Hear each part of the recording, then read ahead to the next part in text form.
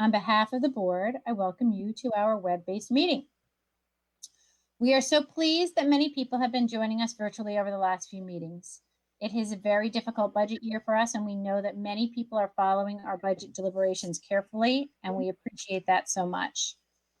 Instructions for how to connect are at albanyschools.org/BOE. If you are aware of anyone having trouble connecting, we ask that you share that information with them and let us know if you have any trouble. Meeting by web is part of our effort to ensure that our meetings remain accessible to the public while also protecting the health of our community and doing our part to reduce transmission of COVID-19. Normally, by law, we meet in person, but as a result of Governor Cuomo's Executive Order 202.1, we now may legally meet by video conference, and we plan to do that until further notice. For any members of the public who are watching at home, we will show the relevant slides and documents in the virtual meeting screen, but you can also access them by albanyschools.org/BOE if you'd like to watch them on your own device, where you can get them closer up. We invite those of you who choose to join us as we stand for the Pledge of Allegiance. I pledge allegiance to the flag of the United States of America and to the republic for which it stands, one nation, under God, indivisible, with liberty and justice for all.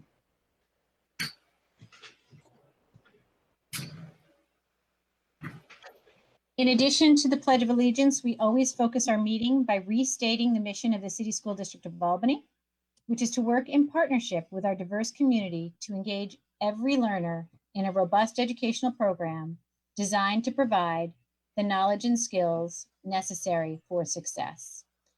As I said last week, that mission is our guiding force, even while we are in this very difficult budget time. And it is a hard year for us budget-wise. That is the opening of our meeting, and we will now move to our superintendent's report. Mrs. Adams, do you have a report for us? Yes, I do. Thank you very much, Madam President. Our district crossed an impressive milestone today in our efforts to provide food and nutrition for our students during the COVID-19 crisis. We now have distributed more than 200,000 meals since our closure began on March 16th. 206,147 meals to be exact. That includes 7,924 meals distributed today between our 7 grab-and-go pickup locations and our 23 delivery buses. We are serving approximately 2,400 students on a daily basis, including meals for both weekend days. That is a significant undertaking. I want to offer my heartfelt gratitude to all who are involved in making that happen every day. Lisa Finkenbinder and her staff in our food services department, district-wide, have done an amazing job organizing and leading this effort. Our transportation director, Inho Su, who has been tirelessly routing and rerouting the buses that crisscross our city and make deliveries each weekday. Community Engagement Coordinator, Kathy Edmondson, Albany High School Homeschool Coordinator, Tori Chappell, Toast TA, Roderick Perry, and Giffen Clerk Typist, Renee Dixon, do an excellent job coordinating the daily staffing of our bus deliveries. Hall monitors, lunch aides, homeschool coordinators, and other employees from throughout the district have responded with hard work and compassion to serve our families in this time of incredible need. I would like to thank Jonathan Hendrick, who is the pastor at Christ Church Albany, for organizing a volunteer effort that adds dozens of additional hands each day to help us serve our community. And our transportation partners at First Student and CDTA have been with us every step of the way. We will continue these efforts through the end of the school year and on into the summer. This has truly been a team effort, and I cannot think of a better example of what we mean when we say all in for Albany. To everyone who has contributed, thank you, thank you, thank you. I would like to share a few reminders for students and families regarding our calendar through the end of May. There will be no online instruction for students next Tuesday, May 19th. This is a regularly scheduled professional development day for all district staff, and we are continuing with those plans. Next Friday, May 22nd, will be a review and check-in day for students. We will not follow the regular schedule for online instruction that day. However, it is an opportunity for teachers and other school staff to check in with students and for students to make up any work that they owe for the third quarter. For high school students, that also applies to the second quarter as well. The deadline for all students to submit makeup work is Friday, May 29th. There also will be no online instruction Monday, May 25th, in observance of Memorial Day. A reminder for families that we have moved the date for the opening of kindergarten registration to June 15th. You may visit the registration section at albanyschools.org for more information. I also want to remind families that tomorrow is the last day to register for seats through the Elementary Magnet Lottery. Registration is open through next Friday for our 4-year-old pre-kindergarten lottery. The lottery for our 3-year-old pre-K program is coming up on June 3rd as well. Finally, I would like to congratulate 3 Albany High School graduates that the Times Union recognized this week. Becky Godston Holden, Tanya Hansen, and Carolyn Godston Gannon. All were selected among the greatest players in history of women's high school basketball in the Capital Region. A member of the class of 1998, Becky was selected for the newspaper's mythical Mount Rushmore of the sport, one of the top 4 players ever in our area. At the top of her long list of achievements, she has led Albany High to the only team state championship in the school's history, which happened in 1997. All 3 of these talented women are also enshrined in the City School District of Albany Hall of Fame. I would like to extend my congratulations to each of them on this well-deserved recognition. I would also like to state that we do not have a separate COVID-19 update this evening, so this concludes the superintendent's report.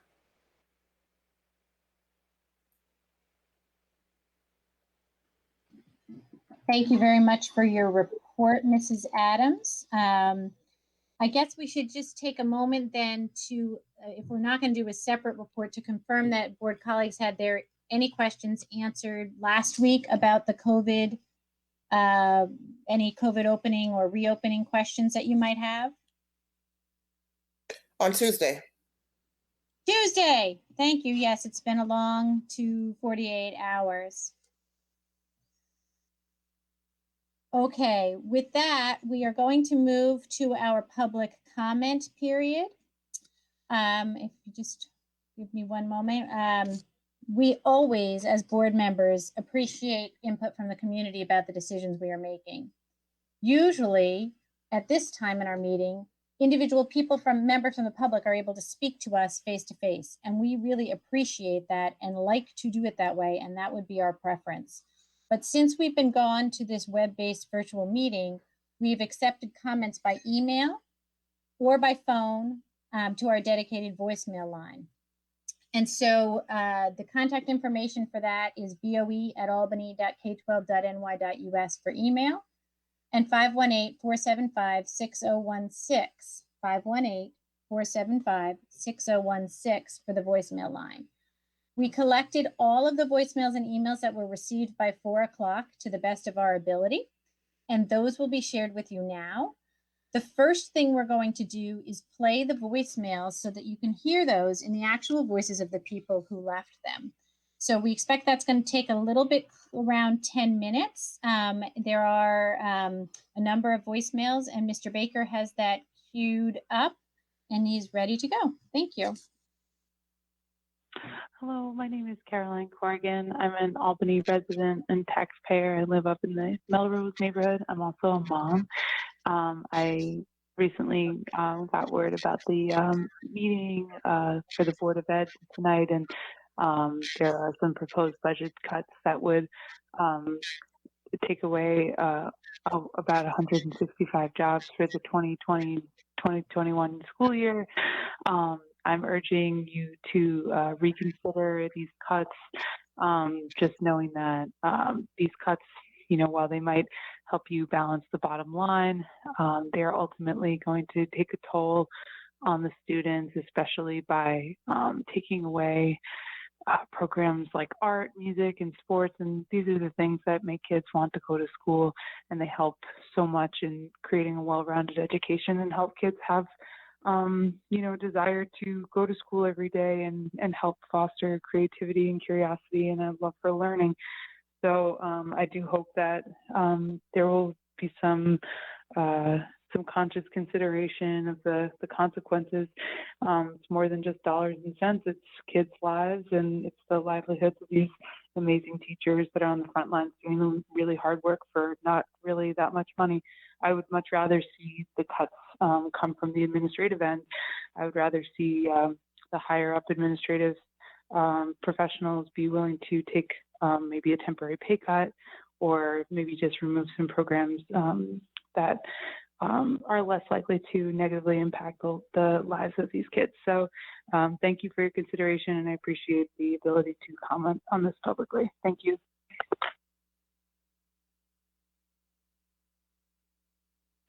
Hello, my name is Jessica Pike, and I am a homeowner in downtown Albany with young children about to enter the Albany city school system, and I want to voice my concerns about the massive, devastating cuts that are proposed to staff and programs for students.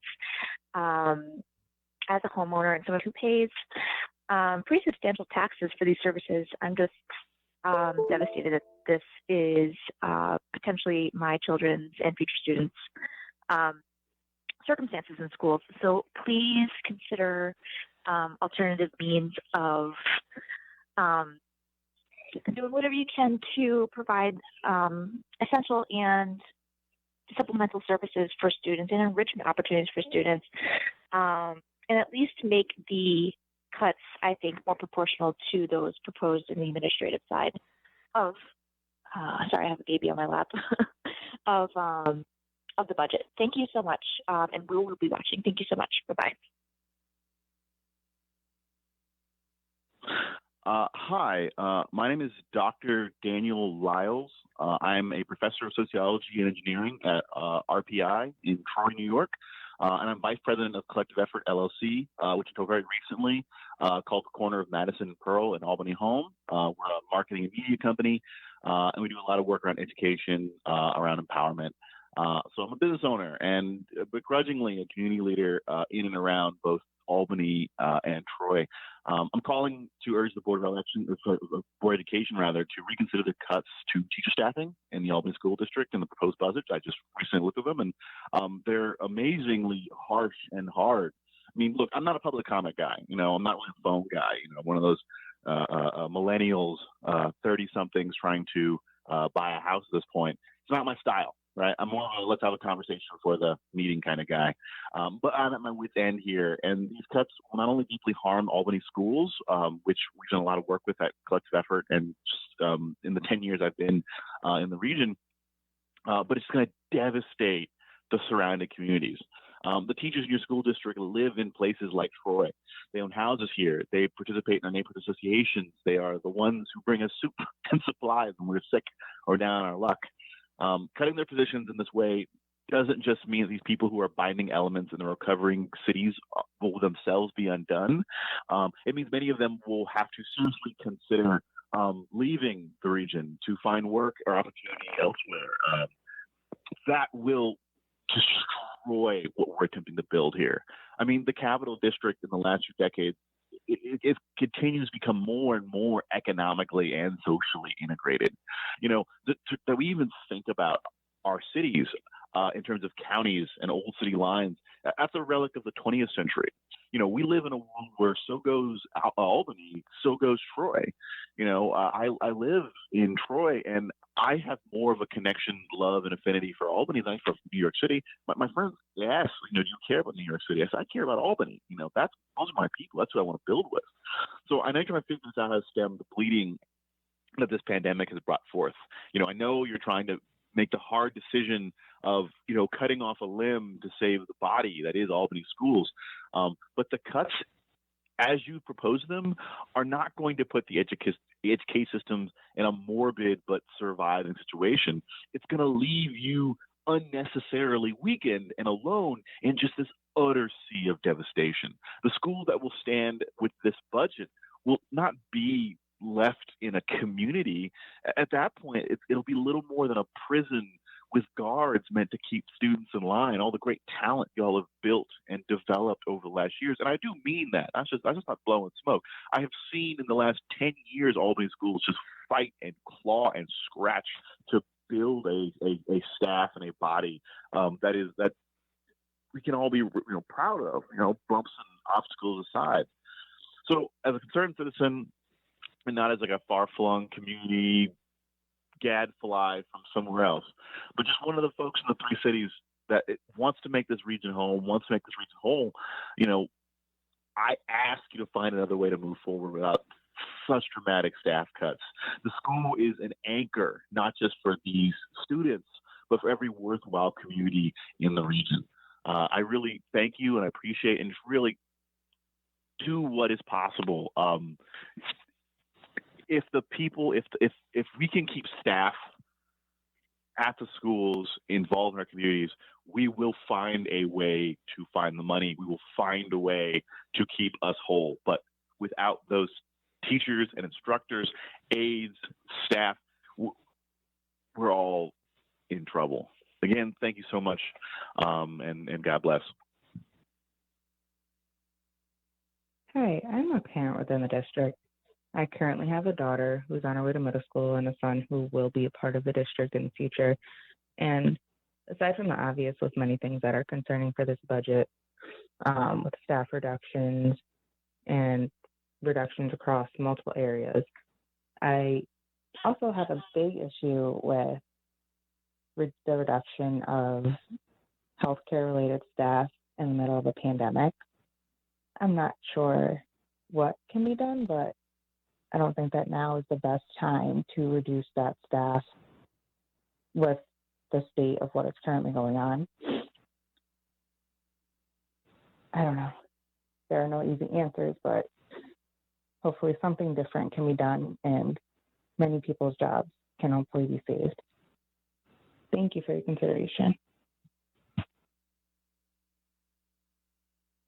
Hi, my name is Miriam. I have a child in the school district, and I'm calling because I understand that the money is very difficult right now with state cuts and everything, but I'm extremely distressed by the fact that it's all the frontline workers instead of the administration that is making the sacrifice. Those are the people that our kids rely on, not the administration. The administration should take pay cuts. They should take pay freeze. There should be fewer. This district is extremely top heavy compared to other districts in the state. And there can be a value to administration when what you're doing is planning ahead. But the standard for public administration, if you're in a severe budget crunch, is to maintain your service. And maintaining our service safely for our children means teachers, assistants, and hall monitors. These are traumatized children who have been through a very scary pandemic, and they need those people to interact with them and take care of them in the short term, in the right now. That's who we need. And it shows a horrible sense of our priorities to leave all of these administrative positions untouched and let go of the people who are doing the work directly with our children. Thanks. Hello, I'm a homeowner in downtown Albany, and I want to voice my opposition to the proposed cuts to student-facing services, personnel, and enrichment opportunities. I'm asking that more balanced cuts be made to the administrative side to save these benefits. Thank you. Good morning. My name is Sarah Reed. I'm a resident of Albany whose child will be entering the school district next year. and I myself graduated from Albany Public Schools, and I'm calling because I'm pretty surprised by the choices made in this budget cut, and hope that you'll be able to reevaluate. I know everyone is hurting for money and there's none of it around right now, but I'm hoping you can reevaluate where some of those cuts are coming from so there's less of an impact on students, cuts in programming and teachers, and maybe looking more at administrative costs and what else can go, or just taking some time before a vote. Thank you. I know you have hard work to do, and I appreciate that you're trying to make these decisions. Thanks. Good morning. Regarding the budget vote and the new proposed 2021 budget, there is way too much inequity in 3% versus 42% of 3% in administrative and 42% teaching staff. You need to cut way more administrative people in order to help balance this budget. I know the constraints that you're under, but this is not, it's not acceptable. Please consider doing away with more of the administrative staff. Good luck. My name is Roberta Reed. Good morning. My name is Sophie Moss. I'm a resident of the Pine Hills community in the city of Albany. My phone number is 518-929-0442. And I'm calling because I was recently made aware by the music department of the proposed budget cuts, cutting instrumental music for the 3rd and 4th grade classes in the Albany City School District. And I just want to encourage and advocate for the city to consider an alternate solution. I know that this is a very challenging time right now, and many budget cuts are being made. And I appreciate so much all of the diligent work of our administrators, of the board, and of our teachers right now in addressing this issue during this very challenging time. But I really encourage you to find an alternate solution. Students who fall in love with an instrument in 2nd grade and then are told that they cannot continue in 3rd and 4th grade are losing access to a critical part of their social emotional learning, creativity outlets, and frankly, a coping mechanism for so many other parts of their lives. And these students who do not have a home environment where they can practice an instrument at home, where they can have access to instruments or instrument rentals, for them, instruments in school is a lifeline. And every student has their way of learning. Everybody is different, right? Some people, their learning language is math. Some people, it's history. Some people, it's woodworking. And for some kids, it's music. And unless they're able to find that and engage in that and have that as part of their life, it's something lost in their education. It's something lost in their social emotional development. And it's just such a key part of value and investment in creative thinking, which when we're talking about employment later in life, being creative is such an important skill and asset that employers look for. And access to the arts and music is a key part of that. So I just really want to advocate for, as one person and one person's perspective, as someone whose life has really been shaped by music, to please consider alternate opportunities to not create such an enormous gap for instrumental education. I think it will really hurt 5th grade music when students lose interest in enrollment. I think it will hurt music in general. And I think it will really detract from the quality of life of these students. So thank you for your consideration. Again, I appreciate all that you're doing. And thank you again. Bye. So I just saw this on Facebook stating that there's not going to be any music for the 3rd and 4th graders. What about the children who use these musical instruments as an outlet for PTSD or for other learning disabilities or for other any kind of academic disability or any kind of physical disability? What if this is what they really need? Music is the soul of everyone. And I really think that it's wrong for the board to just cut music out for 3rd and 4th grade kids. That is a crucial time in your elementary career when you sometimes just don't know or have a lot of friends or able to do certain things. I think it's wrong. My daughter in particular has PTSD, and music has done nothing but great things for her since she started in 3rd grade. So yeah, I don't think it's a good idea to cut the music out for our 3rd and 4th grade children. Also cutting the swimming for the 2nd grade children, that's wrong as well. These children, some kids' parents don't have time to take them to get them swim lessons or can't afford to take them to get swim lessons. Having them in school is a vital thing for these children, and I really think that it's wrong. We should start looking in different directions or different ways of being able to get our budget in place instead of taking things away from these children. They've already had school years taken away from them. Why take their musical careers and their swimming abilities away too? My name is Tina Snide. Thank you. Bye. Hi, my name is Harrison Watkins. I'm a City of Albany resident, and I'm a proud graduate of Albany Public Schools. And I'm just calling to voice my opposition to the drastic and draconian cuts being proposed that will affect students and staff. I know this is an extremely difficult time, but I want to make my opinion clear and come out against cuts. Thank you. Bye.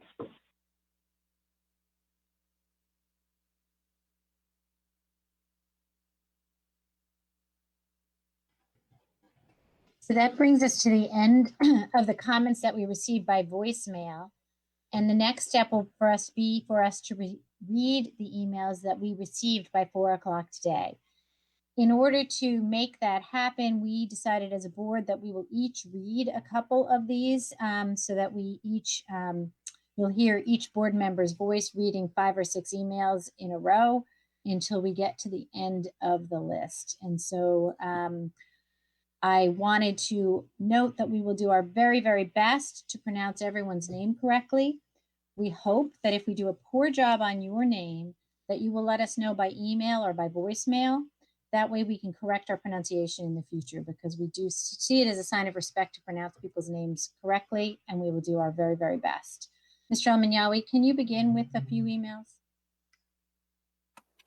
Certainly. The first email is from Ray Parker. It states, will Kawida tell us how many positions will be cut from cabinet and the other 3 units? Next email comes from Miriam Tell. It states, I'm so disturbed by the budget presented tonight. I know things are hard, but you can't take care of kids while cutting the very people who care for them on the front lines. We can live without some admin positions for a while.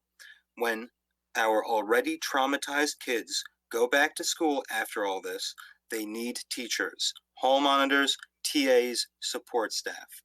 They will need that so much. They will need safety, help adjusting, clean schools. They need people. I'm so upset as a parent to see that the district considers what the district considers to be the priorities when the chips are down. Miriam Tell. Next email. This email comes from Lynette McGovern. Hello. As a music educator in Albany City School District for the last 23 years, I believe the proposed music cuts for the upcoming budget are the worst our department has seen. I urge the board and the superintendent to take another look at the proposal to completely cut out the 3rd and 4th grade instrumental programs. So much data in the last few years has stated that young children thrive when being exposed to music. If we just take that away from our students, it will be devastating to them. For some of our students, music is their outlet. Music is their time to succeed. Music is their chance to be creative and express their feelings. How can we take away that from them? Many, many years ago, string instruments were offered to 3rd, 4th, and 5th graders, and band instruments were offered to 4th and 5th graders. Why couldn't we go back to that model first before taking it all away? There is some truth to the physical limitations of young students with band instruments, but that doesn't exist for string instruments. String instruments come in various sizes for students to be able to use them at the 3rd grade level. I do not see why it has to be all or nothing.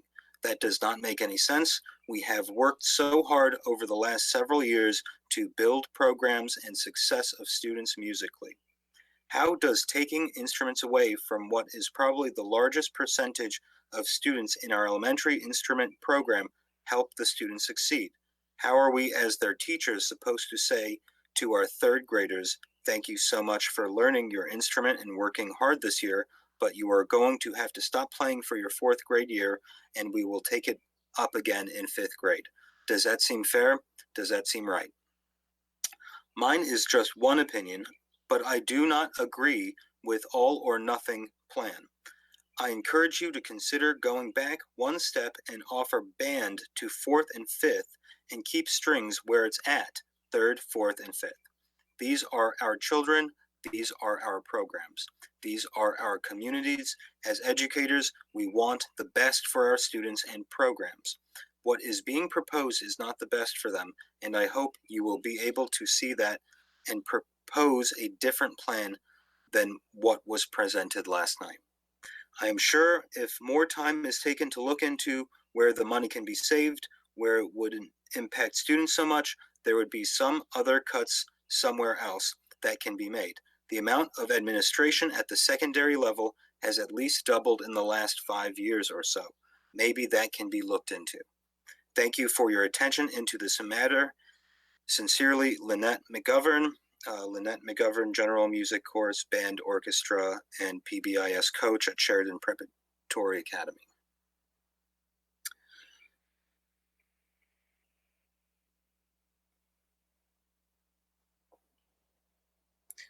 Next email comes from Kim Reynolds.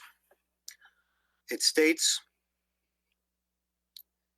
Dear members of the board and cabinet, I'd like to start by saying that I realize times are difficult, near impossible, and cuts need to be made. We all knew it was coming. We didn't know how bad it was going to be, and we thought that you would be told the truth. Unfortunately, that didn't happen at Tuesday's board meeting. Let's say that I have 12 band instruments to give out. I'm going to get those. I'm sorry, give me one moment. I'm going to get those 12 instruments.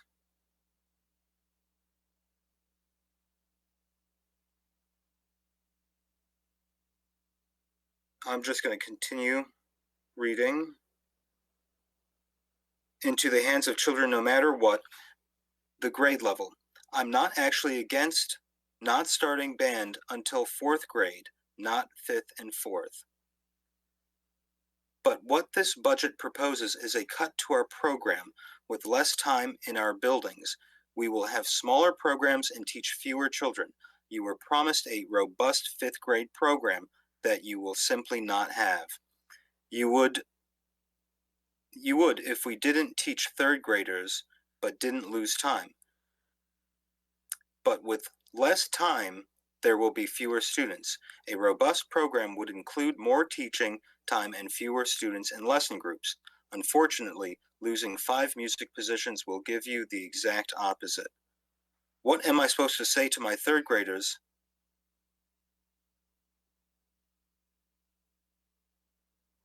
Who started an instrument this year? Take a year off? Sorry, you're disappointed, but I have to take your instrument anyway. What child would come back and want to play in 5th grade if that happened? Our relationship with those students, which we have worked very hard to build and nurture, will be destroyed. Music is universal. Music is an outlet for our kids. Music is the only place that some of our students succeed. Music helps students work through feelings that they can't verbalize. I just sobbed my way through 6 hours of trauma-informed, resilient, focused schools. Research shows that music reduces the emotional stress caused by trauma. So the decision to cripple our department by losing 5 people seems counterintuitive. I understand that sacrifices need to be made, but I grew up in this district, Albany High School class of 99, and have never seen anything like this before now. I'm also really big on honesty. You need to make cuts. I get it. For whatever reason, you can't seem to get rid of any admin. That's your choice, but you're cutting the music staff in a way that will be detrimental to our program. Don't put a positive spin on it because there isn't one. There will be no robust band and string programs. In a few years, you'll see the impact in the middle schools and high school. I'm sad and disappointed that the board saw this cut and barely asked any questions about it. Mostly, I'm sad for my students because they are the ones who lose in this situation. Also, those instruments from AHES 2 board meetings ago, they were destroyed because of mold in the music room. They were unrepairable because they were damaged from the mold they accrued over the summer. It was not routine. Sincerely, Kim Reynolds.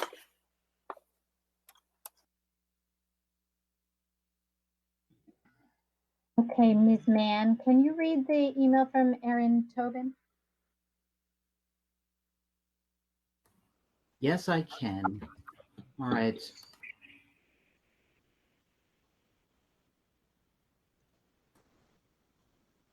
Actually, Ann, I was going to start with Miss Irene Kim.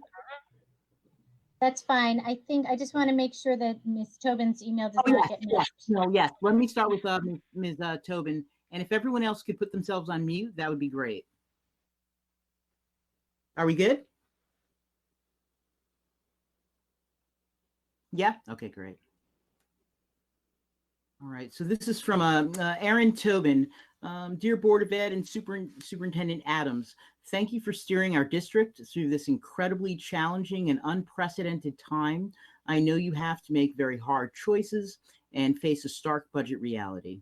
I have some questions and comments after listening to this evening's board meeting. Regarding the composition of staffing cuts by bargaining units, it seems that there are inequities in the cuts among the bargaining units with APSTA and APSU, disproportionately affected. My biggest concern in the outline of staffing cuts is how many APSTA and APSU members, for lack of a better way of classifying our wonderful district staff, I'm not coming at this from a union perspective, will be cut. While Management Confidential and APSA staff have a far smaller cut proportional to district history. Looking back to 2018 and 2019, to the 2018-2019 year, the proposed district cuts leave APSA and Management Confidential with lower student staff ratios in 2020-2021, while APSTA and APSU would have higher student staff ratios compared to 2 years ago. The increase of APSA and Management Confidential positions from 2016-2017 to now 33% and 16.6% respectively, again with a decrease in student population, further drives this point home. The Management Confidential salary freeze is appreciated, but when the district has such large cuts on the table, it truly feels like we should be, like we should see more proportionality among the district. Our teachers, teaching assistants, hall monitors, and others who interact with our students every day are the district's most valuable asset. I have watched an increase in administration at Albany High in the 3 years my daughter has attended. They do not make a difference in the everyday lives, in the everyday life of the students, with the exception of Ms. Evans, if she is classified as admin. But the hall monitors who greet them by name, let them into the bathroom and maintain order, they make a difference. The teaching assistants who work with students and help meet them where they are, especially if that place is outside of the classroom average, make a difference.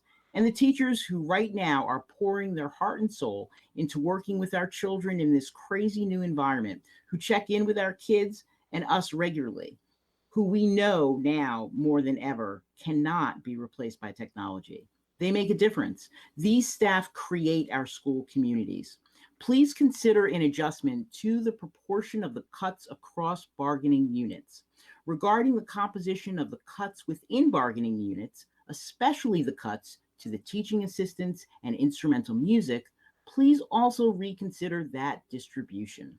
If Montessori Magnet Schools loses its teaching assistants in pre-K and kindergarten and first and second grades, it will have a very hard time maintaining its Montessori model. The district has cut Montessori Magnet's teaching assistants before. The school once had teaching assistants in its upper grades, third grade and up as well.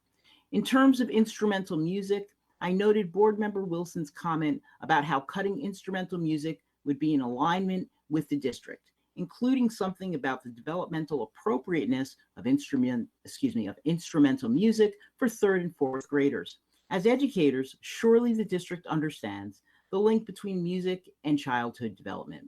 Our district has an extraordinary music program due in large part, to early development of its musicians. We have seen this program repeatedly cut over the years, and I urge you to please consider the most minimal cuts, if any, to this very important piece of our children's education. Finally, will the comments you receive between now and Thursday's meeting be addressed in that meeting? During normal board meetings, attendees would have had an opportunity to hear questions and comments as well as the board's response. I wish there were a similar opportunity during the virtual meetings. As a member of Albany's Historic Resources Commission, we open our time-limited online phone questions or comments following the presentations and commission discussion. It was a piece of public meeting that I really missed this evening.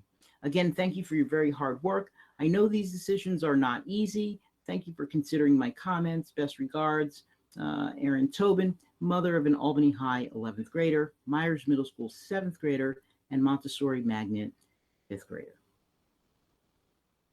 Okay. The next email is from, and I believe we read Kim Reynolds, am I correct? Yes, that's correct. So the next email, everyone could turn themselves on mute. Okay. If folks could turn themselves on mute, that would be great. The next email is from Gina Fonte. Okay, dear Board of Ed, my name is Gina Fonte, and I'm a teaching assistant at Eagle Point Elementary School. I work with special education students in first and third grade. Opposite the co-teacher in a typical day, I run small instructional groups, provide one-to-one instruction, support children in crisis, escort children to specials in other areas of the building, supervise recess, and substitute teach when necessary.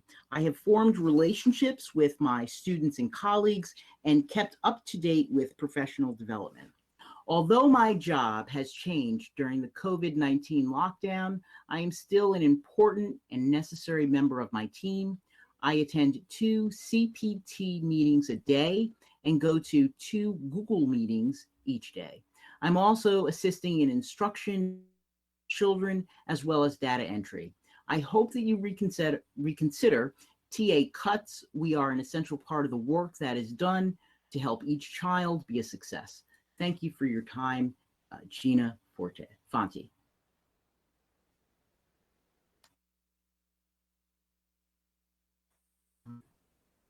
The next is from Julia Davis. All right.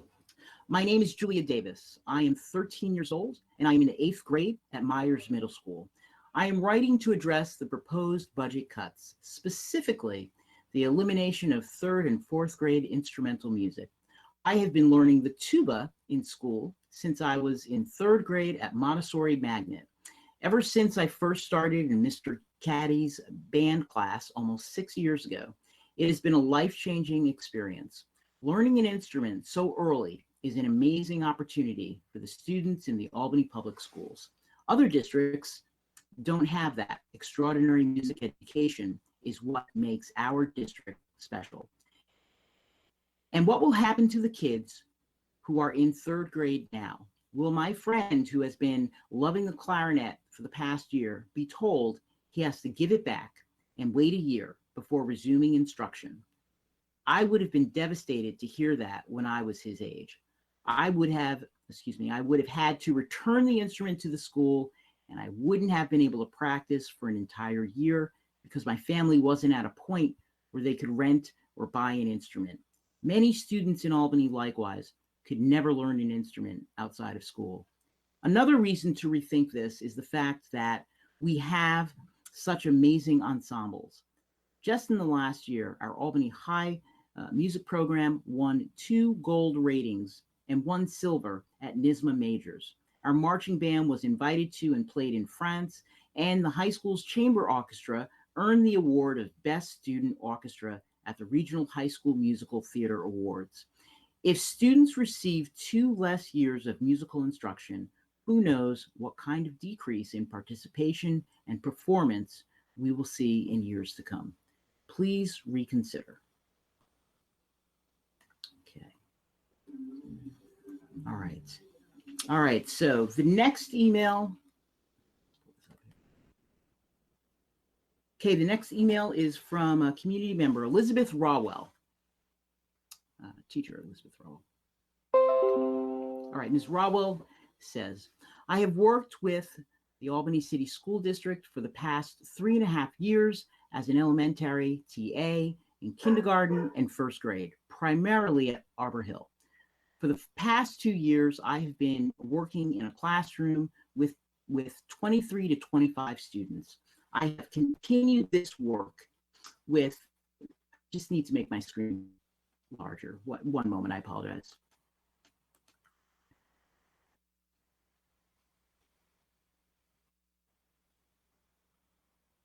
Sorry, folks. Okay. Okay, I'm just going to start at the beginning again. I have worked with the Albany City School District for the past 3.5 years as an elementary TA in kindergarten and first grade, primarily at Arbor Hill. For the past 2 years, I have been working in a classroom with between 23 and 25 students. I have continued this work with my now first graders as we have transitioned to online learning, and I'd like to share with you a little bit about my job experience in the classroom.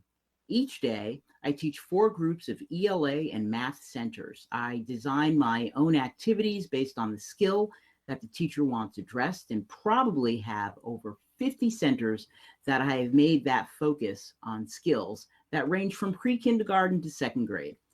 I turn learning into games that the kids enjoy so much that they've asked me to bring them lunch so they could play when they are done eating. Each of my center groups has between 5 and 8 students, all with different needs, and I adjust my teaching to reach each individual student. In addition to these centers, I regularly contribute to the curriculum, using my skills in art and music to extend student learning. The kindergarten and first grade teachers turn to me for ideas when they are teaching about holidays, science, and social studies. And if I don't have an immediate idea for them, then I will research and get them one. Shortly before March 13th, my classroom teacher asked me to take charge of the measuring unit because it's a hands-on unit, and she knew I could create lessons that the students would get excited about. In school, I'm the first face a child sees when they arrive at school. I'm there to ask them how they are and to provide a connection. Students know they can rely on me to help them. When 2 students have a conflict, I support them in solving the problem themselves. I coach them on using I statements. I felt angry with you. I didn't like it when you. And I teach them how to listen to one another and resolve the problem together. Approximately 1/5 of our class, again, of 24 students, has an IEP. And when they are struggling emotionally, I am the one to take charge of the situation so that the teacher can continue instruction with limited interruptions. I am TCIS trained minus the restraint training, and use those strategies to de-escalate students and get them what they need to return to baseline. Online, over the last 2 months, I've focused on creating, creating content. I explored new platforms while the teachers were setting up their Google Classroom, and have made over 25 games that address blends, math fluency, shapes, and more. In Google Meets, I support the teacher in teaching content. When someone shares a screen in Google Meets, they are no longer able to see the students. So I will call on the students and coach them if they're struggling with an answer, or I'll run the game on the computer. The classroom teacher and I take turns with these tasks. I have also focused on getting students on the platform. I have made countless phone calls to our 24 students offering help, walking parents through logging in, and helping them navigate our Google Classroom.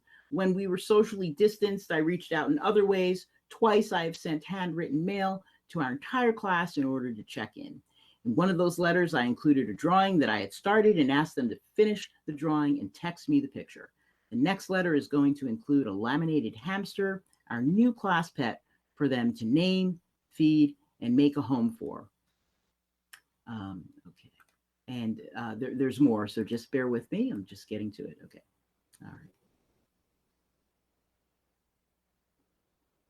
I apologize. Just give me one moment.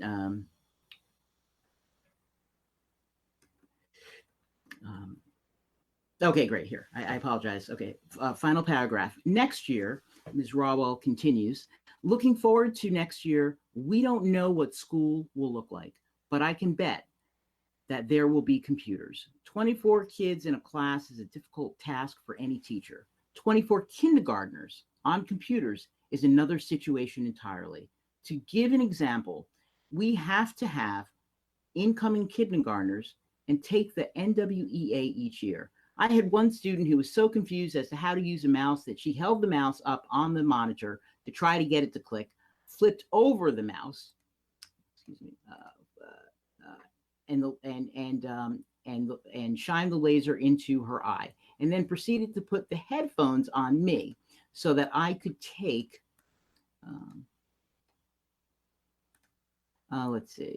so that I could take the 44 question assessment. Imagine trying to do this with one teacher and 24 students. This year's kindergarten classes at Arbor Hill had between 12 and 14 students, and even that was difficult with 2 staff in the classroom.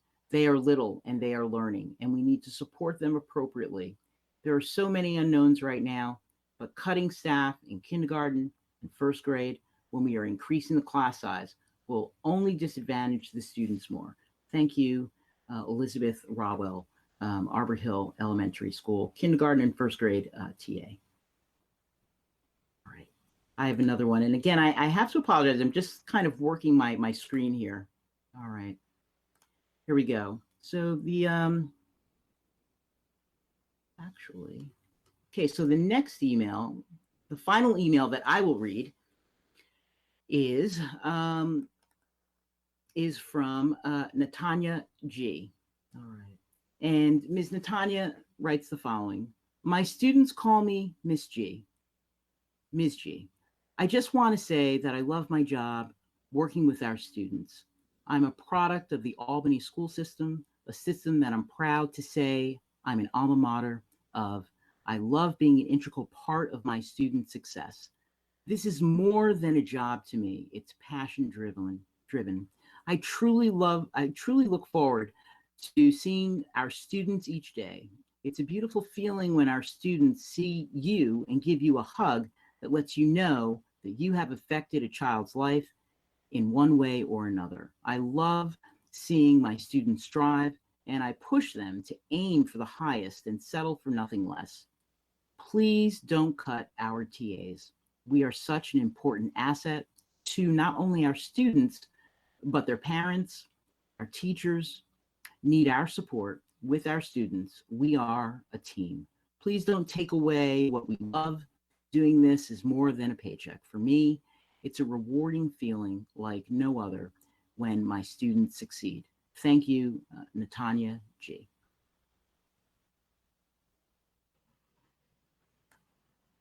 Hi, the first email that I'd like to read tonight is from Patrick Purcell.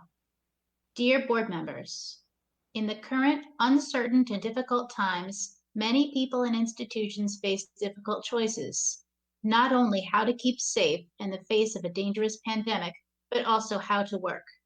Unfortunately, the current crisis has placed the New York State's budget in a desperate position. The state does not have the funds to continue operating at the same level before the pandemic. COVID-19 is burning through the residents' taxes at a furious and unmaintainable pace. Difficult choices are going to be made. I don't like it, but I understand it.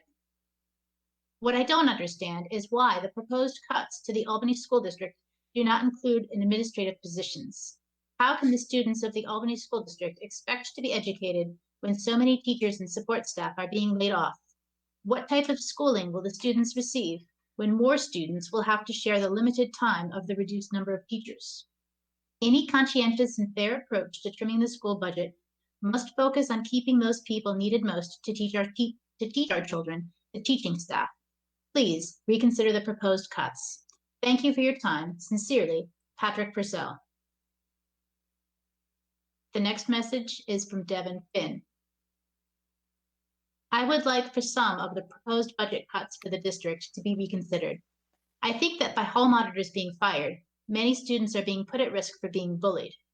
I also think that by teachers' assistants not being there, it is making it hard for classes to be productive, especially for younger classes, because it's very hard for one person to deal with dozens of children for hours at end. Next message that I'd like to read is from Irene Kim.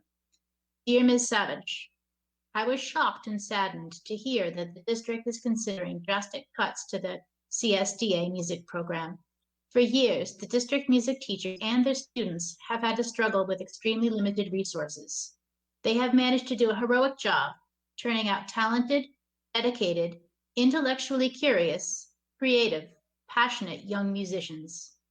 I have watched my son progress from a third grader who could barely reach sixth position on the trombone to a 10th grader who listens constantly to all sorts of music, asks intelligent and thoughtful questions about music, and insists on practicing all his band pieces, even though there will be no band concert this spring. That's what happens when you put kids together with teachers like Scott Phelps at New Scotland, Edwin Newell and Daryl Redmond at Hackett, John Halverson at the high school, and Brian Cady, Jesse Rowson, and so many others who have opened up the amazing world of music to so many students and their families. Please consider this as you and the other board members cast your votes. The music at the Albany Public Schools is such a rich experience, even when its teachers have next to nothing to work with. If we take the teachers away, we will be depriving our students of so much beauty, joy, and learning. Thanks for your attention, Irene Kim. And the following message is from Ann Kennedy. Dear Ms. Savage, I am a teaching assistant at Philip Schuyler Achievement Academy in my 6th year. Prior to becoming a TA, I was a classroom teacher at that same building and at the former PSES for 17 years. Given this unique background, I feel that I can speak to you very directly about how vital the roles of teaching assistants and teachers' aides are. TAs are essential in school buildings. They are a necessary component in the promotion of children's overall growth, their academic achievement, their social-emotional well-being, their safety and sense of belonging in the classroom. Given the varying levels of differentiation needed to close the achievement gap, TAs become responsible for assisting in reaching our learners. Teaching assistants are teachers. We teach groups, we manage behavior, we track data, we promote school-to-family communication. I cannot imagine being a teacher so fortunate enough to have a TA as a partner, and then all of a sudden have that taken away. We are an asset to the instructional staff, and we make a difference with our students on a daily basis. Do you want to know some of the things that teaching assistants in my building do? We teach. We ensure the safety of our students. We implement behavior plans and track data. We are the first ones to greet children when they arrive before the start of the school day. We are the last to say goodbye to them when their parents pick them up late. We collaborate with classroom teachers. We differentiate lessons. We form relationships with our students. We are the ones who can turn a child's day around. We have formed the relationships with students so that when they are struggling, they seek us out. We do mindful moments. We assist students with games in PE, drawing and art, research skills in library, and directions in music. We guide the students through lunch and recess. We teach them social skills through games. We have been trained in use CRE and restorative justice. We hold restorative conversations, circles, and full conferences. We are mindful of trauma-informed care and practice it. We are training to become resilience coaches. We are CICO mentors. We get students to respond when no one else can. We serve on committees unpaid. Wellness Committee, PBIS, Tier 2/3, Social Committee. We connect with families on our own time. We gain students' trust. We are integral team players in our building. As for our role in this pandemic, we have been instrumental in getting children to access their online learning. Just last evening, I was on the phone with a parent from 5:30 to 6:30 p.m. since she has to work during the day. I want to leave you with this narrative. I know the parent's child very well, and he and I have a great relationship. The student sometimes faces struggles with behavior regulation. I made his mother feel so comfortable that she was able to be honest with me about his apprehension to getting on the computer and doing the work.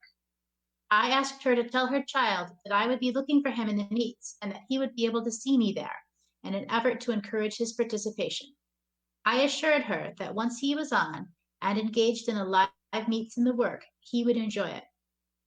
We walked through each component of the Google Classroom, and I left her my own personal cell phone number, imploring her to call me if she encountered any problems or had further questions. Mom's response, and please note this is a direct quote, "Thank you, Mrs. Kennedy. You are the only one who has really helped me with this. I really appreciate it." This is what teaching assistants and teachers' aides do. Principals need us. Teachers need us. But the parents and students of the school community need us most. Please acknowledge the importance of our roles and remember this as the budget process moves forward. We appreciate your consideration. Thank you. Sincerely, Ann M. Kennedy. The next email I would like to read is from Laura Ivy. Dear Ms. Savage, I am writing to you in the proposed budget cuts in the Albany City School District. It has been said that cuts are going to be across the units, but it seems that TAs have the largest amount being cut. As a TA, I assist in classes, whether it's with one student who is struggling or working with a small group of students. I help with academics as well as behaviors. I've assisted in special ed classrooms as well as in general education rooms, and I also serve as a substitute teacher when needed. In my role now, I play a big role in my school's community as the Ready Room TA. I help de-escalate students when they are in crisis so they can be in their best frame of mind to grow and learn, or even just make it through the school day. Even when not in a crisis, students have learned to come to me for a break if they feel that they are in need of one. In assisting with the behaviors in the building, I'm in constant contact with parents and work very closely with the principal, assistant principal, teachers, security, social workers, and school psychs. Even through this pandemic, I have been an asset to my school community. I have been helping teachers by being in continuous contact with parents to make sure that they have what they need so their child can succeed while we are all going through this hard time. I also participate in weekly student support team meetings that develop plans to show how we as a team can best help faculty, staff, students, and their parents. What I do as a TA is not unique to me. I am positive that every TA plays an important role in their school community. As TAs, our roles are very necessary and important. We play a major part in the lives of our students. We are, in fact, educators and love the students we work with. I hope that this is taken into consideration when cuts are being made. Teaching assistants are a valuable part of the Albany City School District. Thank you for your time. The next message I would like to read is from Natalie Moniscalacci. I hope I got that name. Hello, I would like to take a minute of your time. I have been a teacher aide for the Albany City School District for over 22 years. I have always told everyone I love my job. It's the children. I have had the privilege of having Ms. Smith's daughter in pre-K. Lately, my job has been challenging at times, but it is gratifying when I can Google Meet with a class and read a book or work one-on-one in a meet with children who need the extra push on sight words, letter sounds, beginning and ending sounds and words, etc. Even just to talk, ask questions, and listen to the kindergarten children. They need other adults to talk to, show their toys to, a familiar face to laugh with. The best is when we first see each other and I hear, "It's Miss M." That can make a so-so day a great day. I have made masks for the families who are in our backpack program, delivering materials to the kindergarten teachers to students' houses, knocking on doors to wave and say hello through the glass. I have volunteered at ASH to hand out ELA, math, and science materials to parents. I enjoyed seeing the parents again who were picking up meals for their children. It's all about the connection with the students and their families. I truly believe we bring joy to a student's day. Thank you for your time. The next message I'd like to read is from Asanoff Bryant. Dear board members, many times when data is being considered, it seems forgotten that we are discussing actual people. As a teacher assistant, I have been employed by the Albany City School District for 4 years. In that time, I have supported teachers, students, and parents. This school year, my position required support for 2 grades. My schedule required that I assist in kindergarten and 2nd grade. Day to day, I came to work with a set schedule, but since the needs varied for teachers and students, I found the tasks assigned could increase without warning. What I like about Eagle Point Elementary School was that we are really like family, and we work together well to fill in the necessary gaps. My heart ached at times for the students I was assigned to help with assignments, because many times they needed continual one-on-one since they had not grasped concepts in the previous grade. I saw these students as though they were my own children. I wanted the best for them and was committed to strengthening them academically, which required a lot of patience and love. In my position, I saw students up close and was able to form strong relationships in the process. I've seen tears of frustration. I've seen students too scared to try. I've seen students who give up, but when they see you believe in them, whether they are having a good day or bad day, something in them believes they can do it. I am concerned about online schooling because we have students that honestly need more support than others. As part of duties now, I provide an online tutoring parent help hour daily in addition to my other responsibilities. I love that the students can come and are free to ask questions and receive the help they need. My hope is that you all remember, we are not just impacting the students in front of us, but also their future generations. Sincerely, A. Bryant. The next message I will read is from Jasmine Tuthill. Hello, my name is Jasmine Tuthill, and I am a teaching assistant at Given Memorial Elementary School. There, I work in 2 co-taught classrooms, 1 2nd grade and 1 kindergarten. In each classroom, there is a general education teacher and a shared special education teacher.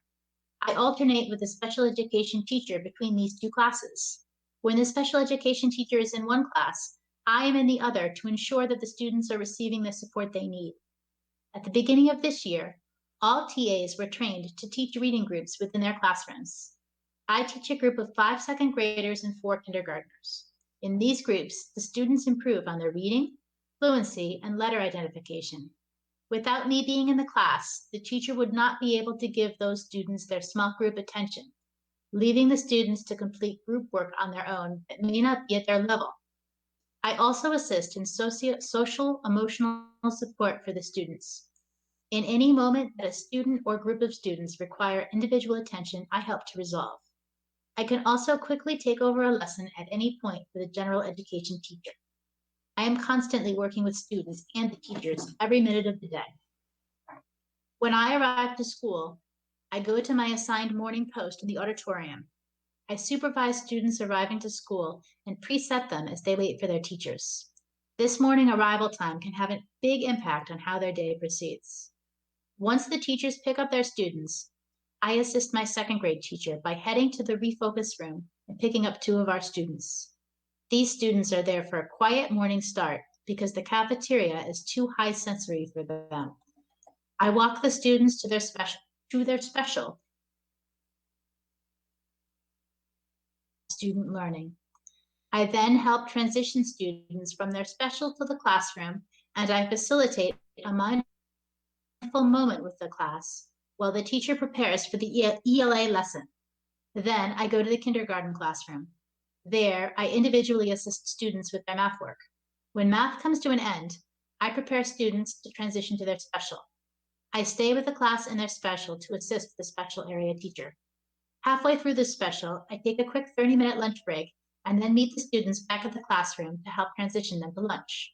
I walk the students through the lunch line and make sure their lunch is accurate because there are students with severe food allergies.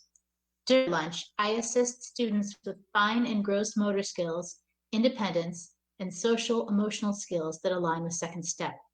I teach the students how to ask for help, how to play appropriately, and how to safely navigate the playground equipment. The students eat their lunch and help supervise students on the playground at recess.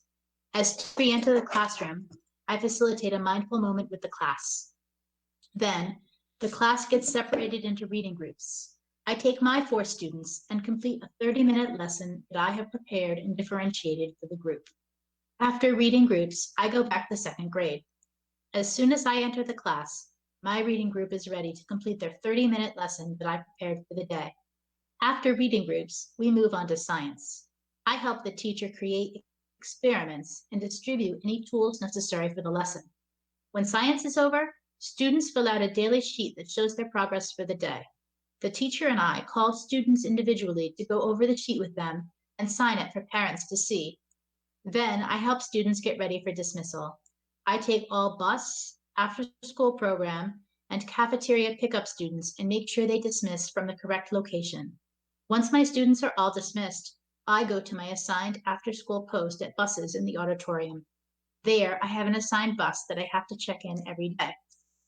I make sure all students are accounted for and put them on their bus to go home. After school, I volunteer my time to help with PBIS preparation, and I also help run the drama club, leaving me to end my day at 6 p.m. The point of this letter is to show the importance of a teaching assistant. We not only help a teacher, we help the entire school community. I teach, form relationships with staff, student, and parents, and ensure safety throughout the school. Students rely on us to be there in the same way they rely on the classroom teacher to be there for them. We are well worth the money we earn and are most definitely essential. It is my hope for the benefit of the students that you will consider your reduction of TAs in the City School District of Albany. Thank you, Jasmine Tuthill. And the final comment I'll read tonight is from Lindsay Thorington. Dear board members and Superintendent Adams, I am writing you today to inform you of the importance of the teaching assistant and teacher's aide positions in the Albany City School District. During a typical school day, I am able to provide direct instruction to students in small groups and in a one-on-one setting throughout the day in the classroom. Through this direct instruction, and because I am able to work with smaller groups while teachers work with other students in the classroom, I am able to differentiate instruction and customize the material based on the needs of the students. This takes place during literacy groups, instruction time, and during independent work times in the classroom. Because of this, we have been able to help students test scores. I also help organize and facilitate the Albany School of Humanities Literacy Night with the reading teachers. It is just a fun event that brings in a big turnout with families. I also help our literacy coach when she is planning and presenting a professional development for the staff. In addition to instructional time, I have been able to build and maintain relationships with students from the past and the present. It is something that I take great pride in, and I find that it not only benefits the students, but it also benefits me, especially during the difficult and uncertain times we are facing today. Since the COVID-19 pandemic, our day-to-day lives have changed, and so have our roles in the school. I am pleased to say that I take part in daily common planning time meetings, am enrolled in committees, and am able to provide one-on-one instruction and review with students through Google Meets throughout the week. In addition to these things, I am able to provide lessons to first grade students for science and social studies. I make an effort to ensure that each lesson is as hands-on and as accessible to each student as possible, as I know the needs of each student is different. The most recent science and social studies lesson was based on the small group Wonders Level reader on the Wright brothers. I asked students to make 2 different paper airplanes, whether they were smaller, bigger, or just simply made out of 2 different types of paper, and then fly them outside to see which one would go the furthest distance and to record it. I have also been keeping in contact with families through Class Dojo and using that platform to set up Google Meet times to provide direct one-on-one instruction. I have also taken the time to do read-alouds for students to enjoy as a break from instruction when needed. As you can see, the role of a teacher assistant and teacher aide in a classroom setting or a virtual school setting is invaluable to the city school district students and teachers. Thank you for your time and consideration, Lindsay Thorrington.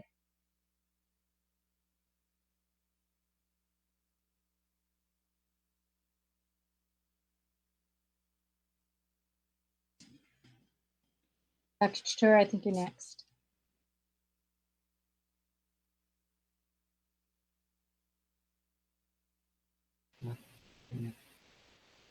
Okay, can you hear me now?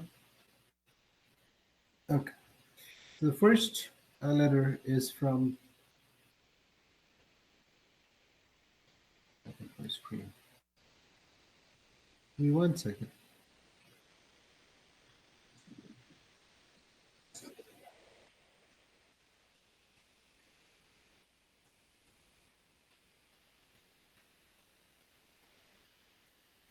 Something happened to my screen.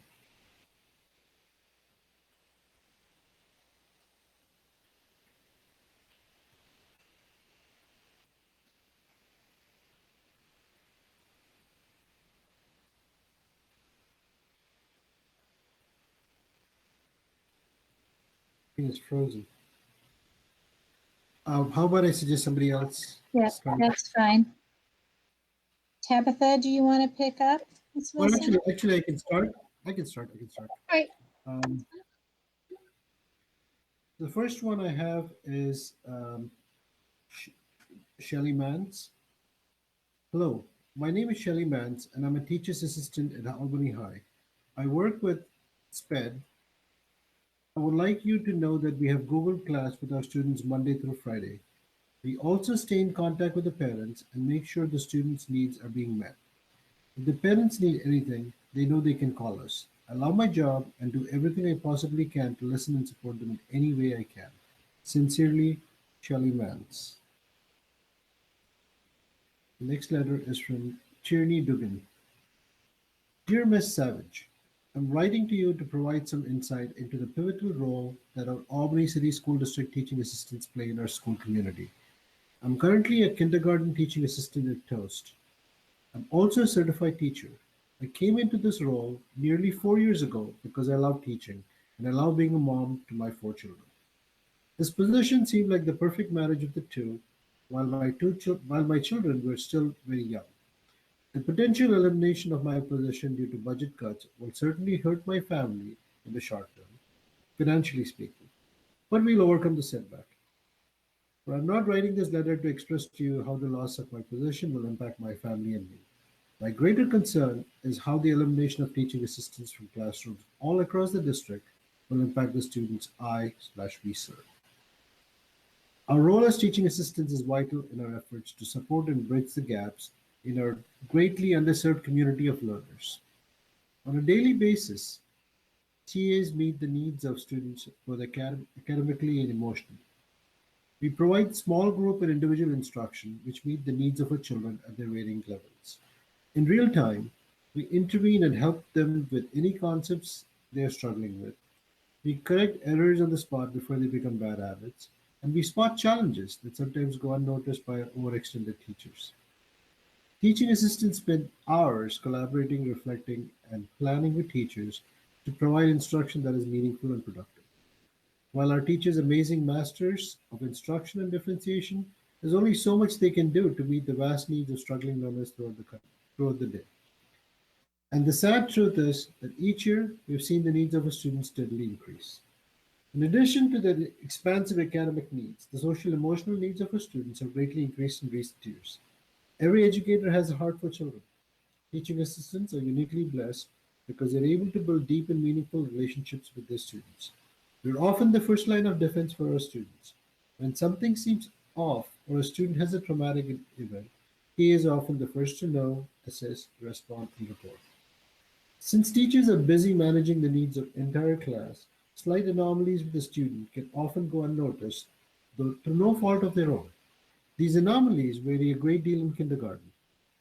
They can be anything from needing a change of dirty clothes to an empty belly, to a need to confide in a trusted adult that will ultimately lead to their overall safety. My point in sharing this with you is because, quite simply, we will not be able to engage every learner in a robust educational program designed to provide the knowledge and skills necessary for success without our teaching assistants. If we choose to take these trusted helpers and friends away from our students, I fear we will ultimately fail our students in our shared mission. I say all of this not only as a teaching assistant, but as a former kindergarten teacher, who would not have been half the teacher I was without the exceptional TAs who worked in my own classroom. This pandemic has presented us with unprecedented challenges we never could have anticipated. And we can certainly appreciate the task handed down to you as board members. It's not an easy one, but I would be remiss if I did not make every effort to help you understand how important the role of TAs is to our students and to our entire school community. And while we all understand the financial constraints that have been placed upon you, we would plead with you to make every effort to preserve the role of as many teaching assistants in the general education setting as you can. Our students in schools need us, and we're eager to serve them. I appreciate your time and consideration reading my letter, and I hope we can all come through this as unscathed as possible for the sake of our students. The next letter is from Ann Penna.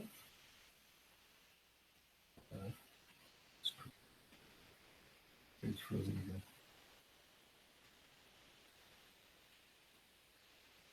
Technology can be a challenge sometimes.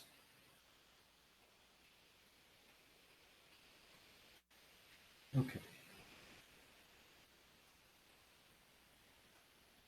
The letters from Ann Penna. To the school board and district administrators, as a parent and a representative of Albany Friends of Music, I'm deeply disturbed by the proposed cuts to the music program. I know that our district, like many others, is struggling with budget shortfalls compounded indefinitely by the pandemic. I know you have to make hard choices. Please reconsider, however, the outright elimination of third and fourth grade instrumental music instruction.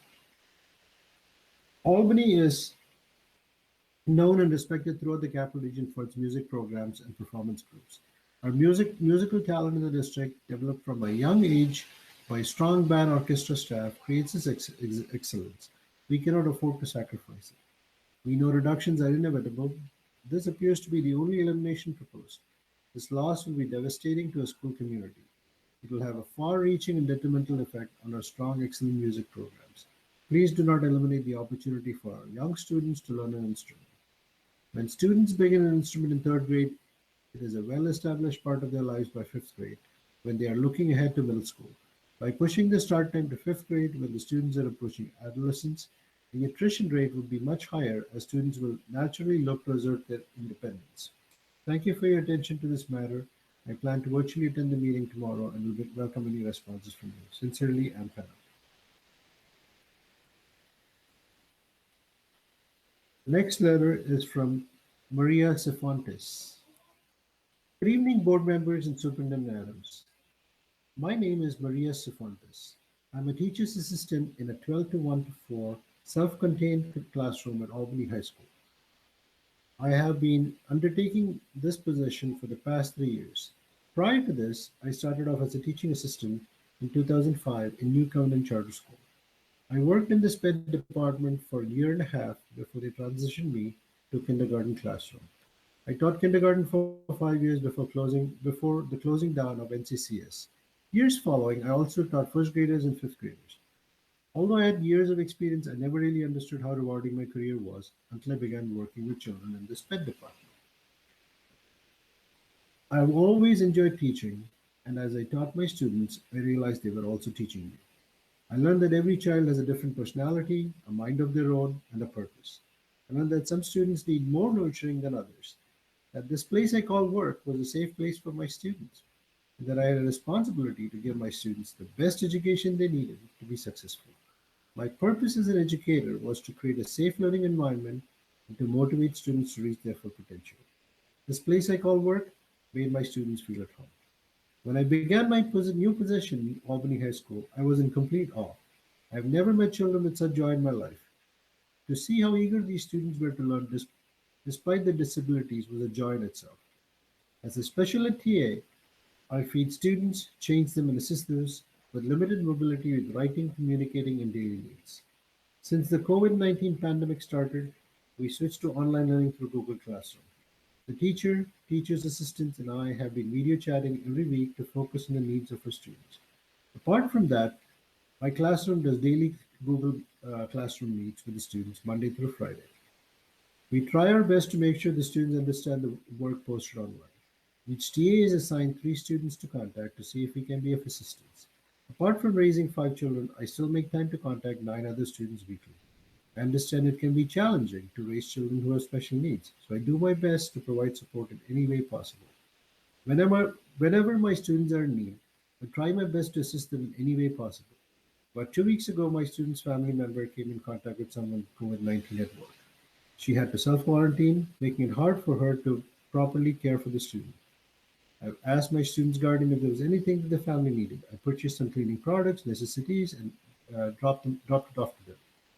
That specific family was also in need of lunch delivery, so I contacted the homeschool coordinator and was given the correct channels to contact. I'm passionate about my job. I love my students, and I'll go above and beyond.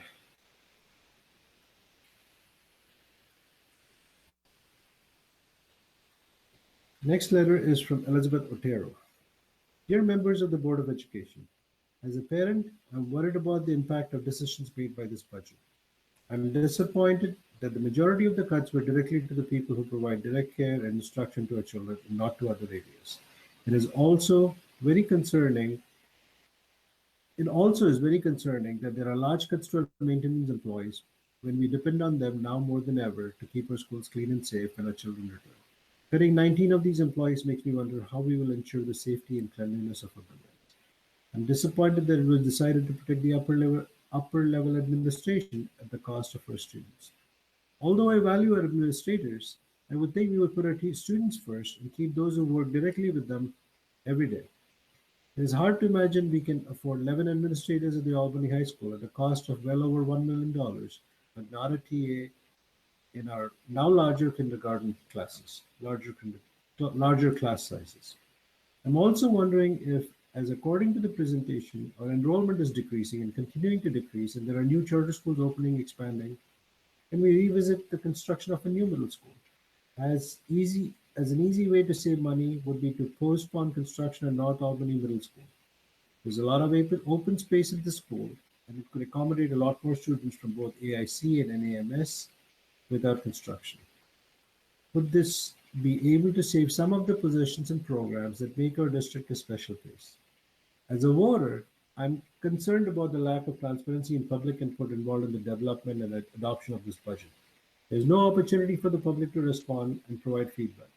This budget was made available to the general public as the board meeting started Tuesday. This gave the public no opportunity to review and comment. It will now likely be adopted at this very meeting. This leaves no room for the public to actually provide feedback and ideas. It does not feel like a democratic or transparent process for the public who will vote on this budget. I'm proud to live in Albany and send my daughter to our schools, but this process and this budget is concerning to me. I know tough decisions need to be made, but I believe there are other places to look for money that will not directly impact our children.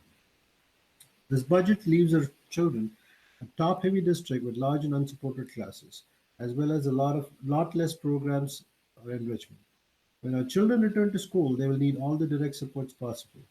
We appreciate the hard work of both the board and the cabinet. I know these are tough decisions and difficult times, but I respectfully think more input and consideration is needed. We're all in this together. Respectfully, Elizabeth Otero, Albany, New York. I think I missed one. I can't find the right one. I think Ms. Wilson has that one lined up. If you would like to go back and find it, that's fine. Otherwise, she can take over for you. Yeah, let's have to take it over. Thank you. Thank you. Can you all hear me? Okay. So the first letter is from Shanaz Williams.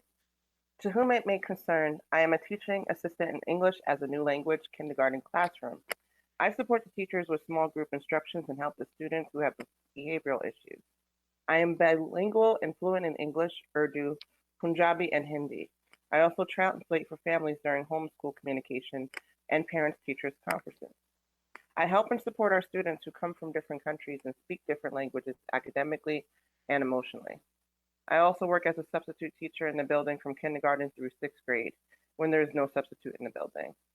I have a therapeutic crisis intervention for schools training. At Giffen Memorial Elementary School, I've been teaching in a kindergarten classroom for the past 4 years. In the last 3 years, our classroom performance was the highest in the school. Our school is going through a receivership and our students need support to achieve their academic goals. The following things I have been doing since the schools have closed. I help the ENL teacher to contact the families and students and help them get the resources they need. I am making and participating in the videos for families and students. Since April 6, 2020, I've been working one-on-one with one of the ENL students every day for 1 hour. I stay in the Google Classroom to answer questions Monday, Tuesday, and Thursday from 11 a.m. to 12 p.m. I work every day with the first grade ENL students. I work with Mrs. Moore and Mrs. Bachant during Google Meet from 11 a.m. to 12 p.m. Wednesday and Friday, and sometimes Google Meet with the first grade teacher from 1 p.m. to 2 p.m. Every Wednesday, I attend the PBIS meeting from 8 a.m. to 9 a.m. I attend the kindergarten CPT meeting Monday through Thursday. I made a PowerPoint and make other materials such as videos and flashcards. I volunteer to distribute breakfasts and lunches as well. I attended all the PDs the district offered in TechSlam PD every day. I will be part of the weekly after-school virtual dance party and the show and tell that will begin next week. Sorry, I'm just silencing my phone. There we go.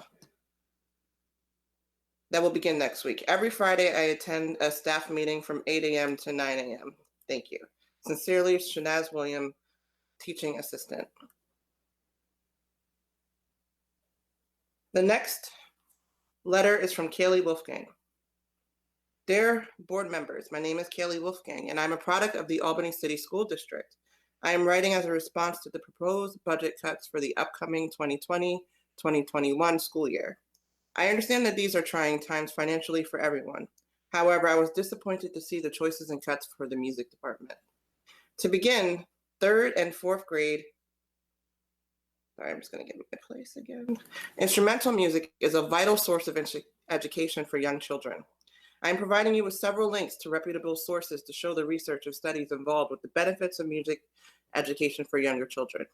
It is proven to improve fine motor skills and coordination, language development, teamwork, and several other necessary skills for children to have.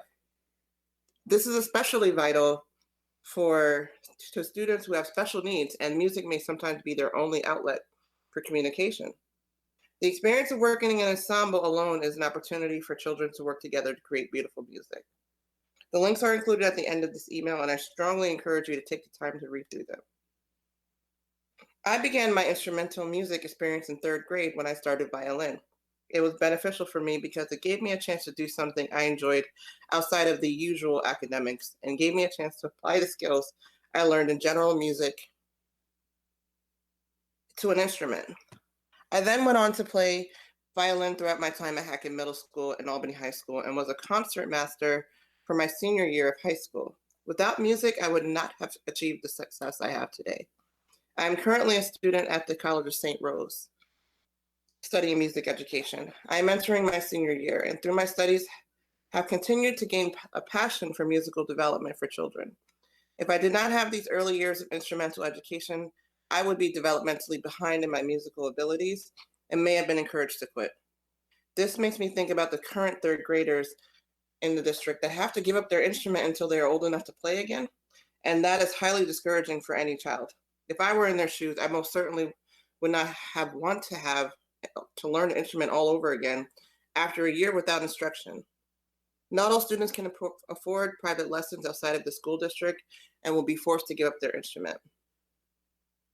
Cutting the instrumental music program for 3rd and 4th graders would be a detrimental mistake to student development and learning.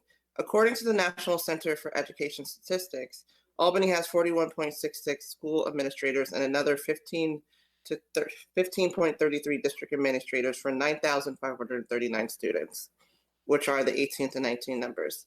That equates to a 1 to 229 or 1 to 167 ratio of admin to students in Albany, compared to the state average of 1 to 295. I do not claim to be an expert, but it seems to me that with such a drastic cost cutting needed at all levels, it would be reasonable to cut 10 to 25 administrative positions to get to the state average. There are certainly more equitable ways to address these unfortunate budget cuts within the district without focusing them into a department that is already struggling to gain support.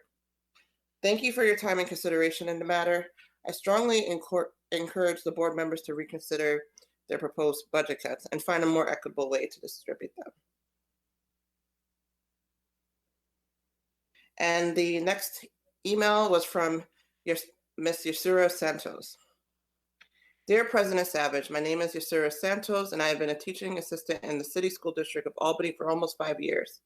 During my time in the district, I primarily worked in the self-contained special education classrooms with students with challenging behaviors. It's been a job that I love. I currently teach in an 8-to-1 to 2 classroom with a special education teacher, Tim Weckler, at TCCE. At TCCE, I assist Mr. Rivers in the office in the morning. I help Mr. Weckler with the small group instruction and one-to-one help and classroom management. I also help keep track and implement BIPs and other specialized behavior plans. I have formed a tight relationship with my students, the students' parents, teachers, and administrators. Since the pause, I have been working closely with my lead teachers, students, and parents. I work with Mr. Weckler to schedule interventions and tutoring sessions to make sure our students' needs are being met. I am on the phone with my students daily and help them make up work. So far, we have helped several of our students make up work and get them up to passing before the May 29th deadline. In closing, I want you to know that our teaching assistants make tremendous differences in the lives of our students. I am proud of the work I do and privileged to serve the students and families in our community that need it most. Yours respectfully, Yusura Santos. The following email is from Isabella Scaringe. Please cut something else, set up fundraising or something, but please don't cut the staff. They probably need these jobs, fundraise.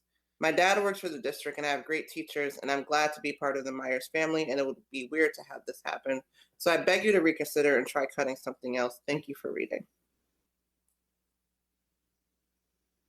The following email is from Caitlin Lineo. To the Albany Board of Education, my name is Caitlin Lineo, and I'm a music teacher with the district and homeowner here in Albany.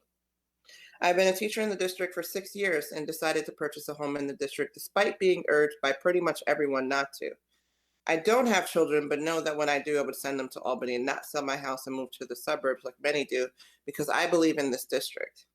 I believe in the work that my colleagues do, and I would trust them to give my child the best education possible. The recent budget cuts are making me question this. I found what was said about Music Tuesday night deeply disturbing and simply untrue that students developmentally cannot handle an instrument in 3rd and 4th grade. In fact, and especially in the case of orchestra, it is more developmentally appropriate to learn younger rather than older. And I can say for a fact that the district has orchestral instrument to support smaller children. If these programs are cut, then these instruments will be left unused. Students that have started in 3rd grade this school year will be told they can no longer play in 4th grade. It's devastating, and the thought of so many students missing out on this opportunity and how it will affect our music program as students age into middle school and high school is so incredibly concerning to me. I urge you to please reconsider these instrumental program cuts. Thank you for reading my message. Mrs. Caitlin Lineo, music teacher at North Albany Middle School. Just making sure, yes, okay. The following email was from Stacy Stump. To the members of the Board of Education, my name is Stacy Stump and I'm the mother of a rising 2nd grader at Toast and the mother of a rising kindergartner who will hopefully be attending a special education classroom best suited for his social emotional skills, also at Toast. I also have the privilege of serving as the parent advisor for the building leadership team at Toast, so I've seen from several different perspectives how much impact these talented members of the school community work to meet the needs of all students. I've seen their frustration as they have come to learn that in the midst of the trauma of the COVID pandemic that their colleagues are being laid off, and next year 3 classes will magically be crammed into 2. How can they teach math with a straight face knowing the Board of Education thinks that equation is equitable? Speaking of math, my husband and I pay $13,000 a year in property taxes for our home in Albany. Peers of us told us we were crazy to buy a house in Albany with the poor reputation of the schools. We could have bought a comparable house in a better performing district with less taxes to boot, but we chose Albany schools because we wanted our children to have an education in a diverse community. We don't want to leave our home, but fear that many families with the means to do so will choose to leave the district if class sizes are increased and professionals that work with students every day are eliminated. Decisions that are made today can have devastating ripple effects that change the district for the worst. It must be said that I worry not for the children. Our family is fortunate to have the means to move or supplement their education or even choose private schools. I worry about their classmates, many of whom have yet to connect with remote learning in a measurable way. When there's finally a school to go back to, these students need the dedicated teachers, professionals, and paraprofessionals more than ever. At TOAST, the majority of the positions to be eliminated are traditionally held by persons of color. It pains me that the diversity we love about ACSD will not be reflected in its future staff. Please go back to the drawing board and fix this budget. We teach our children to be fair and kind. Please show us the same. Sincerely, Stacy Stump. The following email is from Leanne Iorio Ticelli. Leanne Iorio Ticelli. Forgive me if I mispronounced that. Hello, I am emailing as a teacher and also a resident of the city of Albany, where I plan on sending my own children. My son Vincenzo is set to start pre-K in the upcoming school year. As a parent and APSTA member, I find it shocking and horrifying that APSTA and APSU are bearing the burden of the reduction in force. The minions who are with children and families every day that are carrying out the policies set by administrators, the BOE, the district, New York State, and federal government.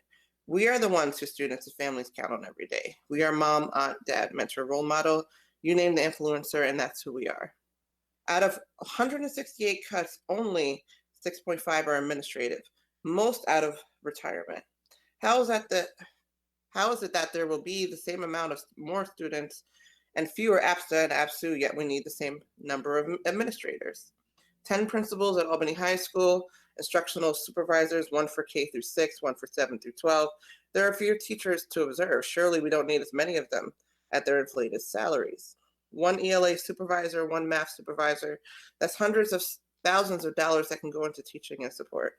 Please start asking the right questions for students and families. Is this time to start reducing administration and doubling up their position? What about cabinet? Completely untouchable, completely essential? Are APSTA and APSU disposable? APSTA and APSU are the ones who buy food, clothing, supplies, and beyond for families, and we are taking the heaviest hit. How will we support our students when we're gone? Please think of the greater impact. It cannot be APSTA and APSU heavy. How about the cost for the Standards Institute? Some people attending for a second time. Hundreds of thousands of dollars. Where is the impact? Why not use the people we have within? How can that money be justified over teachers and TAs for students? I'm concerned over the priorities for the Board of Education and District. As representatives of the people of Albany, you're not representing the true desires and needs of our students and families.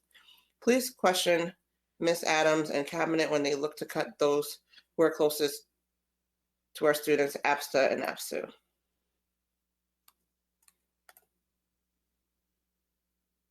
And that was the final email. Great, thank you. Hope you can hear me okay as well. My first communication or letter comes from Maggie Ehrlich. She writes, "Dear Ms. Savage, I learned of the proposed budget cuts to the music program. This is very disappointing. Music is an important piece of education. My third grader just began an instrument this year, and I was excited that Albany was able to offer this instruction so early. I was hoping my kindergartner was going to be able to have the same experience. I sincerely hope this funding cut won't affect the general music class. Last year, my child went a whole year without music because the district couldn't find a music teacher, which I found to be very disappointing. Now that they have a music teacher this year, I hope she will be able to continue. I hope the board will be able to be as creative as possible in creating this year's budget. I'm sure it will be a challenge. Thank you for your time, Maggie Ehrlich, parent." My next letter was sent in from Dorian Salat. She appears to be sending in a question from a group of teachers, and it reads as follows. "Without the TAs, how will the district provide sub-coverage when they pull teachers from classrooms for PDs, studio classes, and BLT building leadership team meetings, given the existing sub shortage? Also, is it penny wise and pound foolish to cut building subs? That was the end of that one. I'm sorry. Thank you. The next one.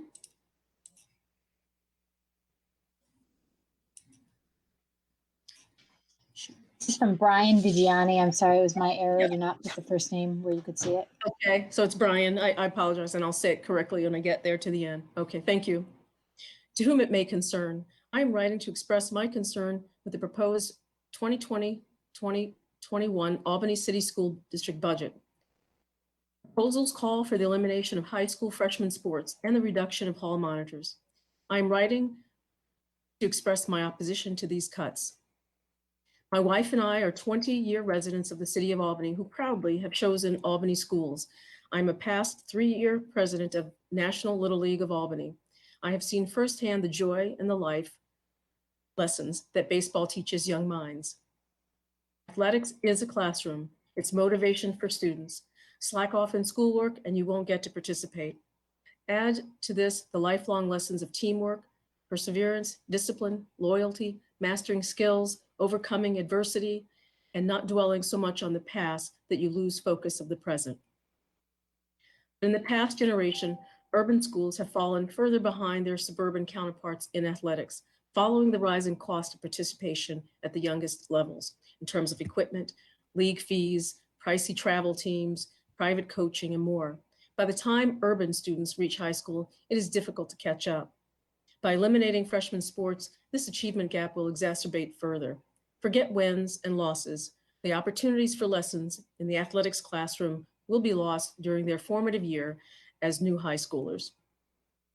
For springtime athletes, students have already lost a season due to the COVID-19 pandemic. Cutting freshman sports would mean 2 lost seasons for these children. For our young baseball players, eliminating freshman athletics would be particularly draconian. In line with the recent past year's practice, Albany High School appeared to be ready to again field a varsity and freshman baseball team, but no junior varsity for this past spring. See these links. And I won't read those out, but there are links there and we'll make those available. That is unique among the other team sports at Albany High. All other Albany High School teams sponsor at least varsity and JV teams. Parens, individual performance-focused teams that are listed as solely varsity are largely low cut, meaning additional students can participate, in parentheses. Eliminating a freshman baseball team without a comment, my apologies, let me read that again. Eliminating a freshman baseball team without a commitment of a JV team for 2020-2021 will mean baseball players at Albany High School will have only one available option, varsity. In my experience at National Little League, I can tell you that there is an adept crop of rising freshman ball players who blossomed in 2019 under the leadership and capable direction of Albany Modified baseball coach Chris Beck, along with a core of dedicated families. They are ready to contribute to the life and culture of Albany High. These students and families will be crushed to lose further sporting opportunities. In closing, I urge the board, administration, and parents to continue to lobby state and especially federal representatives for funding and relief from Congress for school districts. But Albany schools need not also cut freshman sports from its 2020-2021 school budget. Thank you for your consideration, Brian Vigiani. And my next one is from Claire Prophet, I believe. Dear board members, my daughter is in the 1st grade at the Delaware Community School, and my son will be starting in pre-K at DCS in the fall, where I am a current PTA president. I am also a member of the Delaware Avenue neighborhood, and I have many friends and neighbors who fill frontline positions at DCS and other nearby schools. I understand the severity of the financial situation for all districts in New York. However, I was dismayed to see how sharply the proposed budget affects frontline caregivers for our children while saving administrative positions from the same sharp cuts. I do not deny the need for hard decisions, but the fallout should be borne by all levels of the district, not only but the frontline staff who provide daily support to our students. According to the National Center for Education Statistics, Albany has 41.66 school administrators and another 15.33 district administrators for 9,539 students, 1819 number. That equates to a 1 to 29 or 1 to 20 to 167 ratio of administrators to students in Albany, compared to the state average of 1 to 295. I do not claim to be an expert, but it seems to me that with such drastic cost cutting needed at all levels, it would only be reasonable to cut 10 to 25 administrative positions to get to the average. I think it is important to point out that the teacher's aide and other support staff positions being cut are the ones most frequently held by people of color. They are also more likely to be held by members of the Albany community as opposed to members of the neighboring suburbs. The targeting of these positions for the deepest cuts strikes me as deeply inequitable, especially since this is occurring during a global pandemic that is already hitting communities of color most acutely. I truly believe there is a more equitable way to share these painful cuts among the various levels of district employees, from the top to the bottom. Before finalizing this budget, please consider some ways to address this apparent disparity in which positions are being cut, or at the very least, explain clearly to the public why these cuts seem to spare administrators at the expense of support staff. And I believe I have this one more here. Second. And this one comes in from Carol June Washington. Let's see. Let's make sure I'm at the beginning here. Okay. I was among the 600 or so people, in quotes, at the budget meeting on Tuesday. I was not literate enough to comment, so I will do so now. I know as an Albany parent, you are really concerned about the cuts at the classroom level. I have spoken to a number of others who had the same reaction. There must be a management maneuver that would allow for the retention of the 53 teacher aides and TAs and the retention of other critical classroom teachers. There seems to be minimal impact at the administrative level compared to student impact. To cut both school psychologists and TAs seems a receipt for double impact on our most needy students. And to keep whole the IB and AP programs, valuable as they may be, makes it seem to declare priorities that I don't believe is true for our school district and board. We need to look at the potential to cut from the top, preserve everything at the classroom level as possible. Thank you for your dedication. I know these are difficult times. Be safe and be well. Thank you, Carol.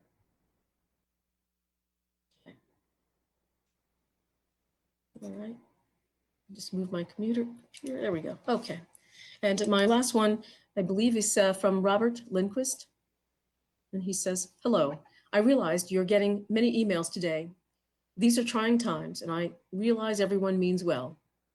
But I have to say, as a band teacher of 17 years now, cutting two grade levels at once is going to be very troublesome on the instrumental program. Although I'd prefer no cuts to music, if there is indeed going to be a cut to instrumental and it's unavoidable, please consider releasing just third graders. Since this would still allow for a fairly rigorous program with potentially more fourth and fifth graders to be picked up in the loss of thirds, minimizing the damage. It will allow us to continue on and keep a strong enough flow of kids going to middle. Thanks for reading, and I pray for mercy on music, since many of the kids that struggle in other subjects come to us for lessons. And from the kids and / parents' mouths, it's been lifesavers in many cases, keeping the kids in our schools. Thank you.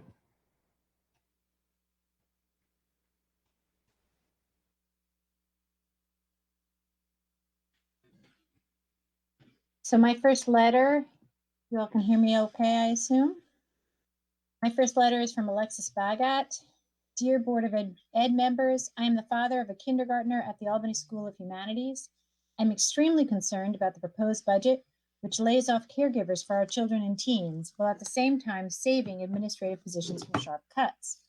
The proposed budget cuts sacrifice the provision of educational services by cutting frontline service providers, aides, assistant teachers, and teachers to maintain a top-heavy administration, which does not provide direct services to pupils. We shouldn't let the quality of our pupils' education be sacrificed to keep well-paid, superfluous administrators employed. This emergency has shown us the true meaning of essential workers. May you keep these essential workers in mind as you figure out a way to balance the budget. Thank you for all you are doing in this time of great uncertainty. Sincerely, Alexis Bagat. My next email is from Amy and Guy Alou. We, Guy and I, asked the board to reconsider proposed reductions to the third and fourth grade instrumental music curriculum, especially during the present and the future.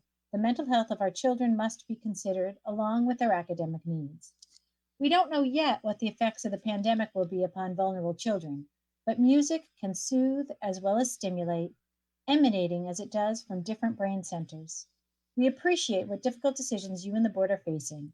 There are no easy or good solutions. Be well, be safe. Best regards. My next email is from Monique Waba. Dear Board of Education members, I have 2 children who are sophomores at Albany High School. In response to the proposed budget, I have to ask why it remains so admin heavy. I understand that with the proposed budget, we would see the following increases since 2016. Admin up 33%, Management Confidential up 17%. I'd like to know what this is. Staff up 3% and faculty up 0.3%. I still don't understand the benefit of having 4 academies at the high school. Can you show me documented proof of its success? I haven't seen any positive impact to my children's high school experience, and isn't that the point? As soon as any Albany High representative talks about the difference between academies, he or she quickly notes that they don't really matter as they don't impede students' course selections. Why do we need a principal and a vice principal for each academy? What do they do? A principal told me curriculum development, but this makes no sense as the courses aren't contained within each academy. As to the VPs, I understand their function is monitoring the halls, so why not just hire hall monitors at much lower pay grades? I understand the cuts proposed at Albany High to be teachers, hall monitors, and cleaning staff, but no administration. I would like to see administration positions cut and a redistribution of those savings on teachers. I look forward to your response. Best, Monique Roeder. My next email, this is actually a transcribed voicemail. We had trouble with this voicemail, so I have a transcribed version from Rachel Perlman. Hello, my name is Rachel Perlman. I'm the mother of 2 children currently attending Montessori Magnet School and 1 child who has finished Montessori Magnet School. It recently came to my attention that the proposal to cut assistants means cutting the co-teachers or the assistant teachers who are in the pre-KK and 1st and 2nd grade classrooms. I think that doing this would very much adversely affect the kids. I can speak personally to the fact that the assistant teachers were my children's favorite people in the entire school during the time they were there. My son Leo particularly had an incredible relationship with Miss Ayers, who started out in that role, and Mr. Simone, an amazing person who is constantly cheerleading members of our family as well. It concerns me greatly that these assistant teachers, who are very much needed in these classrooms, would be on the chopping block. I would urge the board to please look for individuals who are not outer-facing to the outer-facing to the students in order to cut those salaries, as opposed to just getting rid of the individuals who enhance the experience of the students every day. My kids have been listening to the musical Newsies quite a bit. I don't know if you're familiar with the plot, but they raised the price of the paper. And in order that basically will cause problems for the lowest people on the food chain, individuals to actually deliver the papers. And the strategy for cutting within the school district really reminds me of that. I mean, I don't understand why we need so many administrators, and I can speak offline about this. But personally, I've yet to find an administrator who is actually helpful in a reasonable way. One of my kids no longer goes to Myers due to what I perceive as a failure of the administration. So maybe get better administrators, but you don't need more of them because more of the same isn't going to do any good. Please don't adversely affect your teaching staff. It's the only thing you have in this district that's keeping people here. Thank you. In addition to the emails that we've read so far, we received several hundred copies of an identical email. I figured everyone would prefer that I not read that several hundred times, so I'm going to read it one time, and we will be collecting the names of all of the people who sent it and hope to share those as well. Although this is the email that came several hundred times.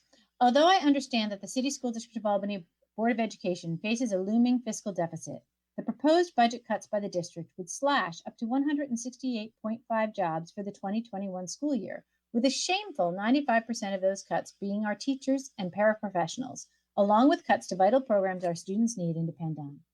Cutting these positions would disrupt relationships, increase class sizes, create chaos in schools, gut programs such as sports, music, and art. This will have a devastating impact on our students' ability to learn. Why are you choosing to cut those professionals on the front lines in education? Ultimately, this proposed budget punishes our students. Neither educators nor students cause these fiscal problems. Our teachers are tirelessly working to bridge the digital divide to reach children who are no longer sitting in front of them in classrooms. Our teachers are providing new instruction while addressing social and emotional needs of our students. And our teachers are finding creative ways around barriers exacerbated by this global crisis. Teachers are going above and beyond to help our students each and every day. Cutting their positions means balancing the budget on their backs while depriving our children of the very people who help them learn and grow. Meanwhile, the administration of the district remains disproportionately unaffected by these budget cuts. To be clear, I am asking you to not cut teachers and paraprofessionals who are most directly responsible for the success of our students. Re-examine administrative costs in order to more efficiently and effectively manage those resources. Continue to lobby the state for more funding and delay action for as long as possible until Albany receives more fiscal support. Thank you for your consideration of my advocacy on behalf of the students of the City School District of Albany. Please consider this my public comment for the Board of Education meeting on May 14, 2020. The very last email I'm going to read is actually very short in terms of the words in it, but it contained video. I was actually fairly surprised that we only received one email with video content. I was expecting a bit more of this, so it's interesting that we only got one. So I will read the email, which is very brief, which is just an introduction to the actual video that was included. The email is from Lily Ruby Eck, who is a music teacher. She says, "Good afternoon. Please listen to the voices of our students here," with the link. "All of these students have parent permission for the video to be viewed tonight. I understand that there are time constraints, and I thank you for your detailed response. I will be sure to tune in again tonight. Signed, a proud graduate of City School District of Albany, Lily Rose Ruby Eck." So now, if you all will bear with me with my use of the technology, I will figure out how to present this video, and we will see how it goes. Can you all see the video? It says I'm presenting. Good, everybody ready? Okay, now hopefully the audio will come as well.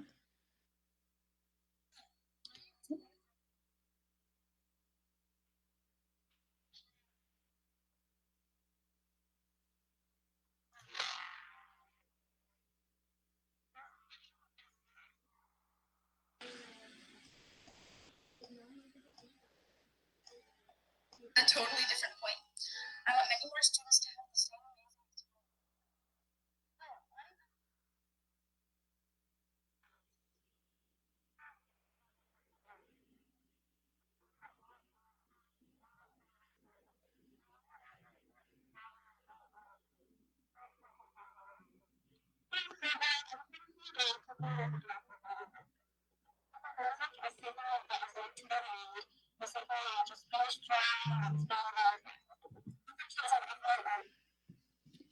I'm seeing some quizzical comments. Are people having trouble hearing, or quizzical faces? Are people having trouble hearing? Yes. Okay. Let's see. What is the best way for me to accompany this? And Board President Ann, is it possible that you could turn the volume of the video down a smidge? Down. Okay, I was trying to turn it up so you could hear it, but I wonder if I need to mute my microphone while it's playing. Let's try that. Okay, hang on a sec. Let me take it back. And we will hit it. And you guys give me some visual cues.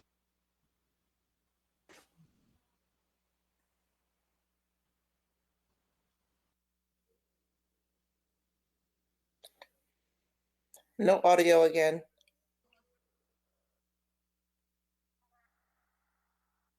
It was loud and clear when we first started. I wonder if there's something about the video itself that is, because it sounds fine here.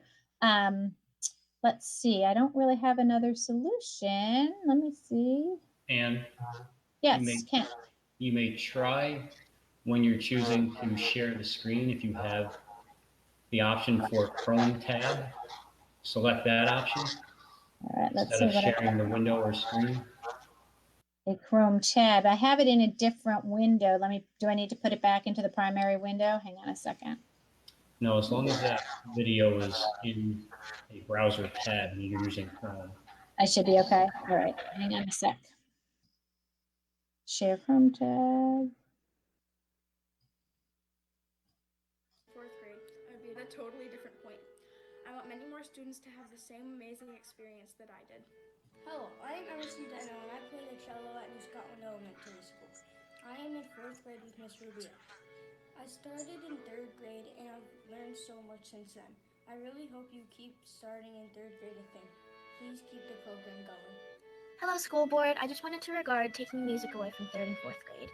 I think music is something that is meant to be learned and something that just brings joy, and it's very, very fun. I think kids of every age should be able to learn music no matter what. Even though I'm not in 3rd or 4th grade, I look back to the times when I was and where I loved playing the violin, and it just makes me so happy even to this day. I can't imagine life without music. I also think it's very good to start kids off early so they can learn it and then they can be very successful. It would mean so much to me and other kids if you guys let music stay. It makes me kind of sad that if kids can't learn music, then what are they gonna do? Learning the violin was so fun and I still love it. It's never gonna be the same without it. Thank you. I hope you guys learn to love music as much as we do. Music means I love music. I can tell everyone how I feel with the music. I played a solo in my first violin concert ever. Save the music, please. Music inspires me because it makes me feel calm and happy. When I put music on in the morning, it gets me in a good mood for the day. If I couldn't play a musical instrument next year, it would take part of my happiness and I would feel disappointed. Please don't take music away from us. Hi. Last year in 3rd grade, I was really looking forward to doing orchestra, and I had a lot of fun, and I know a lot of other people look forward to it in 3rd grade, and if you make this cut, then they won't be able to have that same good experience.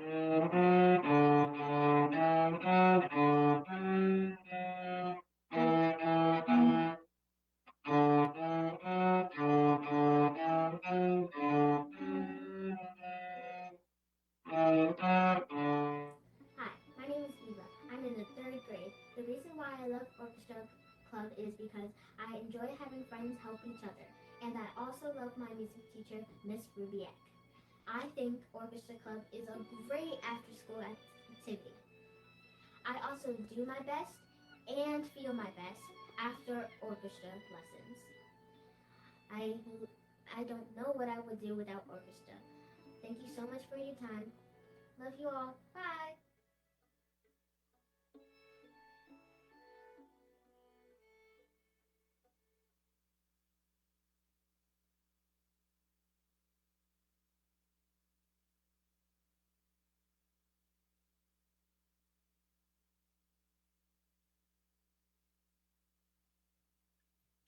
President Thank Savage. you.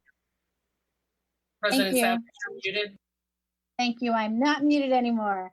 So I wanted to say that is the end of all of the emails and all of the voicemails that we had received by 4 o'clock today.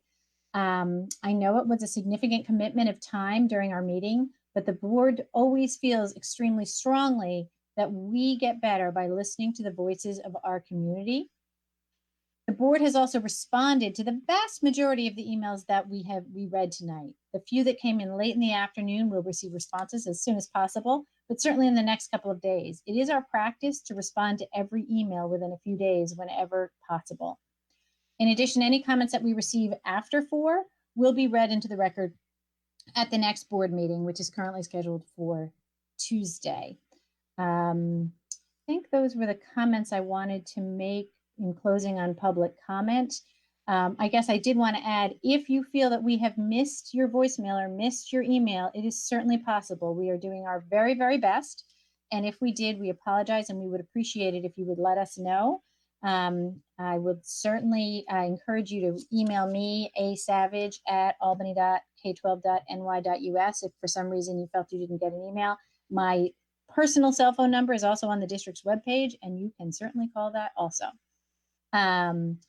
Okay, that brings us now, I know with all of that introduction of public comment, we really want to dive directly into the budget conversation, but we do have a little bit of business to do first. And that is that it is the time in our meeting we call routine consent. It is a very, very light routine consent agenda, but there is a routine consent agenda. During this portion of the meeting, we approve routine matters for the district, like contracts, field trips, and personnel matters. Each board member reviews each item carefully, but we vote on them as a group with no discussion. That allows us to use our meeting time more efficiently. Nonetheless, each board member has the option to set aside any routine consent item in order to require a separate discussion and a separate vote on that item. With that introduction, I will now entertain a motion to adopt the routine consent agenda. Motion by Ms. Smith and a second by Ms. Mann. Are there any set-asides? Ms. Krejci.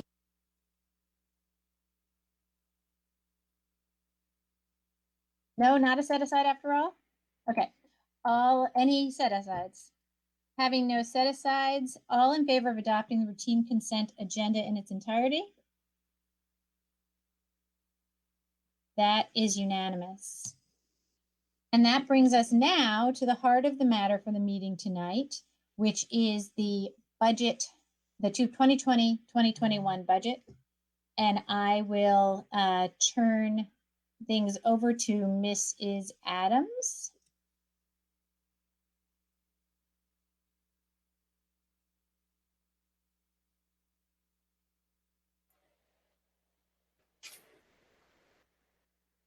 Good evening, President Savage and members of the board.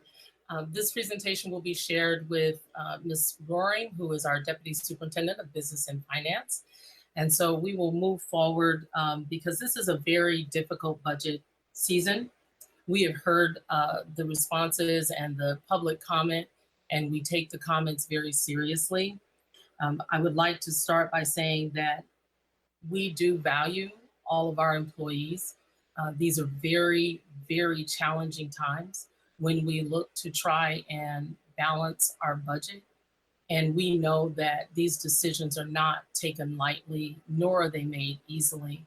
Our organization is a very strong organization, and we understand that this is unnerving for some. It is very stressful, and it creates a lot of angst within our community, so that we are still looking at what are those ways that we would be able to deliver quality instruction to our students.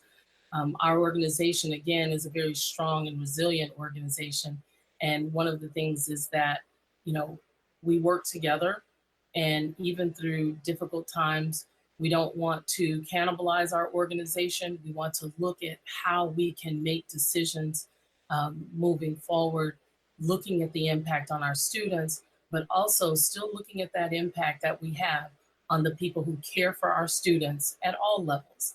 And so with that, I look at, as we go through and talk about our vision and our mission, we want to make sure that we do keep that in the forefront of our minds. And during this time, it really does seem very heart-wrenching that we can still keep that in the forefront as we are making decisions. The purpose of our presentation is to make sure that we are updating the board with regard to the budget development process and sharing out strategies for closing the gap. On Tuesday, when we brought forth a presentation, there were several pieces that we were asked to go back and look at. We did that, and we would like to be able to share that tonight so that the board can see what some of those changes are as we move forward. I will turn the time over to Ms. Roaring to talk about revenue adjustments and move us through those slides. Good evening, Board of Education. As we've moved through the budget development process this year, we've talked a little bit about this new provision in the state's 2021 budget that gives them the opportunity to look back at 3 different points during our fiscal year.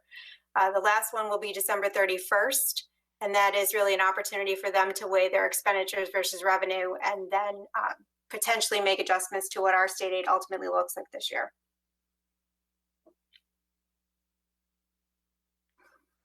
There were several changes in the state budget as well. The district will be taking on additional costs associated with some special programming. And while we were able to realize a relatively flat tuition for charter schools, we are anticipating enrollment growth in that program next year due to expansions in Green Tech and KIPP. This is our adjusted rollover budget that we've been working with since early February that had an expenditure increase of approximately $15 million.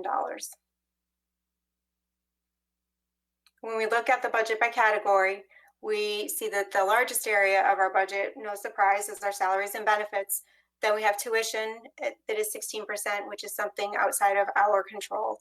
And then our next highest categories would be the transportation of our students and our debt service. These are the revenue adjustments for next year. The state aid increases are largely driven by categorical and expense aids. This looks at a 1.96% tax levy, which was within our tax cap, and then other adjustments to the revenue for a $1.2 million increase.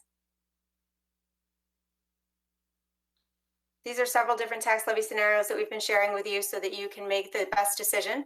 The middle column is the adjustment, total dollar adjustment to the tax levy. And the far right column would be additional adjustments to the budget based on that tax levy. When we look at the revenue by category, you can see here a little bit more finely where those revenue sources are coming from and where the adjustments have been made. You'll see the $1 million increase in state aid. We also have about a $700,000 increase in interest, fees, and reimbursements, and a decrease in our appropriated fund balance. This is the chart that kind of catalogs what we've been doing with you over the last couple of months. There have been some adjustments between Tuesday's meeting and today's meeting. The difference column shows that there has been restoration in the salaries and benefits area, and that has been offset by contract services, equipment, and supplies. So we remain at a zero gap. This looks at what those adjustments have been. Ms. Adams, did you want to?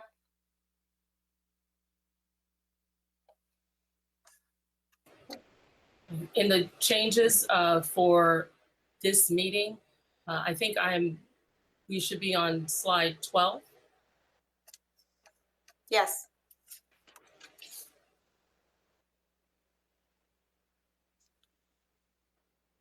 And maybe my screen is frozen. I'm so sorry. I thought I was waiting for the presentation. No, actually, my screen also is stuck on the next levy scenarios.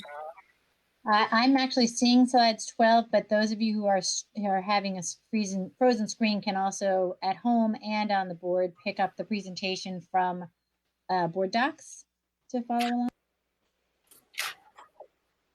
And refresh. So looking at slide 12, there were some adjustments that we were able to make. We were able to reduce from what we shared on Tuesday with a reduction of 168.5 FTEs or positions going to 142.6 positions. We did take a look at the teaching assistants and teacher aides. We were able to reduce that by 50%. Of those 25 positions, 14 of them are actually reductions in force.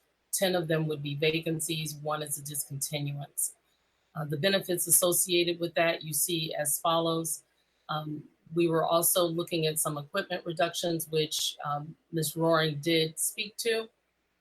Contracted services, we were able to look at the freshman officials, and I'll address the freshman sports in that the freshman sports, we are looking at allowing our freshmen to participate in junior varsity sports so that freshmen would still have that opportunity to play sports. However, it would be at the junior varsity level. The reduction of 2 off-site pre-K classrooms, and that would be looking at continuing the support for professional development, but the supplies would be reduced. And those 2 sites, we were planning on trying to add 2 sites. And so that's where we would be looking at that reduction and pulling that out of the budget. Ms. Hasty has held conversations with our partners. No decisions have been made, and they will be based on enrollment factors in the decrease of those 2 pre-K classrooms.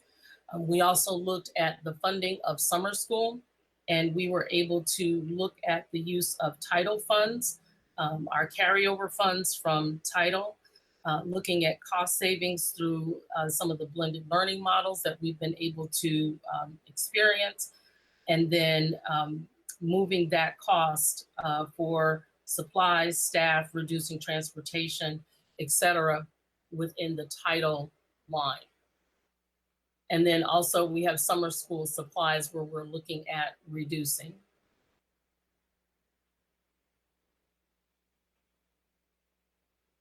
So then that brings us to our staffing adjustment. And you can see where with the non-unit, that would be the non-union members. There are 2 positions that we are looking at riffing. There are no attrition positions there. Cabinet Management Confidential, 2.5 FTEs, no RIFs. However, there are 2.5 in attrition. Management Confidential and Cabinet did agree to a salary freeze at that particular point. ABSU, we're looking at 59.5 positions. 34 positions are reductions in force. 25.5 are due to attrition. And I'll clarify a little bit in that attrition does include vacancies, resignations, and retirements. In ABSTA, we're looking at 73.5 FTEs, which would be positions. 40.8 of those positions would be RIF. 32.6 of those positions would be through attrition. ABSA, 5 positions, looking at reducing by 5 positions. 1 position is a RIF and 4 positions are through attrition. Just a little bit of clarification, reduction in force would be the number reflected of the actual reductions of employees by number. And so those are some things that we wanted to make sure that we clarify. I can go through these a little bit more in detail, but I'd like to do that on the next slide. The next slide looks at our percentages, and we look at the percentage of total staffing and then the percentage of the staff reductions. When we began this process, we looked at a total of 8 positions at the ABSA level. Then there were retirements, and those particular positions, we were able to move people into those positions. So total elimination, we have 4 positions that we were looking at eliminating. 3 of them were moved into retirement positions, and the positions that they left are the positions that were eliminated. And so that results in 1 RIF position. When we look at ABSU, we can see that of those 59.5 positions, there were 17 vacancies, 2 discontinuances, and 6 retirements that were in those positions. And then some of those other positions were then backfilled. With ABSTA, approximately 12 of the positions that you see there would be backfilled positions. And what backfilling means is that those are positions that that we needed to fill due to the nature of that position. Not that we didn't need the positions, we do. We need all of our positions because that's how we've seen the gains across the board with our students. And so in looking at those positions that could be absorbed by attrition, that's the number that we were looking at. There were 12 positions that were backfilled.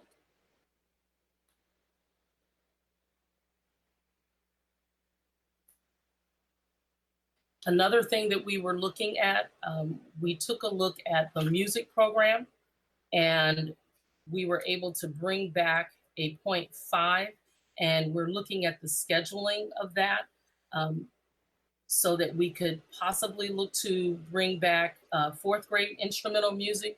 We recognize that there is a gap with the students who are in third grade right now. Then they would be in fourth grade and not have instrumental music, and then go to fifth grade. And so one of the things that we've looked at is bringing back support so that we could have that fourth grade group still have music at the instrumental piece. One of the things that I would like to add at this time is that we have been having some robust conversations about retirement and retirement incentives. And we've had some positive interactions with regard to what those retirement incentives would look like so that we could reduce the number of RIF positions. Knowing that even though the retirement incentive may be taken by someone, we still have to look at the position where they came from. We have to look at what else we need to do, but it opens up the opportunity for us to be able to bring some of those positions back into the staffing. And so we will be working with our unions with regard to what those retirement incentives look like so that we can present that and have people take advantage of that opportunity. So that brings us to our closing of the gap. And I think I have the next slide as well. No, that is Ms. Roaring.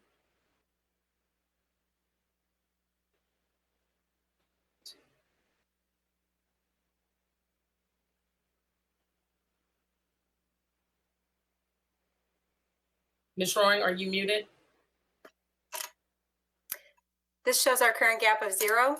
This is shared between salary benefits and non-salary reductions, as well as the revenue increase of 1.2 million.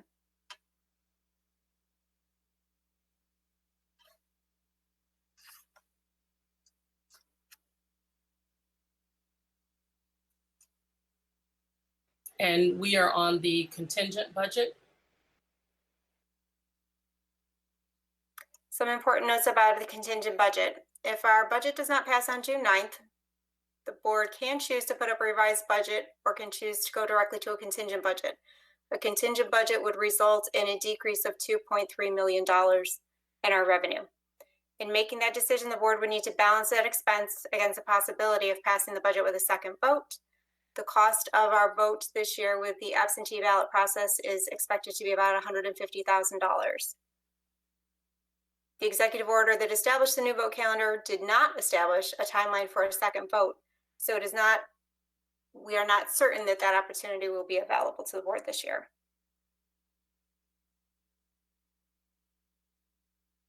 When we look at our budget calendar, next week, our voter information postcard goes out, as well as additional board meetings are scheduled on the 19th and 21st. Our public hearing is set for May 28th with a newsletter following the next day, and our vote is June 9th by absentee ballot. All ballots must be received by 5 p.m. that day.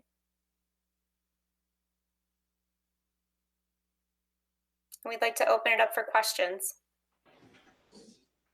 So board colleagues, as you know, we've had some conversation, fairly robust conversation last time, which was the first time that we had seen the detailed budget presentation from the superintendent. And we are not getting tonight that detailed slide with the categories, everything broken down. Was that in one of the attachments? I know that I wanted to just make sure I didn't miss that. If you would like, you could pull up the other presentation so that you could see. Yeah, let's have that handy in case a board member has a question about it.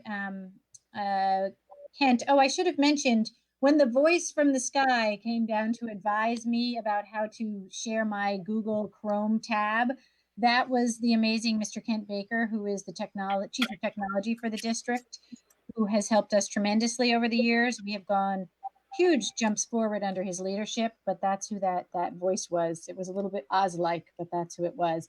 Mr. Baker, the piece I'm referring to is on the budget presentation from last time with a the detailed side with lots of words on it. And I just want to, words and numbers on it. Mrs. Adams, can you just confirm my understanding that the only thing that would have changed there is the TAs, which you talked about, and then the, I think you said a half position music returned back into the budget.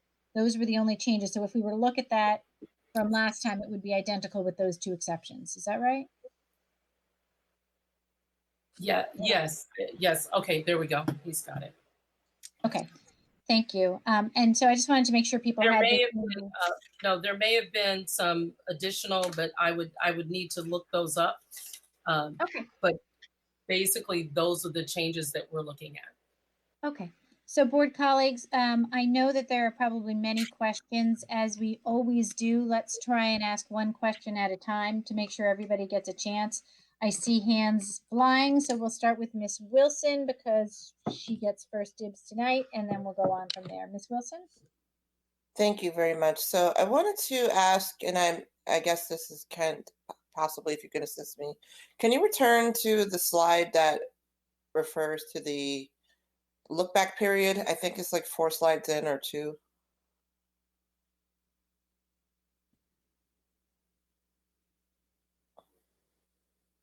Is that slide number 11?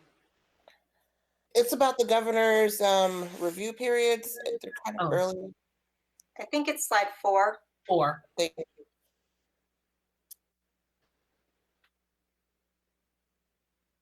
So thank you very much. So ultimately, why I want to rest here is because my question will probably need to be prefaced with, explaining this in greater detail to people for the benefit of people listening.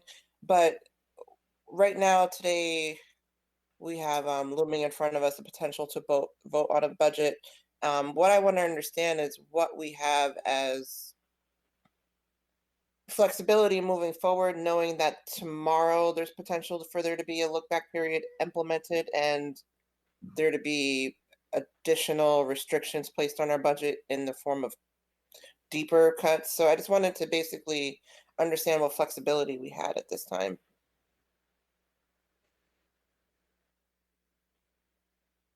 Ms. Roaring?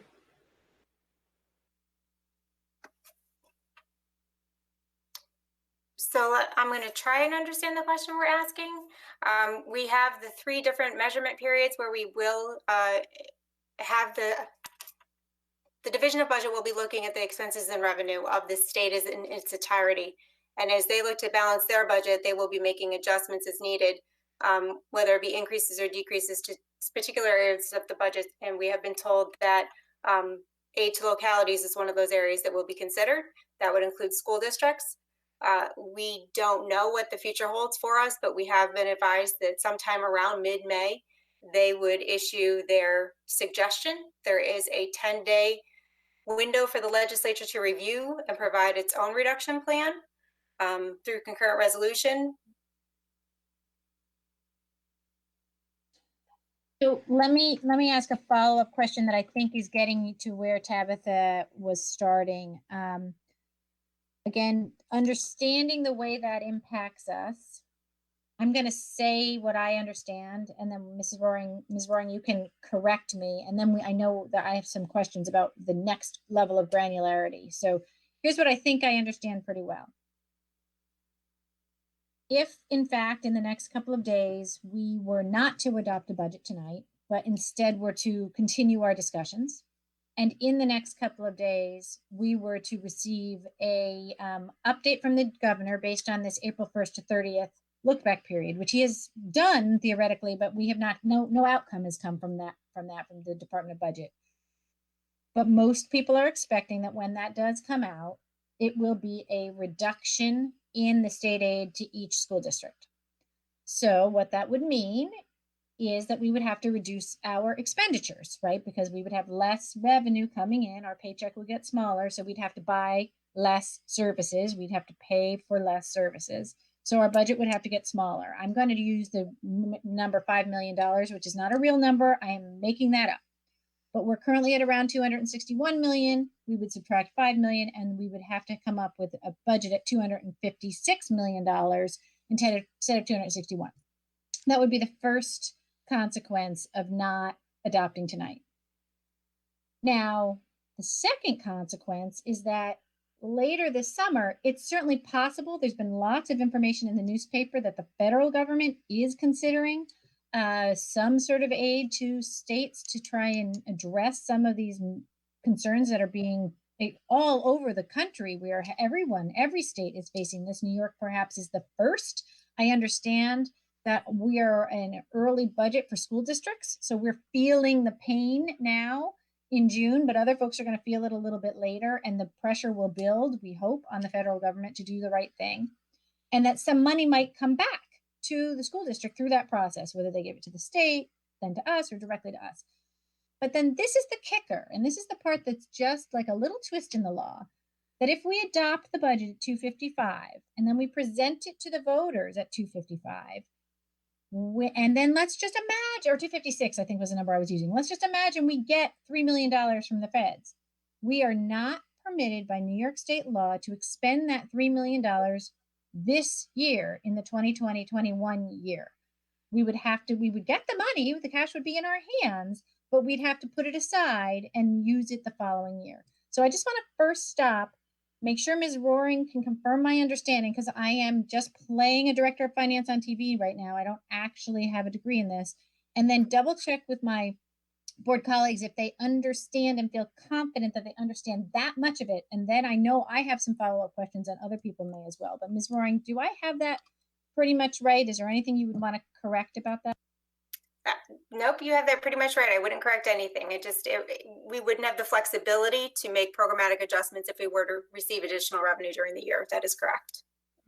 So if we do adopt the budget tonight and all of those ifs happen that I just described, we would not be required to spend the federal money on putting jobs back, right? We could, as a district, decide that the most strategic thing to do with that money is to spend some of it and keep some of it, or do some other combination. We don't have to spend it depending on what the strings are that come attached with it, because of course we don't know those either. That is also correct. Okay, good. So now I have a couple of twisted questions about this, which is this one I hope is fairly straightforward, and then I'll turn over for questions on this topic only to my board colleagues. But my first question on this is, I know the law is, if we present it to the if the voters adopt the referendum, we can't spend $1 more. But what about if we go to a contingency budget? Does that also work in that same way, that we can't spend $1 more than whatever the contingency is, even if more money comes in later? I do believe that is correct. Does anybody else want to ask a follow-up question? I've got more. I'm still trying to make sure my head's wrapped around this, but if anybody else has one, I will yield the time. Ms. Mann, did you have a question? Yeah, so this is probably a clarifying question, right? So what are our constraints of shifting funds after we adopt the budget? Should we receive an influx from the feds over the summer?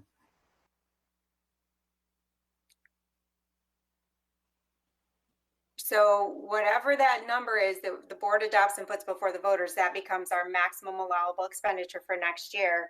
Whether or not we were to receive additional aid, we would be capped at that amount.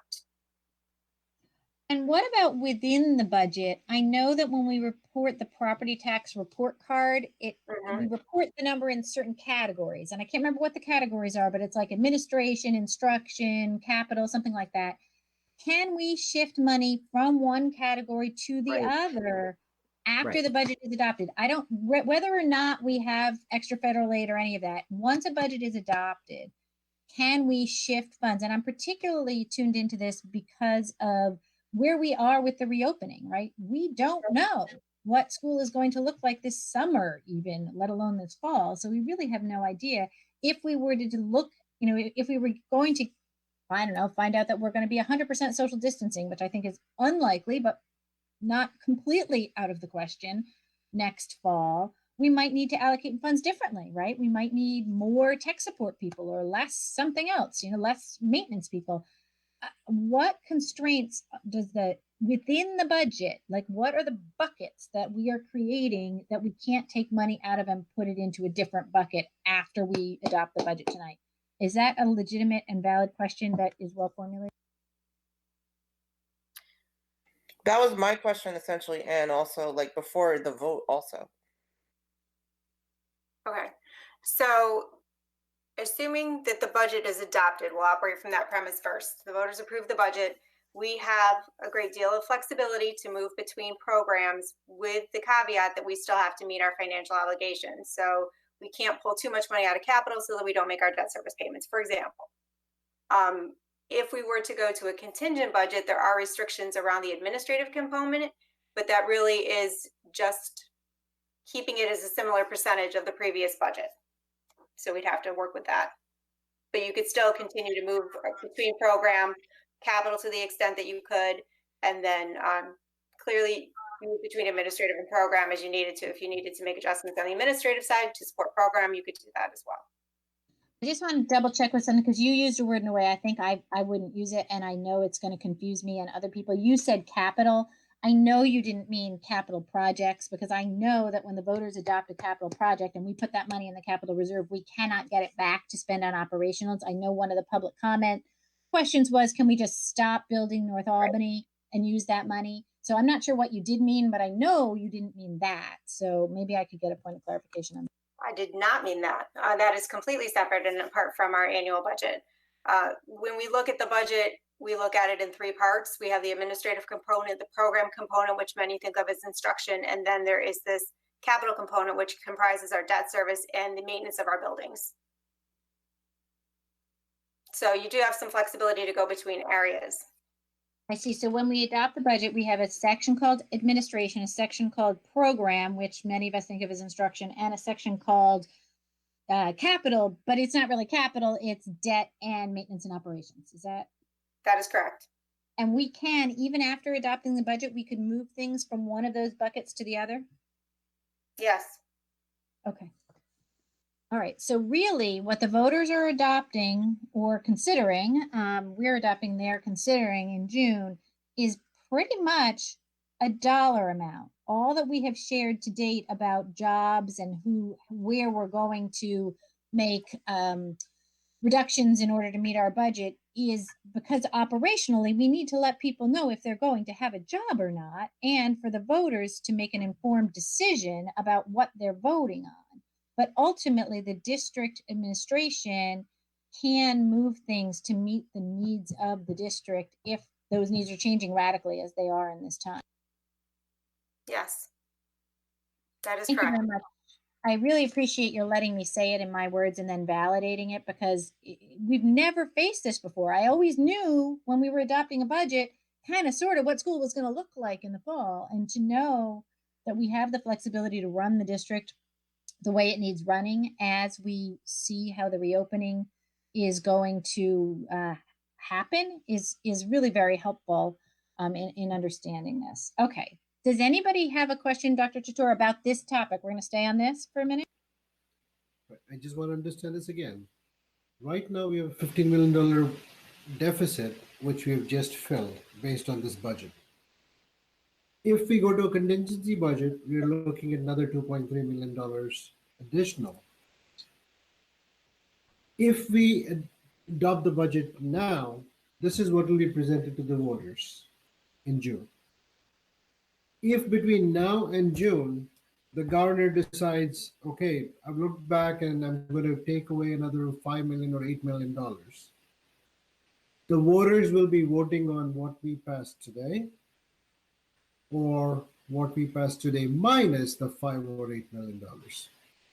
They would be voting on what you passed today. We would need to manage our budget to make sure that we do not spend more revenue than we actually receive. We too, just like the state, we have to line up our expenditures and revenue. So we would have to acknowledge that and accommodate it. Right. So if we don't pass it today, and let's say tomorrow figure out there's a $5 or $8 million deficit, and on Tuesday when we want to adopt it, we would have to actually look for the numbers today minus the 508 million, and that is the number we'll have to present to the voters. So between now and then, there's a very likelihood of losing that money that we have right now. Just want to make sure. And I'm just going to add to that it's a multiplying effect. That this is my worst fear is we don't adopt the budget tonight. Instead, we wait. The governor takes back $5 million, $6 million. And I don't mean to make him out as a bad person, just like I don't think this board is a bad board or this cabinet is a bad board for trying we just have to spend only the money we have, right? This is what we're all doing here. It's not that he's bad, but he has a lot of power over us, so he can control. But worst case scenario, he says, I'm going to take back $5 million, $6 million, $10 million. And then we have the budget go down. That would be $2.3 million on top of that. So it's both. Both things can happen, and they would cumulatively reduce the amount of money that we have to spend. Do I understand that pretty right? That is correct. I know this is gloom and doom, and we're going to hope these things don't happen, because the level of cuts that we're all struggling so mightily with right now, if this were to come to pass, the combination of a look back and a contingency budget, it's just going to be incredibly devastating, incredibly devastating. And I'm going to say one more thing, and then I'm going to just let somebody else talk, because I know I've had more than my airtime tonight so far. If, as Ms. Roaring started to say, and then I think we got off a little bit, if we adopt at 261 tonight, and the governor pulls back 5, so we're at 256, we're only going to have $256 million. So we're only going to spend $256 million. So there will be cuts unless the federal government comes in and saves the day in that possible but not terribly likely scenario. We would, in the words of the deputy superintendent, manage our budget. That means we will reduce our expenditures, which per the slide, almost all of the district's discretionary expenditures are in staff, right? Because the largest single thing beyond staff is the charter school tuition payment, which we have no control over whatsoever, and we will have to pay regardless of how much money we have. It doesn't matter if we don't have enough money. We will have to give the money to those charter schools to run their services, because that amount is fixed, unless, again, the governor makes change, which he obviously can do whatever he wants, but under the law as we've currently understood it. So it's just horrifyingly devastating to think about the combination of the budget, the governor pulling things back, and the contingency budget, which I think are both extremely likely scenarios, really. So, okay, I have now gloom and doomed. Does anybody have a question on this topic? Ms. Smith, your hand is. Yes, so first, I thank Madam President and other colleagues. You've asked the questions that were most on my mind and that were most critical. And so I'm not trying to push us into any decision, but my own thinking was that we are in the best position we can be tonight. Because if we don't act tonight, and mind you, right now, the best position is we've got this 261, we can still make some movements within. We can also, should there be hopefully more retirements, that will also help. But our money, our line is as high as it could be. If we don't do anything tonight, it will subsequently drop down, down, and down, and we will have less flexibility, less opportunity to bring back staff, positions, programs, what have you. So that I just wanted to acknowledge that that's what I was hearing, and that was what the questions you asked were exactly what I needed to understand. So thank you. Ms. Mann. No, I just want to say, Vicki, I appreciate how you, that statement that you just made. I think it took something that sounded very complex and made it easier to understand. That should we adopt a budget this evening, it puts us in the best position to do a lot of things, to include bring back staff. Dr. Jatur has a question and then Mr. El-Minyawi, and I just want to point out that once Mr. El-Minyawi said I was wordy but informative, and I'm going to stick with wordy but informative. That's who I am. Dr. Jatur. More than a question, it's a comment or a thought process that I'm going through that I want to make sure I am right. So once this is done, based on the current financial predictors, this is not the only year that this is going to happen. Right. This is coming up next year, possibly 2, 3 3. years from now. Yeah. Right? So 21-22 budget, 22-23 budget can also be impacted. So if by a miracle we happen to get a stimulus check and there seems to be federal influx, we could have something in storage which will prevent an even worse situation. Exactly. I just want to make sure. Okay. Exactly. Yeah. Okay. Board colleagues, Ms. Krejci, did you, wait, Mr. El-Minyawi was next. I forgot him. And then Ms. Krejci.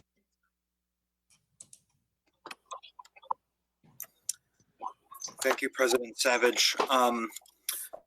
I basically. Could you mute your microphone? Oh, sorry.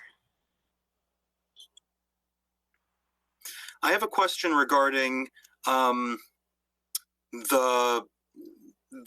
hypothetical federal money. So, in essence, if that doesn't come through, what would the last day?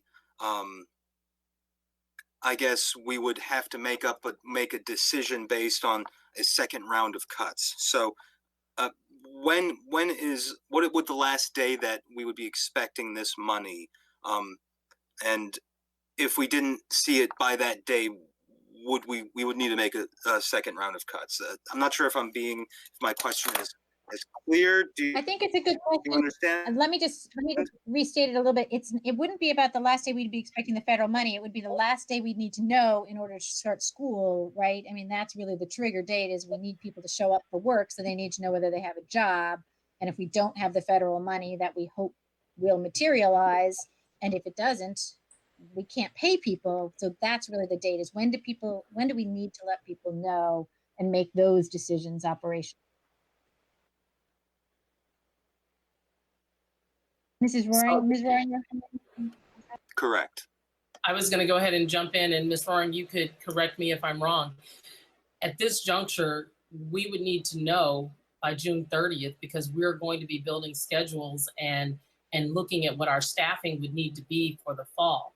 Now, if we don't know that by then we'll have to make adjustments as to when we find out, which also lends itself to the conversation that you're having now and that Ms. Roaring talked about with the measurement periods, that if there is a look back period during that first or second quarter of the school year, there may be decisions that have to be made in January, mid-year, that may impact our staffing, be it positive or negative. And that's why I just say it may impact our staffing, because if we hear something with that next look back period, which is scheduled to happen, sometime around November-ish, December-ish, that's going to have an impact on what happens to us for the second semester. Just to follow up with that, so if federal money doesn't come before June 30th, there would be a second round of adjustments. What if it does come after June 30th? That money would just go to the next school year budget? Let me just insert that we only need to make a second round if the governor pulls money back, or we have a contingency budget, or both, right? If this were a normal year, there would be no second round of cuts, because we would adopt this budget. We've made our plan. We're going to go forward. But this is not a normal year. So the second round of cuts is not guaranteed. We might never make a second round of cuts. Right. We would only make a second round of cuts if either the governor took money, or we went to contingency budget and no hypothetical federal money came in by June 30th. Right. We need a decision tree on this. Thank you. Thank you No, thank you. I think as clear as we can make Okay, it to the we've got larger. two people talking at once. Let's do Mr. El-Minawi first because he was on, and then Ms. Mann, I know you had a point there to make. So Mr. El-Minawi, back to you, and then. Well, thank you for framing that. So yes, in the case that the governor does take more from us in the coming days and months, and we do not get any federal any federal bailout, so to speak, before June 30th. If we do get additional money after that date, it still wouldn't be able to be used for the 2020-2021 school year, would it? Depends on whether it's above or below the amount of the budget is that we present to the voters. So if we present 261 and the governor takes zero back, by some miracle, he doesn't take anything back. And then the feds, through some magical, beautiful thing, decide to shower us with money anyway. And we get $3 extra million. We cannot spend that $3 million because the fundamental rule is whatever the voters look at, we cannot spend more than that. Right. So that's if you keep that as your rule, and there's a good rule. And Mr. El-Minawi, I'm getting feedback if you could mute. In my personal opinion, this is not a board position. I think it is ludicrous that we have such a different way of looking at school taxes than we do other taxes, right? I mean, it's just a very strange thing that we vote on our school taxes, but not on our city taxes. I find it very odd.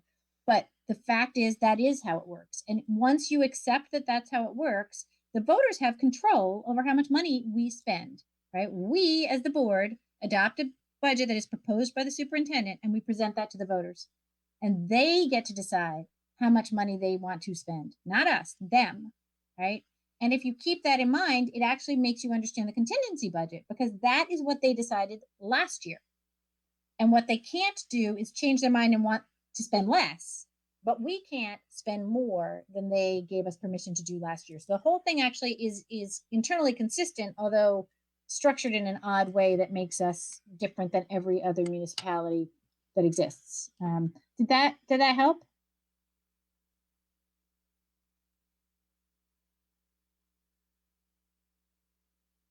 You're muted, Mr. El-Minawi. Thank you. So my only remaining thought would be that we pass the 261 budget. The governor takes money back. We do not get any federal money until after June 30th. So we still pass the budget at 261. There was further cuts that the governor made in the coming days. But the federal government does give us money after June 30th. Do you see what scenario I'm laying out?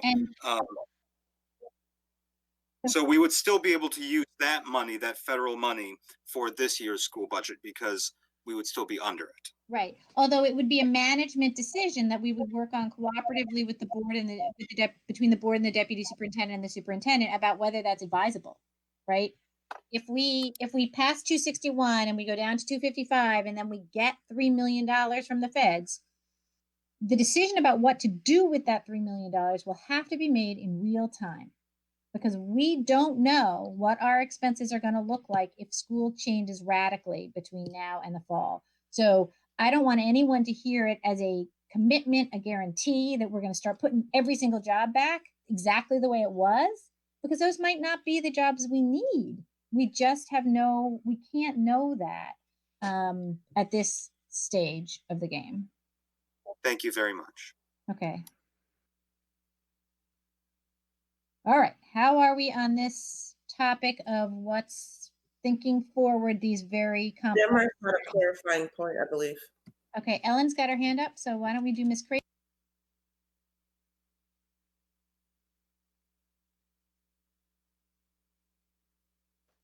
Ms. Krejci, I think you're muted.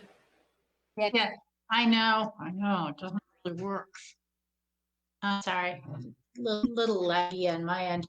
I just kind of wanted to comment. It's very difficult tonight because these cuts seem like a worst case scenario, and yet they could prove to be a best case scenario depending on what happens next. And it's really frightening with that multiplier effect of possible further state cuts and a referendum that doesn't pass. There is some brighter news in the sense of there might be some possible savings through retirement incentives or federal incentives, but just this, I know this budget looks really very troubling, and yet it represents our last best hope at keeping things as whole as we can.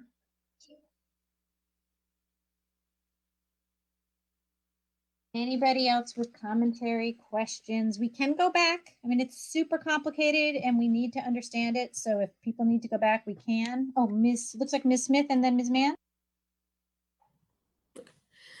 Yes, I just wanted to clarify, I think in some of the comments that came in from the public having to do with the TAs, I'm wondering whether we need to just clarify which TAs we're talking about. There's special education TAs, there are general ed TAs. I wanted to make sure that was clarified. Just before we move on to that, Ms. Mann, was your question about this whole like blah blah money's moving around feds state, or were you on a new topic? I just want to make sure we can wrap this up. The clarification that Ms. Smith is looking for is the same clarification that I'm looking for. So Okay, thank so you. we're going to move on to a new topic now, and the new topic is going to be the subject of the teacher's assistants and the teacher's aides. Ms. Smith, go ahead. I'm so sorry. I think Ms. Adams, I think, did you hear the question, right? I don't want to, okay. Yes, I did. So we were speaking about the general education TAs, okay? That was what I was working in a special ed classroom. That's mandated to support those students, and this would not impact them at all. That is correct. What about co-teach classrooms? Are those special ed TAs? If they are special education, it's by the classification of their line and their role. So if their role is a special education teaching assistant, then no. But if their role is a general education TA, then yes. Okay. I'm sorry, Vicki, I interrupted. Yeah, oh, it's okay. And Ms. Adams, I just wanted to go back. I really appreciate the fact that you and the cabinet went back to take into consideration some of our suggestions on Tuesday, and really want to. I think this is very helpful around making sure that we have more TAs than no TAs. I think I just wanted to kudos on that. And I was also rethinking rethinking some of the music element. It's not, none of this is what we want exactly. It's not how we'd like it to be. But I think I just want to acknowledge the appreciation for going back and taking a deeper look at those positions and looking for additional resources that could help. Thank you. Questions about the TAs? Anything about where the money came from, who the TAs are, anything about that? I had one quick question about that, which is, I know we're using some title money. Is that 2019-2020 carryover title money, or is that 2020-2021 title money? So a portion of the funds are carryover funds and cost savings through some other funding resources. And if Ms. Leffler is still on the line, I will ask her to provide a little bit more explanation with regard to where the grants are coming in.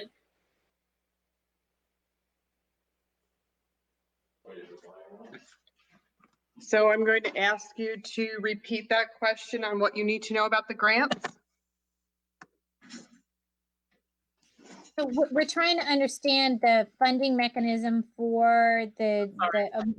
Adams. Oh, good. Can you convey it back? So we were looking at the funding for summer school through title funds and how that breaks out. And I had asked if you could provide a little bit more information, because I explained that we are using carryover funds and that there are a couple of other funding sources for that.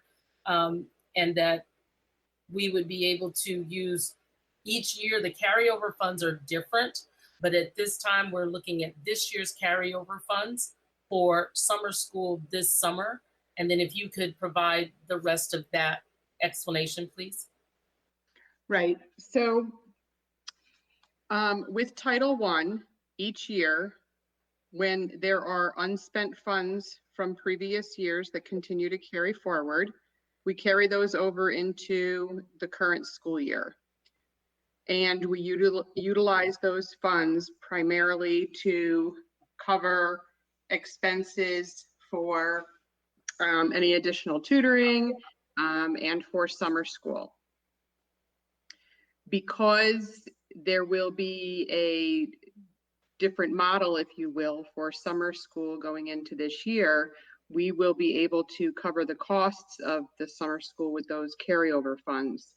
Additionally, we look to Community Schools Aid to offset some of those costs.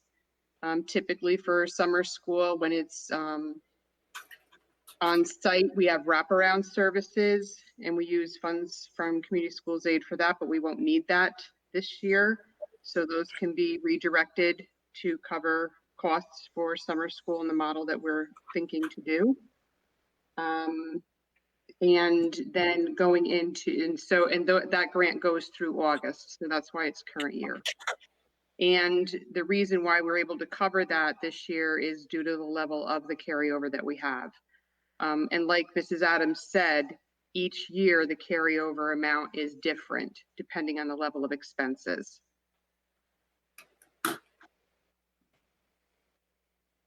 Anybody have any follow-up questions on that? Oh, Ellen, go ahead, Ms. Creighton. I did, and I hesitate to ask this, but you mentioned something about being able to use community schools funding that was intended for the type of wraparound services that we can't provide and due to COVID-19. Do we know if there's going to be any flexibility regarding 20 to 21 community schools funding? Should some of the services intended not be deliverable? I am referring to the 2021 Community Schools Aid funding. Yes. So the question is with regard to the 21, are you saying 21, 22 guidelines for community schools funding? No, I'm talking about the next year, this September. Okay. So the Community Schools Aid funding runs the same fiscal year as the regular general fund and other aid. It's July 1 through June 30th. Yes, I know the fiscal year. What I'm saying is I know that we have limitations for what we can do with community schools funding. So I was surprised to hear you say that we could use some community schools funding to supplement the regular summer school costs. I'm wondering if there's any flexibility anticipated with using next year's community schools money next year. Does that make sense? Right. So we have traditionally always used a portion of Community Schools Aid money to supplement summer school. So the expectation would be that if we— That's a normal use of money. Right, that is a normal procedure. So that means for next year's summer school, not that it would be able to absorb the entire cost, but there would be a portion. Correct. That would be able we would continue to reserve funds to help offset costs of summer school at the same or a different level, depending on, how that budget continues to roll and what the needs are. So yes, we would always have a portion of the summer school costs in that funding source. And I think I understand the underlying concern is we're just trying to make sure, I think, if I'm following up on what Ellen is saying, that we're not using 2 years worth of money to support summer school this year, creating a zero amount of money for next year's summer school, so that we're creating a problem in 2020, 21, 22 by solving a problem in 2020, 21. Is that basically your question? I think I understand what you're saying is that by eliminating it out of the general fund in the way that we are, in the way that's suggested this year, then are you creating an issue going forward because those funds may not be available in Community Schools Aid or the title funding? Yeah, I think that's the basic question.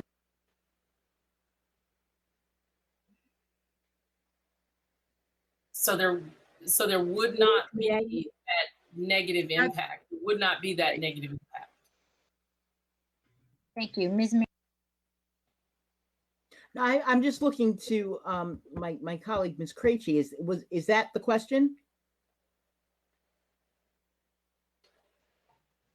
Oh, the question was more about the flexibility. Is there, do we anticipate that there'll be more flexibility with our community schools funding? And what I'm hearing is this wasn't some extra flexibility due to COVID-19. This is the normal use of that community schools money. So Correct. It sounds like no, or at least don't know at this time. Thanks. Thank you very much for redirecting that, Ms. Mann. I did not understand Ms. Krejci correctly, and I'm glad that you were listening more carefully than I was. And that was also an excellent question, and I'm glad to know the answer to it. Does anyone have any additional follow-up questions about the TAs and this use of funds for summer school, blah, blah, blah, how this has all worked? Ms. Mann, do you have another TA-related question or related on this, or are we ready for a new topic? Oh, I see Ms. Wilson's hand is up, and Ms. Mann, let's Yeah, do it is. it. I apologize. It is You can actually. go first because your question may be my question. Okay, it is actually related to the TAs and the TA positions, and I want to be very sensitive because the conversation and these cuts we're talking about, members of our community. So anyway, so I just want to make sure I understand this. We had 53 and a half TAs that we were looking at eliminating those positions. And now we've gotten that down to 25. And so out of that 25, 10 of those positions are currently vacant? That is correct. Okay. And so then there are 15 individuals that we're looking at having a reduction in force. One where we're discontinuing an entire TA position, and the other 14 individuals are part of the reduction in force. Is that accurate? That is correct. Yes. But I just want to clarify, I may have misunderstood something. I thought discontinuance meant a person who was leaving for some reason having not to do with the budget cut, like they were either permanent. So the discontinuance is the person is leaving. That could be that they are so someone's leaving. They got fired. I don't know, but they're leaving for some reason. No, someone's leaving. We're not refilling that position. There are 10 positions that are already vacant. And so we're looking at 14 general education teachers assistants who are going to be a part of a reduction in force. All right. Yes. How many, may I ask a follow-up question? Absolutely. Go ahead. All right. Just so that I'm really clear. When we look at slide number 14, how many? I see that there are two non-union positions non-unit positions. Those are two individuals that are also going to experience a reduction in force. That is correct. Okay, and so when I look at, and all of this is related to staffing, okay. Yes. When I look at our teachers, we're looking at, I'm trying to do the math because I'm a social worker, it doesn't come close, but we're looking at 8 teaching staff who are going to experience a reduction in force. The other 32 are going by attrition. So there's 40.8 actual ABSTA members. Okay. That would experience. Adam already did the math for you. She did. Yeah, thank Total you. is the FTE column. The 73, FTE yeah, column I see. is Yep, the I got it. total. Thank you. Yep. Okay, I have what I need. Thank you. Okay. For your patience also. No worries. Mr. El-Minyawi, you had a question, if I recall correctly?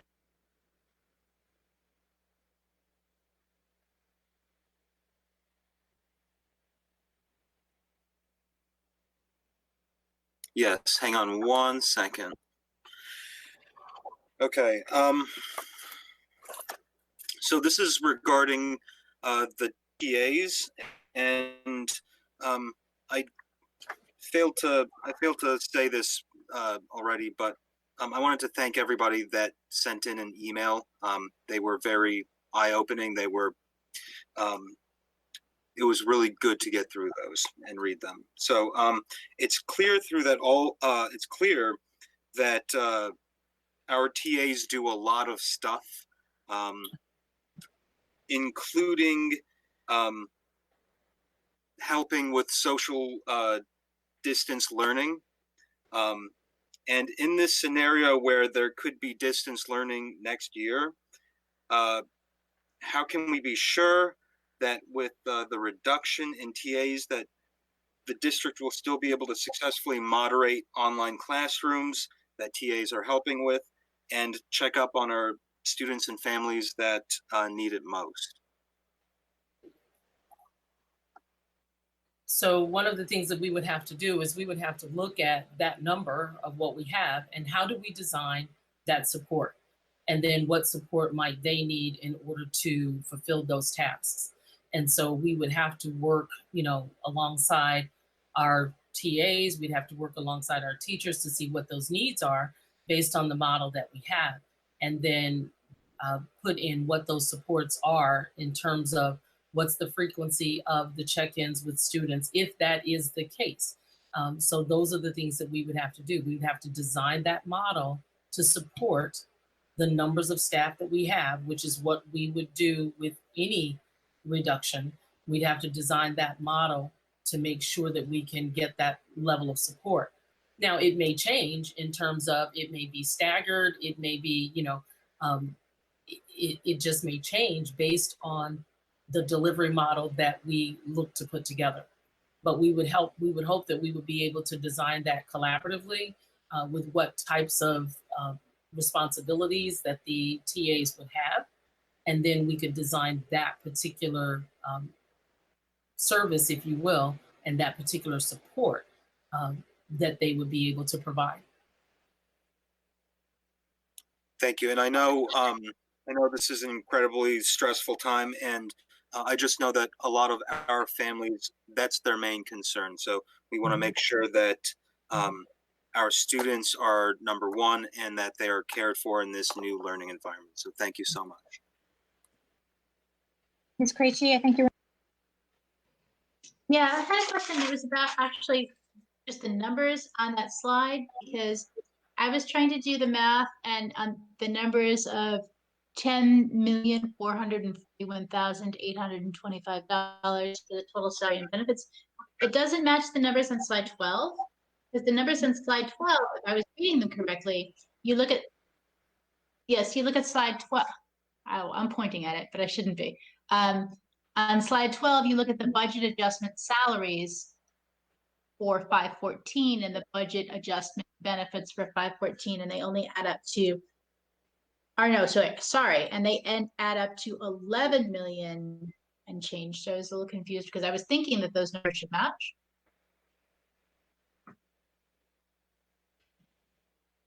Ellen, you lost me. Can you do it again? I understand the question. If I can provide some insights. Oh, excellent. We were actually able to make an adjustment to our health insurance through our third-party administrator, and that is the additional amount that you see there on the benefits line. It's part of our contract. It doesn't have any impact on coverage, benefits, or anything like that. It's simply a monetary adjustment in the contract. That is very good news, and I'm glad that it wasn't a mathematical error, and I'm glad that you were able to negotiate something in our favor. Thank you.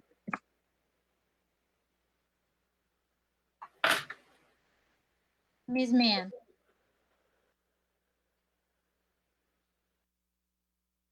One of the things I'm thinking is, at what point in tonight's meeting do we make a decision to, if it's even appropriate, to amend the agenda and to even see where we stand in regards to adopting a budget? My intention was to ensure that we asked our questions about the budget. And then because I actually want to check the way the agenda is worded, It is worded as discussion action, so we don't need a separate vote to amend the agenda, but we will need to vote. We will have to vote whether we vote for it or against it. There will be a vote to determine whether we want to present that $261 million number to the voters, and that will be coming. But I always like to let people, especially in budget, Absolutely. even if the meeting goes long, to answer their questions, ask their questions. And I was just, I just kind of wanted to check on the process piece. So thank you.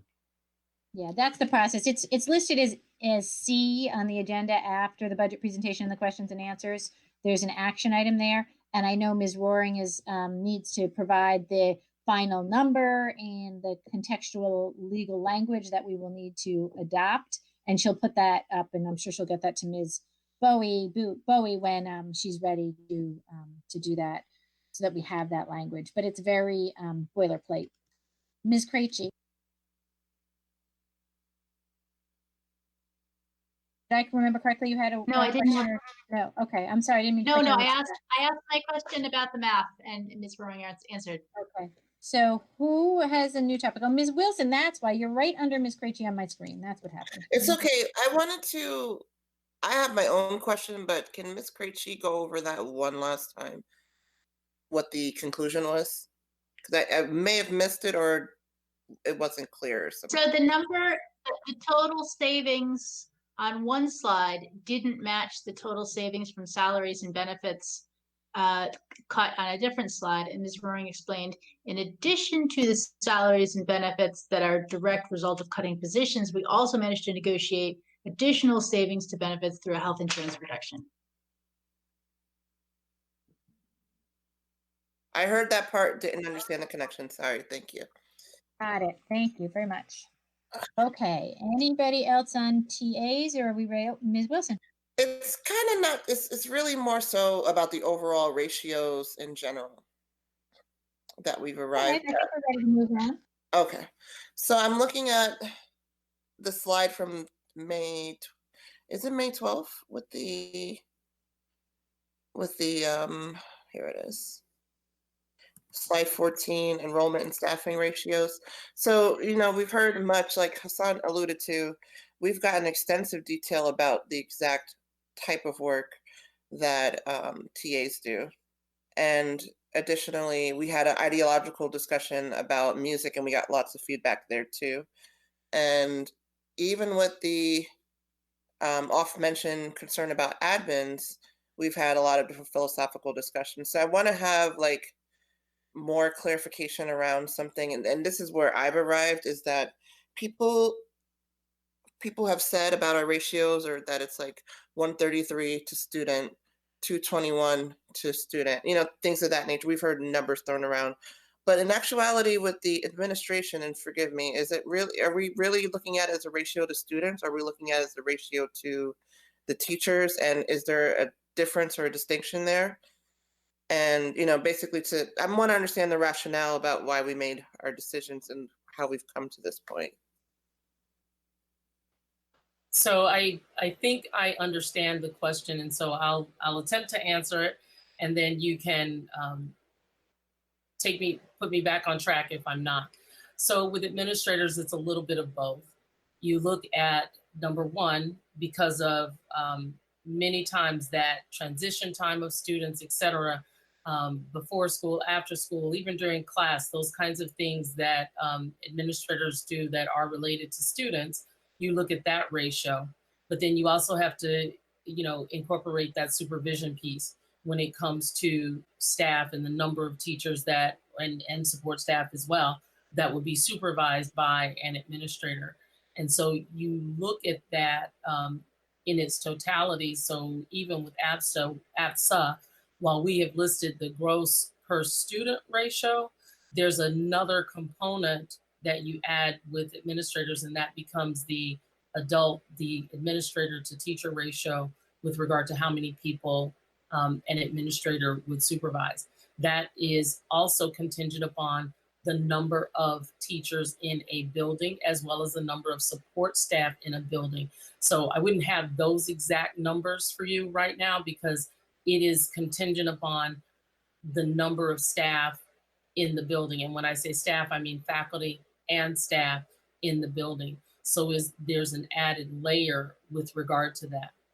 And so when we look at where we are, and so if we're talking about administrators, when we started looking at the different ratios, initially we started at 8 positions that we were looking at reducing for our administrative staff. And then this is the same process though that we've used for every unit. So I don't want you to think that this is only one.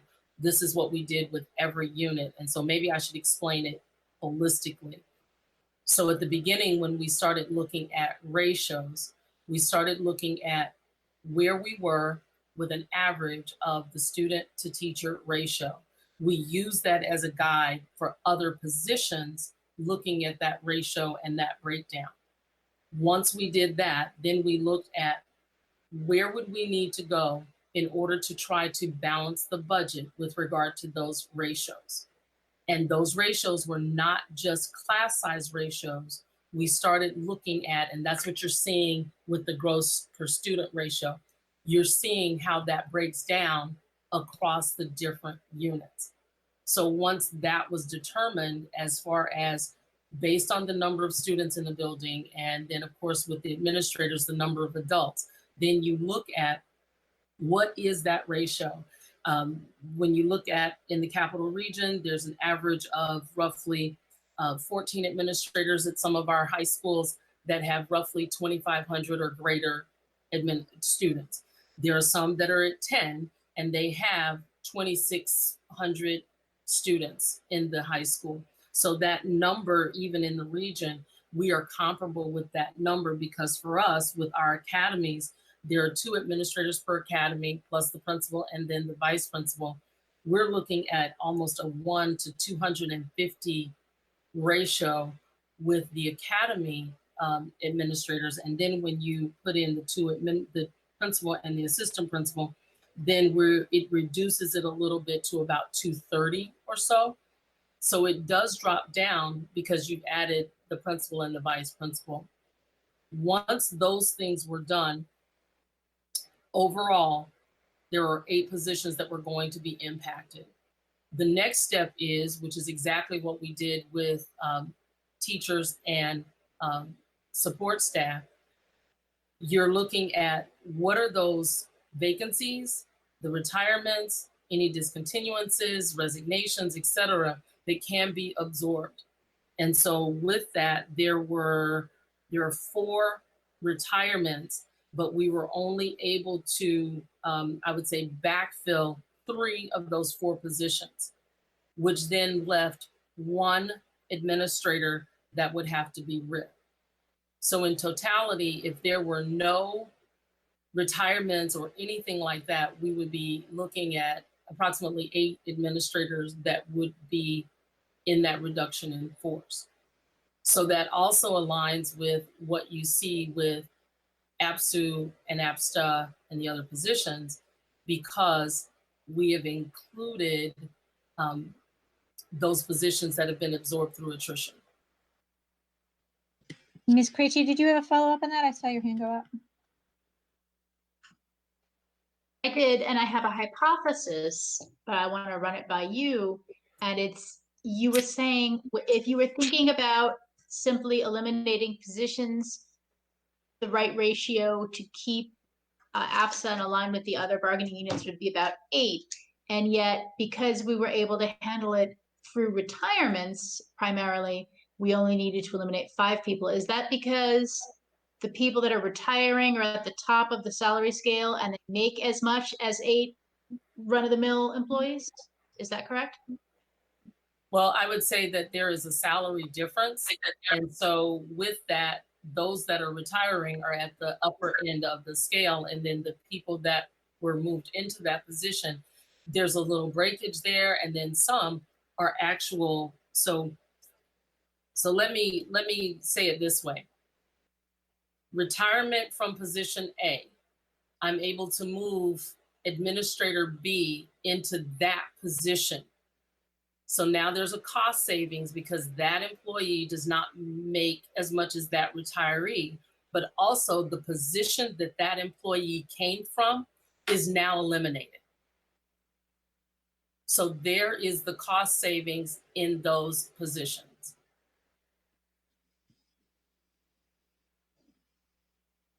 Tabitha, Ms. Wilson. I do want to say that your entire explanation really did encapsulate what I was asking. So thank you for that. And also to follow up, just to understand, we right now aren't in session. I mean, not session, but we aren't in school. And we don't know what the forecast will be for the summer and or fall. Oh.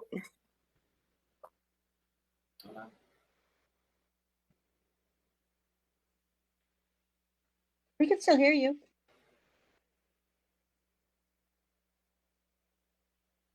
Uh-oh. I think we may have lost Ms. Wilson. It looks frozen. Does anybody else have a question along these lines, Dr. Chatur? It might be along the same lines, but I just want to, I'm going to say it anyways. So we have 11 administrators at the high school, right? And I think a couple of the comments also came through today talking about that. Is there a different model that we can have where we have multiple academies being shared, having shared governance by a team of administrators rather than individual administrators for every academy? Would that work for us?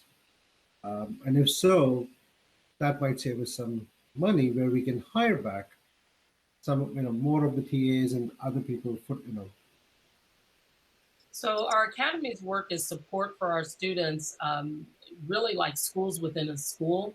And it breaks down that larger number of the, 2,500 plus students. It breaks down that larger number so that even within that academy, there's more of a community.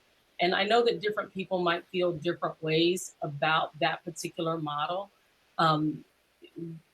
Having been in schools where there is no construct of that nature, many more students get lost and fall through the cracks. And we've been able to utilize with our administrators and the work that they've done alongside teachers and alongside guidance counselors in working with our data dashboard to be able to drill down to the individual student. Those kinds of things that even though teachers use those data dashboards as well, there's a teacher dashboard, but there's also that administrative component that assists with drilling down to know which students, big picture, are slipping through the cracks, which students need some of that additional support. Those are the things that the administrators bring to the table.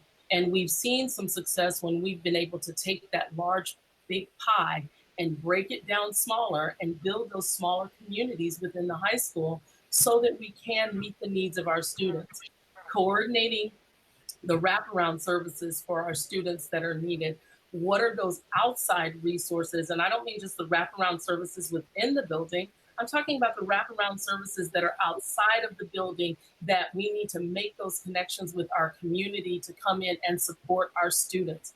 We've talked about in our legislative priorities in November, we talked about our students that may be justice involved and what do we need to do to build those supports around them and work with our courts and work with probation and work with those particular hard to reach families. That's that outreach that your administrators are contributing and coordinating to help try and build that family so that we don't lose so many students.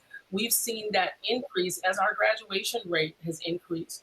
We also see the support of those administrators that they bring to the table with regard to professional development and data teaming and understanding that data and being able to drill down to see what are some of those things that we can work with our instructional supervisors and our coaches with in order to take the professional development that's learned and what does it look like in the classroom. And then to have that support to work side by side with someone who may say, you know what, I did this professional development, I need a little assistance, and they have a tool, they have someone that they can reach out to in order to get that additional support. And so when we talk about those numbers, the numbers based on the needs of our children, it's there to meet the needs of our children. And even though I know the numbers look small because when you look at the percentage aligns with the total number of staffing within that particular group. And so we have to make sure that we're not totally taking away all the supports that are needed within a school so that it can help our students. I want to just, before we go on from that list, because it was a super important list of things that our administrators do, but as I was reflecting on these numbers that you presented historically, and I really appreciate this is the level of understanding that the board has been trying to get to since ever I've been on the board, to have the big picture of the district. How many employees do we have? What categories are they at? How does that change from year to year? That's the level we need, and we really appreciate the fact that we have that level of information. But I'm reflecting on the fact that there's a relatively big jump in the administrators between 2015, 2016, and then 16, 17 to 17, 18. And I remember what was happening at that period, and that was the changes in the New York State legislature that required, and Dr. Chittor, you are not muted and you're feeding back on me, but that required a substantial amount more administrative burden to do observations and conduct the APPR, which was a legislated and then negotiated. I wasn't quite on the board when this was happening, or just barely on the board, but I remember there was a lot of talk about how we needed to increase the number of administrators. And whenever a board member would ask, well, why can't we have 2 hall monitors instead of an assistant principal, or why can't we have a homeschool coordinator instead of an assistant principal? It was because they need that administrative certification in order to be compliant with the mandated APPR program. And that is now sitting with me to help me understand why where we are today doesn't look like where we looked in 2015, 2016, and 2016, 2017. And I know I asked this at the last board meeting, but I guess I need to ask it again. The APPR regulations are still in force. We're still kind of stuck with that level of observation. We need those additional administrative things, not for our students. Well, it is ultimately for our students because we're hoping to may help our teachers get better, but it's a mandated process for that, to how the APPR is structured. Is that still a requirement? And somebody can make it less wordy and informative after she answers. Yes, and I'm going to ask that Dr. Wilson-Turner or Ms. McKenna would chime in on that, please. You are correct, Board President Savage. As a part of the APPR process, we are required to have what's called an independent evaluator of the teaching staff. So both evaluations cannot be conducted by the same administrator. And so that's built into the system, and that is correct. That is when we brought on actually the director for that department, as well as additional administrators to support the evaluation process, amongst the many other things that we were able to have the administrators contribute to in our buildings. Okay, everybody just became a picture. Oh, Mrs. Adams, you have your microphone off. Did you want to add something? I am fine, thank you. Anyone else on this subject of administrative ratios? Ms. Krejci, I think you might have your hand. I did. I just did have a clarifying question, because I think a lot of people hear administrators and they're thinking of you and the other people around this virtual table tonight. And I just kind of wanted to clarify how many of, when we're talking about administrators, we're talking about people in the APSA bargaining unit, right? I'm just curious just to go through, if you could go through how many of those people are working in schools directly as opposed to, at headquarters, and how many of those people are working in schools, and how many of those people are working directly interfacing with students? So working directly with schools, we are at 69. That's the, no, and I'm sorry, that would be 59, because there's total, 10 district level administrators, but we also have our instructional supervisors, but roughly 59 are in the buildings. Thank you. I just wanted to add one more thing because I think three members of the public commented about a particular study, the name of which I have now lost. I had it in my head a second ago. And I pulled that NCES. up. What was it called? It was NCES. National Yeah, Council of yeah. Education. Right. So when I saw that go by, when I was reviewing the public comment emails, I pulled it up because I was like, what is this? I've never heard of this before.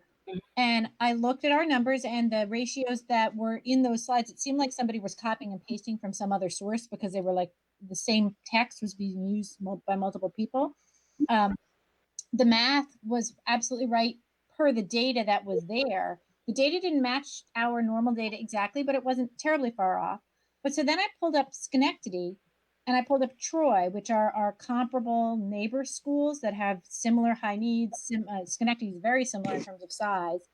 And both had much higher administrative loads than we do. So I know that all three of those folks, when they used that text, said that we were much higher than the state average. And I'm just wondering, do you know, Mrs. Adams, I know you're much more experienced with this than I am.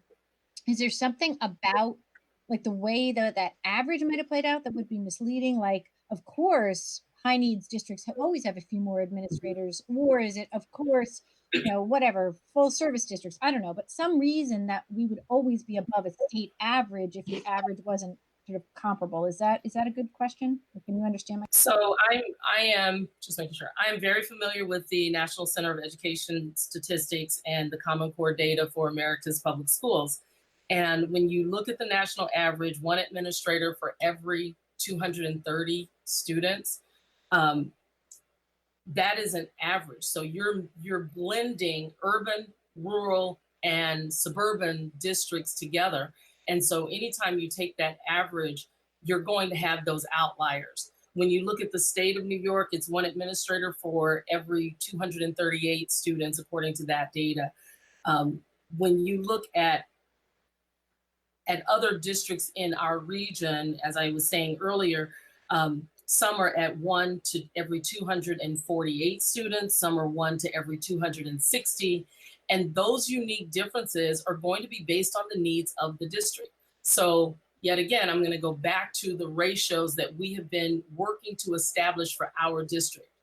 We may have a baseline that we are looking at. So for every school that has roughly 450 students, we may be looking at X number of teachers, X number of administrators, X number of hall monitors, X number of lunch aides, X number of teaching assistants, etc.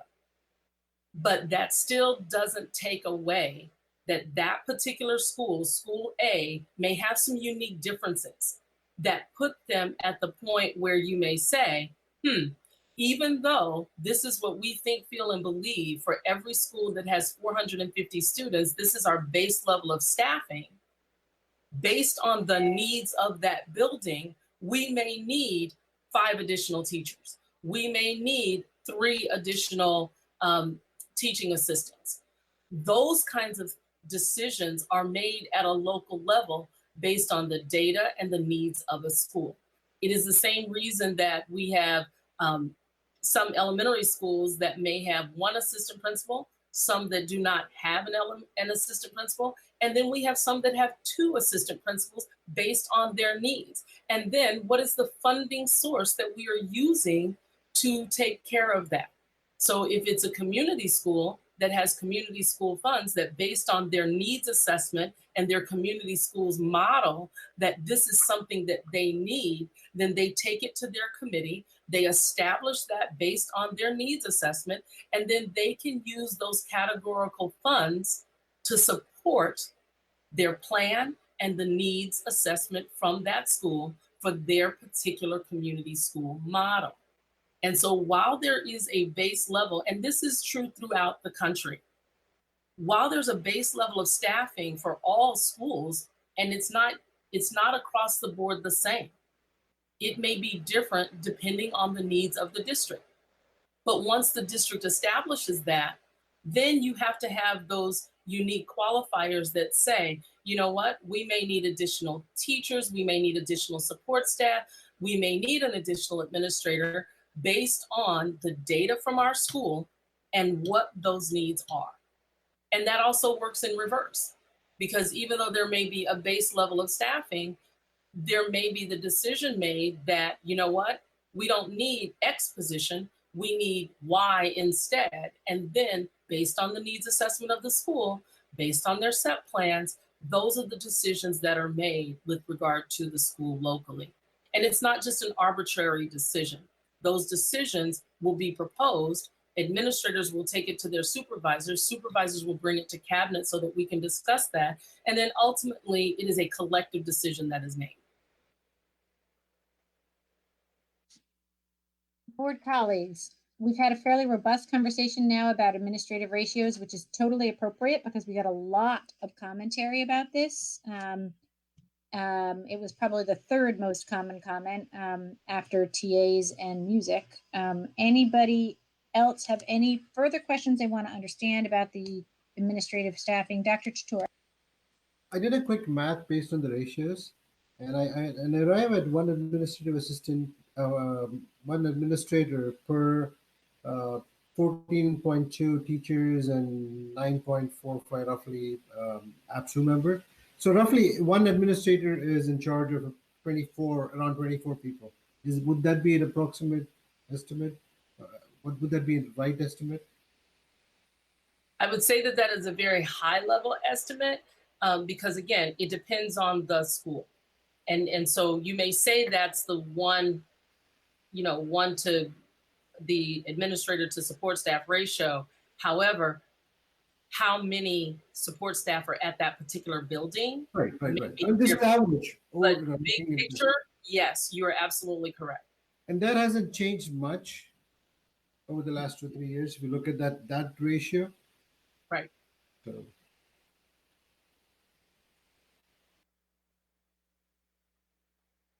Ms. Wilson.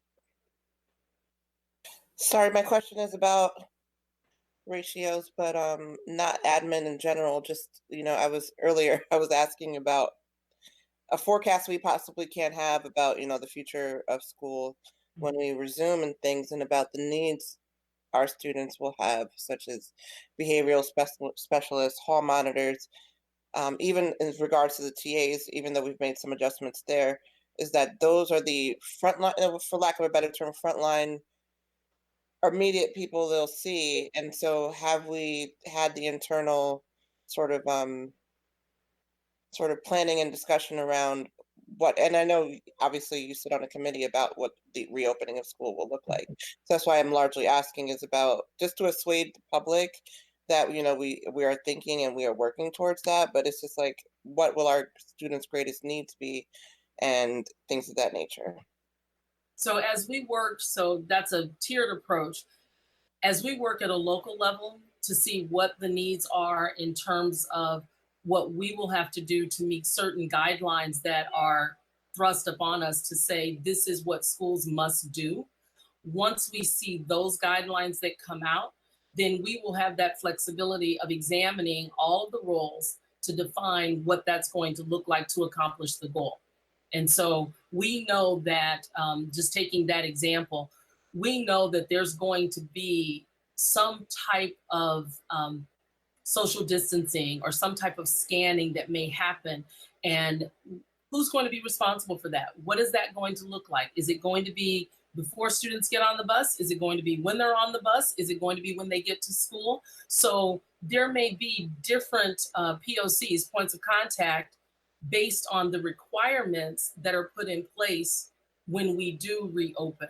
And so again, I'll say it may not be according to the guidelines. It may not be a TA that now greets that student when they come through the door. It might be the school nurse. It might be an administrator. It might be someone else. We don't know that yet, but those are the things that we're going to be looking at.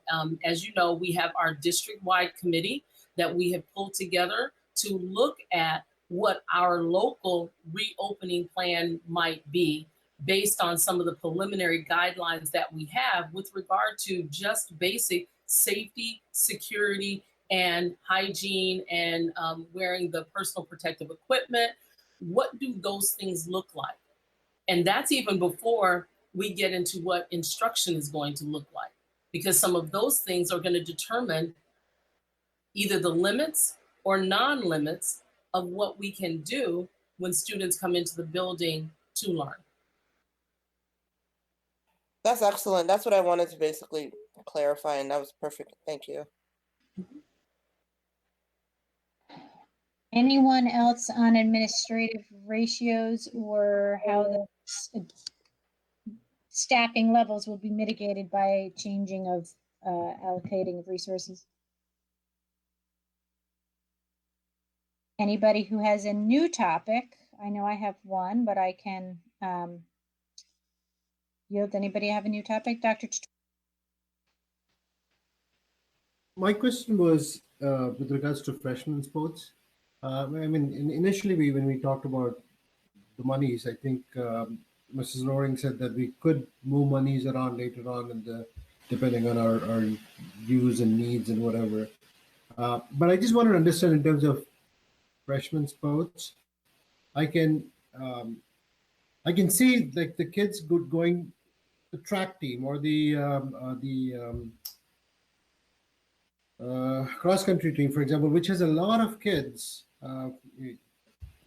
from a lot of representation of the minority population.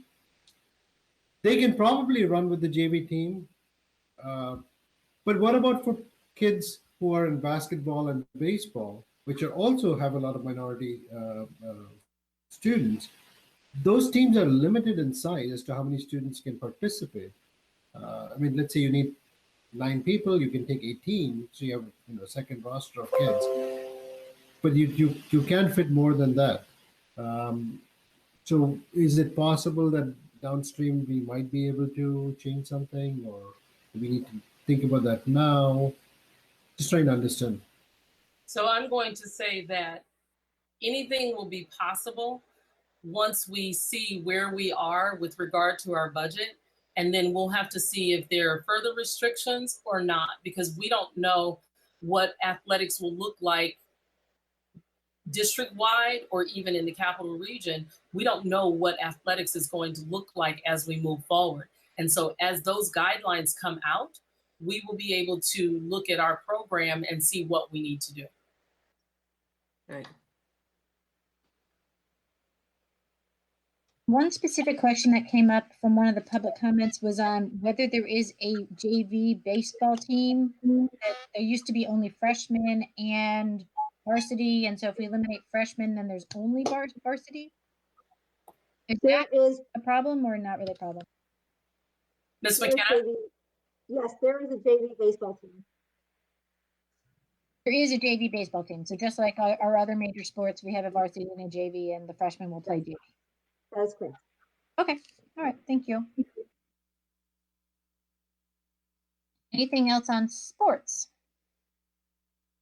I should say adjustments to athletics to be formal. Okay. Just to go back to Ms. McKenna's comment, but this year online we have only listed a freshman, modified freshman, and a varsity team, right? And previously we hired a freshman coach, but we haven't quite hired a JV coach for this year. Of course, there's no baseball season happening. I just want to make sure that we are still JV and varsity, no freshmen.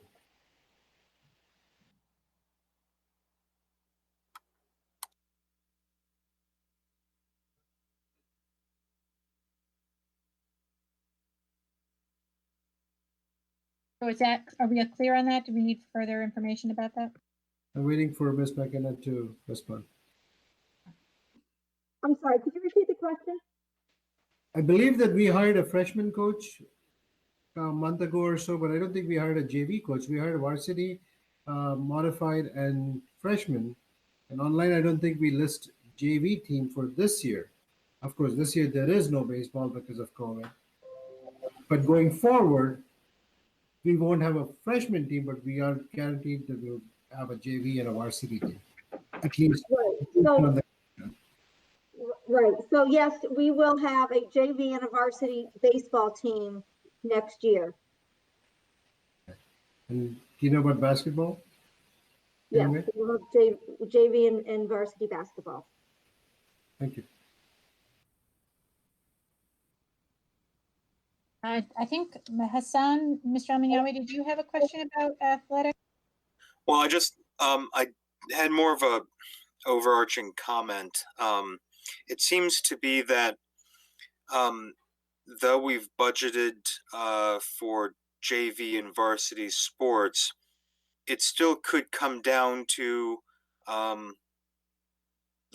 when best practices come out through the governor's office for the school year, that they might suggest or they might mandate that we don't have sporting events. And it could just be something that happens, correct?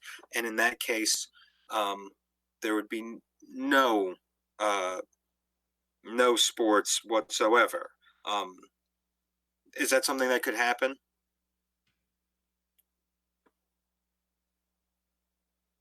And I know it's a very wide question. Yes, that is something that could happen.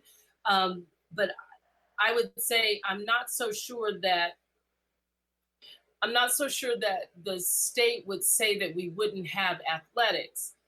It would be more along the lines of the funding and what the parameters are by which we open. So versus saying there wouldn't be athletics, there may be an executive order that may say no large gatherings. So if the large gathering is 500 or more, then we could potentially still have athletics, but monitor how many people are allowed in to that particular event. So I don't know if it would be that detailed. I think it would be more along that big picture. And then within that, for example, no gatherings larger than 200 people. Well, that in and of itself puts some restrictions. Or it may say that competitions can be held, but without an audience.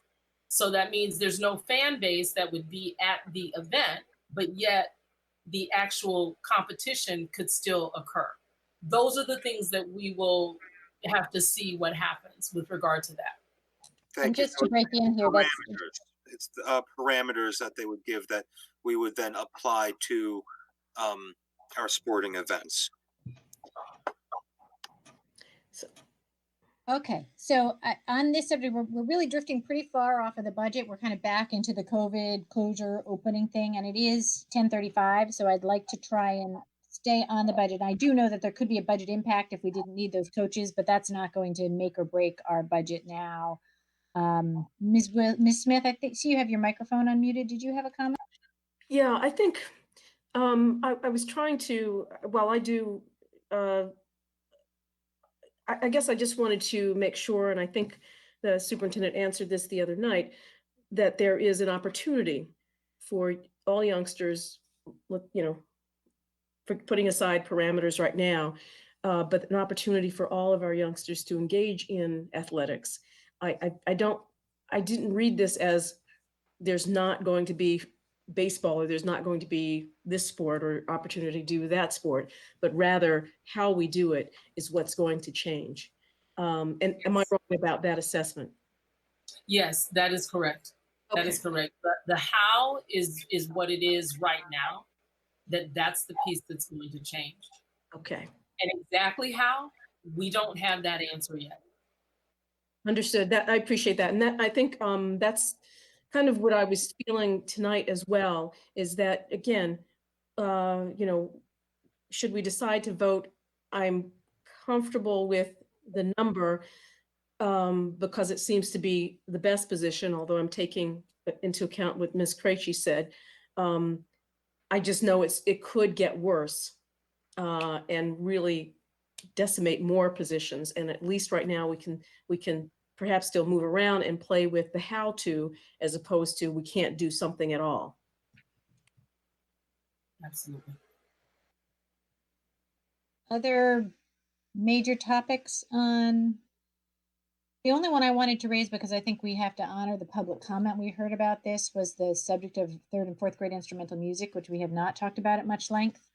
I know the superintendent said in your remarks, Mrs. Adams, something like think or maybe or hopefully there could be fourth grade instrumental music, but that didn't sound very like definitive. And I'm wondering, I really was, the people who talked about a third grader who started instrumental music this year, and then they come back to school next year when they're a fourth grader and there's no fourth grade instrumental music and they have to skip a year, that seems really problematic, right? That's deeply, deeply problematic. I understand from conversations I've had with various music teachers that there are different philosophies about whether you should start early, whether you should start middle, whether you should start late.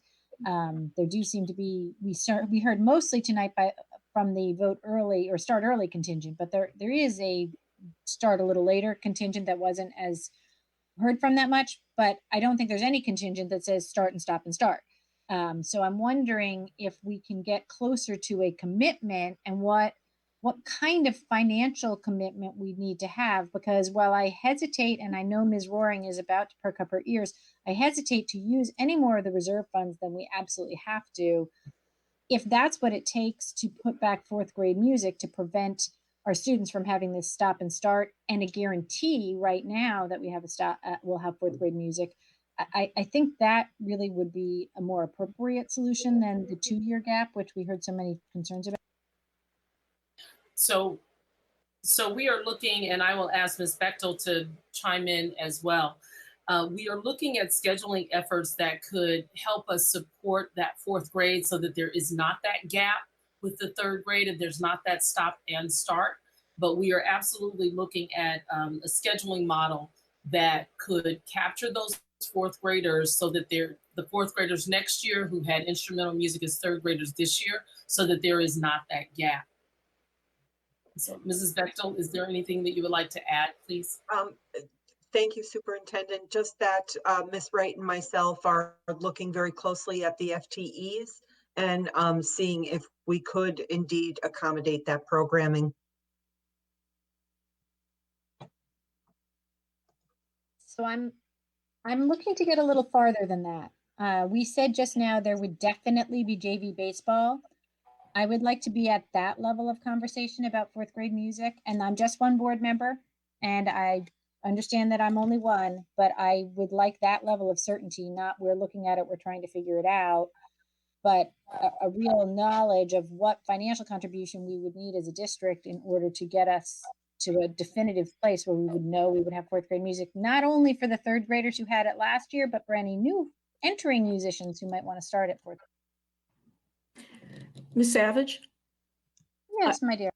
Yes, I just wanted to ask for clarification. I thought that I had written down in my notes a 0.5 to the music. Yeah, that's my understanding. And the schedule modification. So I just wanted to acknowledge that piece. I didn't hear confirmation of that this time around. I did hear that as well, that part of the staffing change was to return a half a full-time and 1/2 FTE back to the budget for a music teacher, 1/2 music teacher. I'm more concerned about the programming and whether we actually have enough staff to support the programming, because I'm hearing about looking at the schedule, which just doesn't quite sound like we know if we have the staffing. Right. But Ms. Savage, one other point here. So you've introduced another idea, and that is the reserves. I'm not in support of that approach. What I would like to do, maybe suggest, if this is possible, that I would like to just hear a commitment that maybe if it works, if we get the next retirement or, vacancy, what have you, that would be a position for music. Now, I'm just kind of introducing that. I know a whole lot of things have to happen to make that really come into reality, but I would like to maybe get a little commitment that says we are willing to make sure that one of the priorities with staffing would be to raise that level by another 0.5, if, depending on whatever it is that's needed. Or whatever's that's needed, depending on how it falls out, the budget falls out. But I am not going to support for sure going into reserves at this point in time. I understand, and I'm open to other solutions. I just, I want to know where we stand on fourth grade. So where we stand is we have the 0.5 that we brought back in. We're looking at what that schedule, those scheduling options might be. We also know that we've had very positive conversations with regard to retirement incentives. And so should those positions, again, depending on where they are, that may be something that it absolutely could be applied to that. And we know that that is a priority for our community. We know that it's a priority for our students. We know that it's a priority for the board. It's a priority for us that we have those programs. And so one of the things that we do know to quantify it, if there were a retirement that we could, a retirement incentive and someone would take that, 1.4 would be better, but a 0.4 position, we could absolutely make the schedule work. And so we are optimistic that that is something that we might be able to look at. We're very optimistic because we're not talking 10 positions to make that happen. We're talking a 0.4 at minimum and a 1.4, which would be better. I understand. That's very helpful. Ms. Shelman-Yawi and Ms. Krejci, I think you both had questions on music. Ms. Krejci, I go was ahead. trying to ask a similar question. Yeah, I was trying to ask a similar question about the financial aspect of it. I was trying to get a quantification of where's the gap. And it sounds like, I just want to confirm. So we are bringing a 0.5 back now, and we need an additional 0.4 FTE to make sure that we could do this? 0.4, we could make it work. 1.4 would be better. And so again, as we have positive conversations with our retirements, and I know it sounds like I'm not being overly committal. I am being committed to the concept, but it will depend on what happens with our retirements. And so, like I said, we've had really positive conversations. We're hoping that that will come through, because it won't only be that position. There will be other positions that we would be able to bring back to enhance our programming. I understand. My question was, do we need an additional 0.4 teacher, in addition to the 0.5 that we were able to restore, or do we just need? Okay, that's my question.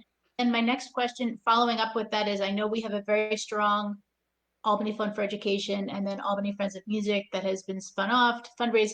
I assume we have legal restrictions on fundraising for salaries, but is there some way we can off of that or shift funding in such a way that they could, is there any way fundraising or private money or grants could help us fix this? I'd love to know a dollar amount to know, because I think even if we told our community we need $30,000 or $40,000 to make this happen and guarantee that fourth graders can continue to get music, I think our community might be able to do this to fill this gap, but I'd really like to know what that number is in dollars.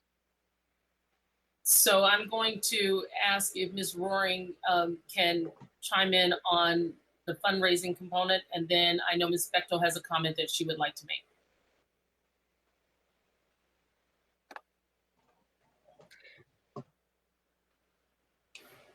Why doesn't Ms. Bechtel go first?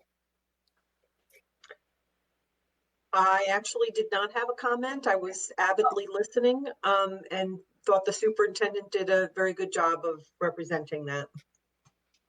Your microphone came on and you popped up, so I thought you had a question. I thought you had a comment. She just got ready. We appreciate that. It's good to be prepared. So I think Ms. Roaring, just in summary, the question was, is there a financial, can you tell us what a 0.5 FTE music teacher, what that would cost, and if there's a way to use fundraising to offset the budget somehow, even if it's in a different place, to free up that money for salary in order to make that an option. That was Ms. Krejci's question. So we would look at something between $31,000 and $32,000 as a basis point to fund a 0.5 FTE. It would determine the type of fundraising or the source of funds would guide where we might be able to try and identify some flexibility. If there were restrictions on that in some way, then that obviously limits the flexibility. But if somebody just wanted to make a donation to the district of that amount and we were able to utilize that for supplies or something, that would free up some funds. Mr. Minyawi, did your music question get answered? Thank you so much. Well, I didn't particularly have a question, other than does someone have something like $35,000 they'd want to donate to the district? But I would like to reiterate that I do think it's extremely high priority that our third grade musicians can continue their studies in fourth grade. And just as you said, President Savage, I think that we should get as close to a commitment from administration as possible. And I did have a question about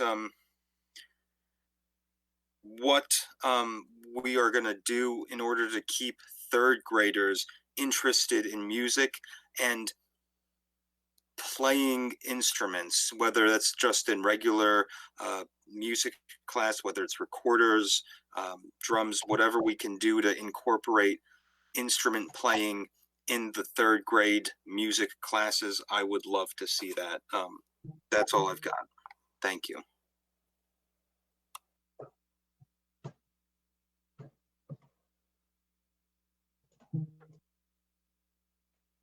Ms. Bechtel, I saw you come up, and I'm sorry, President Savage, not to break protocol.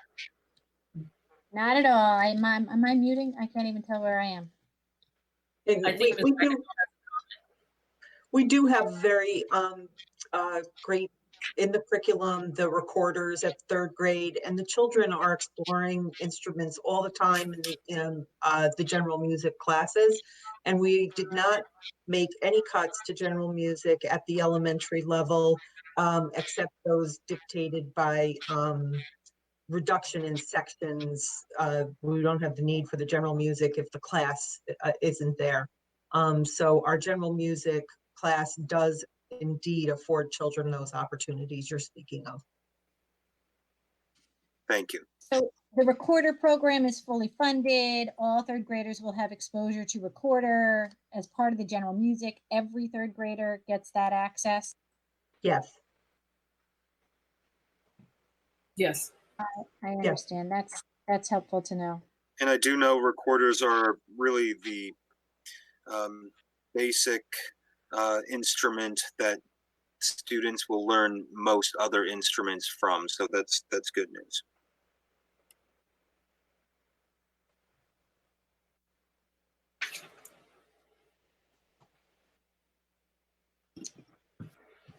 Board colleagues, anything else on music?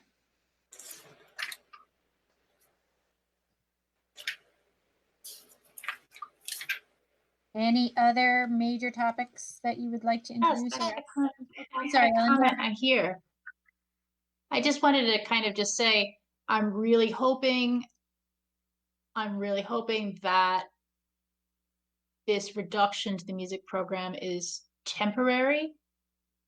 It's so necessitated by our budget, and the music program is also, of course, given the current COVID-19 situation, in a difficult position. I'm hoping that whatever happens at the elementary level is temporary, and that we will be able to restore the program in its full breadth through elementary school by next year. I'm really hoping that that's something that we can do during my tenure at the board, because this is, I think everyone here sees this as an emergency measure and not something we would ever want to institute as a permanent thing for the district.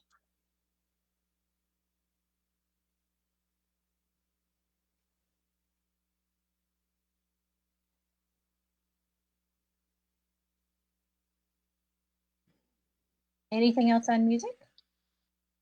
I will second your comment, Ellen. I know that it's something that really means a lot to the kids. It means a lot to the community. And if we think of nothing else, we can think of the joy that this community had with the children who went to Normandy last year and how that really filled our community spirit. I think that was a amazing way to show up our music program, and it really meant a lot.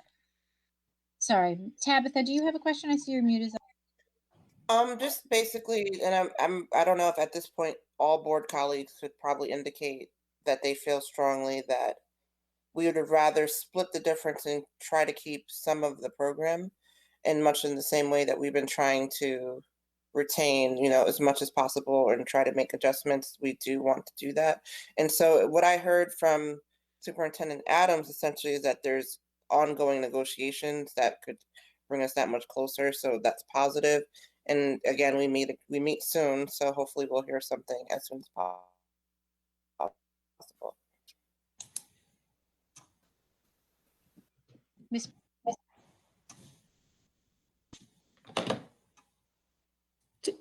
Miss Savage?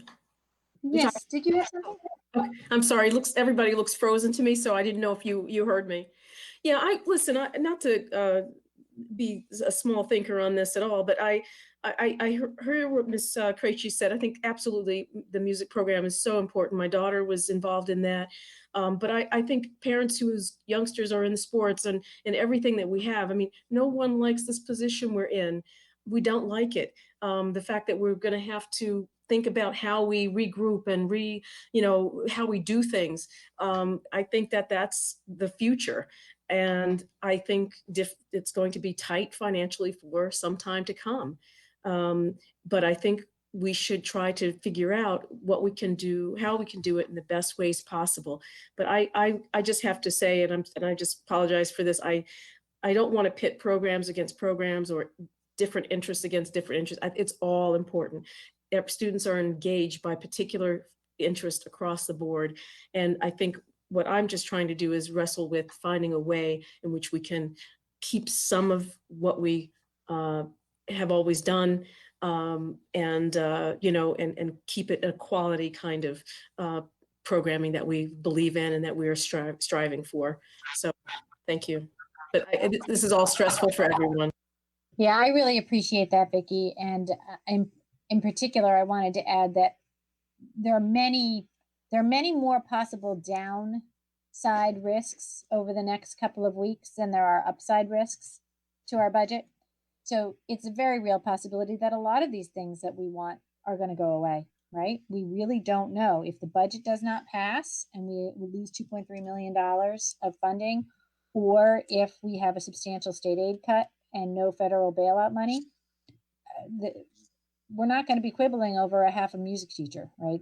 We're going to be in a much, much more serious deficit situation again. So I agree with you 100%. Let's try and do the best we can with the resources we have and not get too caught up in the nitty gritty, because a lot of stuff is going to be changing.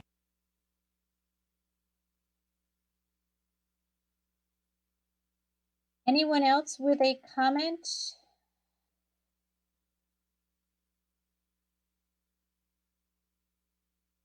Did I lose everyone? You all still there? We're here. Oh, good. I'm here. Okay. Yep. All right. You're just frozen. That's fine. At least we have audio. So my understanding, unless I hear, Ms. Mann, you're unmuted. Did you have another comment or question on the budget? Because I think we're getting very close to the voting time. Is there anything anybody wanted to raise that they feel that they should raise before we vote? Mr. I'm sorry, Ann, did you call on me? Only because you unmuted, so I thought that meant you had something to say. That's my best signal since I can't see hands right now. I do. Thank you. So, we've reiterated how difficult this decision is, but I get the feeling that after Friday, it's going to be far more difficult, and that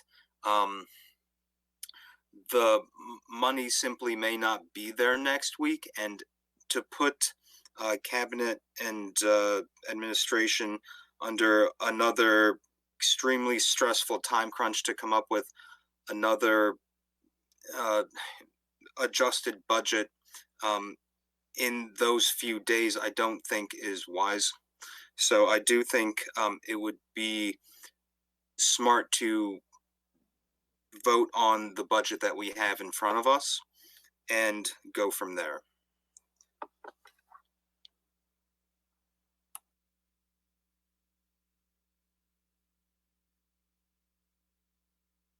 Okay.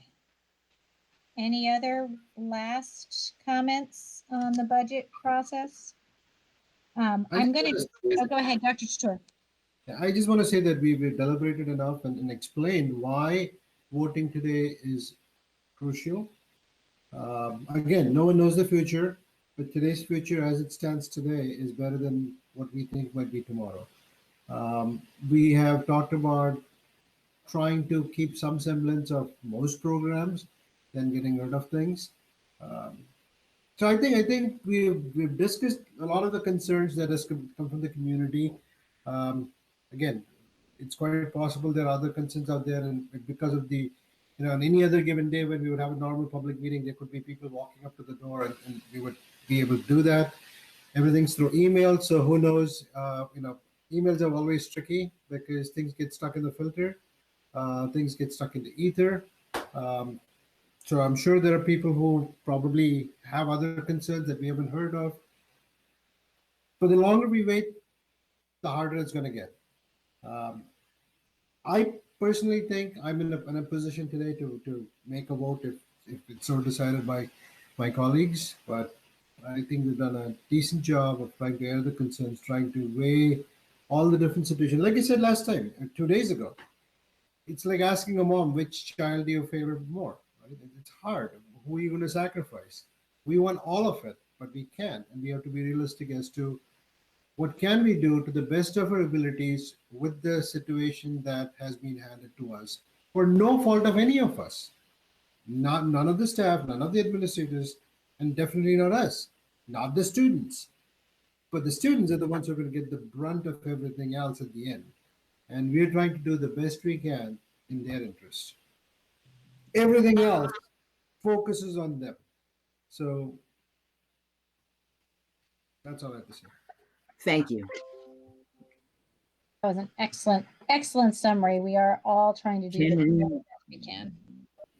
Tamara, did you have something?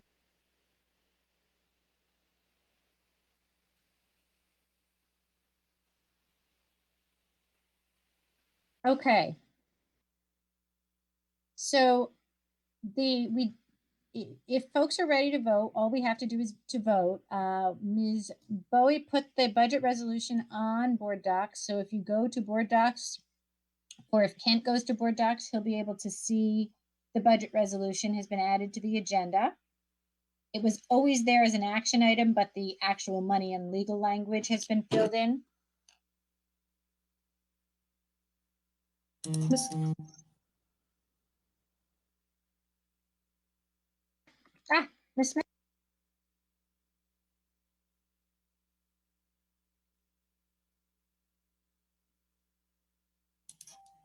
Okay, I'm sorry, I'm getting caught up in process, but I wanted to maybe slightly have a little friendly amendment to this, but let me know when I can do that.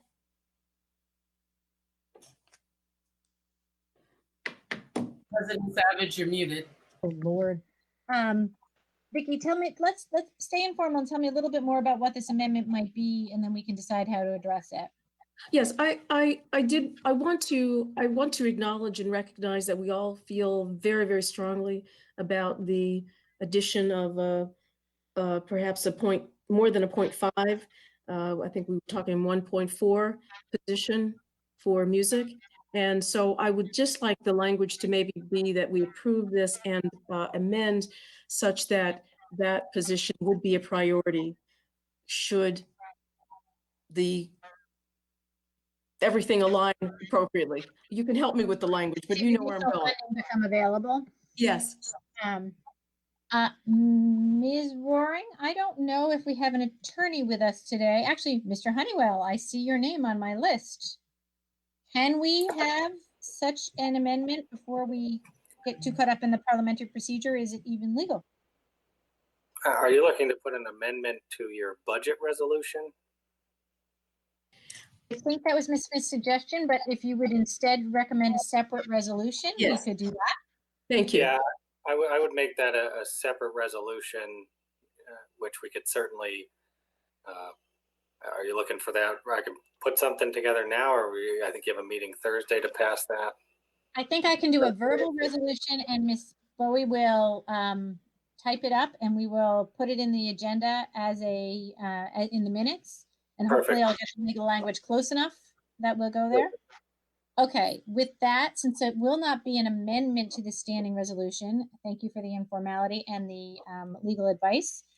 Why don't we, I'd like to entertain a motion to adopt the budget resolution that's on your screen, which is for the amount of $261,568,188. Can I get a motion? Ms. Smith, and a second. Ms. Krejci, all in favor? That is unanimous, and bless the internet. I actually got to see everybody's hand. That was wonderful. I want to just add for those who might have joined the meeting late, we had a fairly extensive conversation about this, but while it feels unfortunate and rushed that we are doing this tonight, that was never the board's preference. We're doing it to, somebody's got the less wordy way to say this, but to keep the door open for the district to have as much resources as possible for our programs. And adopting tonight was necessary because of the way the legal structure is set up in New York State. Okay, now I would like to entertain a motion to adopt a resolution that says that in addition of somebody fill in a number. What's the number? 1.4. 1.4 music teacher will be a high priority for moving forward should funds become available. A motion by Ms. Wilson, second by Ms. Mann. Any discussion on that motion? All in favor? Discussion. Oh, I'm sorry, Vicki, I didn't realize your discussion. Discussion, Yeah, but right. Okay, I just want to be sure that I didn't do something that I had just a few minutes ago said I didn't want to do. That was in reaction to Ms. Krejci's perspective. I don't want to pit any particular position against the other. I guess I would like to maybe withdraw and take it on the superintendent's word that, for music, for sports, for wherever we can fill and ensure that our youngsters are getting that quality, music or athletics or whatever it might be that she will prioritize. I'm sorry that I'm bringing that up now, but I don't want to. Smith, you're causing parliamentary issues because it's not your motion and you cannot withdraw it. Yes, ma'am. You just asked me for discussion, and I'm just telling you that I changed my mind. Well, I know. Can I say that I wanted to understand? I had discussion also, and I wanted to understand this motion because you made it, but I do remember you just said that, so that was my discussion. Is that how do we do this for one position? If anything, we'll be doing it 92 times tonight. Absolutely, so, absolutely. I withdraw my motion then. Mr. Honeywell, how are you on parliamentary procedure? That is Yeah, fine. I seconded. I withdraw. I just didn't follow who made the motion originally, but whoever made it, if they'd like to withdraw it and Well, I made it. and restated it, or someone restated No, it. I entertained it. I did not make the motion. Miss Bowie, who did you have as making that motion? We're all getting punchy and tired at this point. Miss Bowie, did you have a mover, or were you going to rely on the audio tape for that? In addition, the second motion was Tabitha followed by Damaris. Right. I will withdraw my motion. Okay, so Ms. Wilson, would you care to withdraw your motion? I withdraw that motion.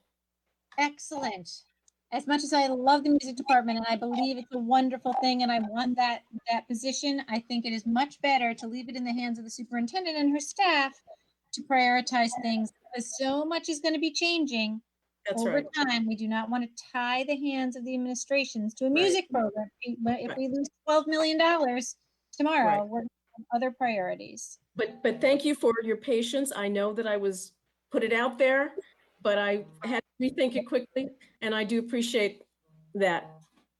No problem whatsoever. I now have to go back and read my Robert's Rules book again because I thought I had things down, but that one I was like, I don't know what to do with that. Okay. Why we have a lawyer on the call.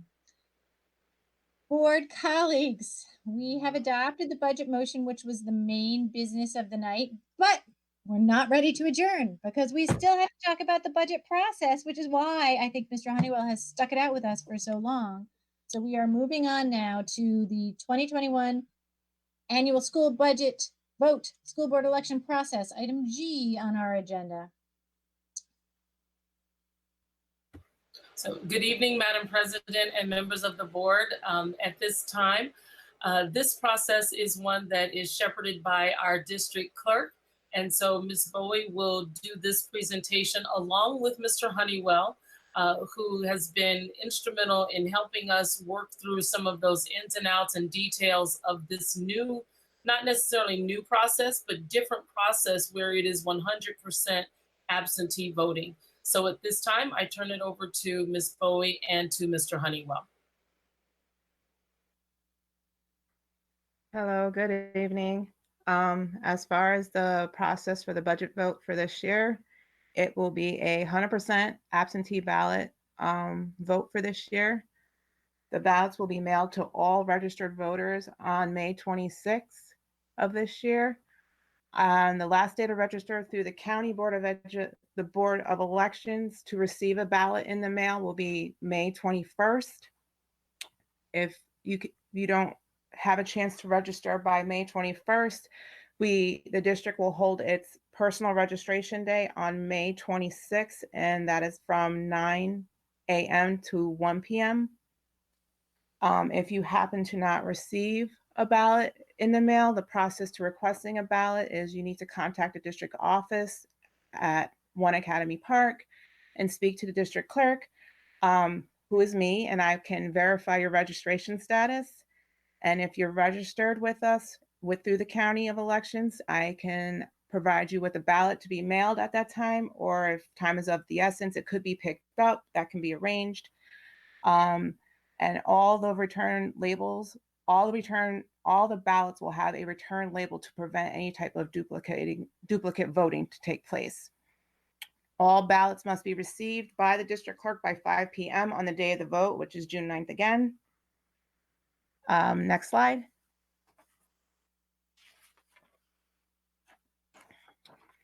As far as the operational part of the vote process, for validation of the ballots that are returned, they will all have a barcode scanner on the front of the envelope, and that will be the scanned record that a vote was received by a voter.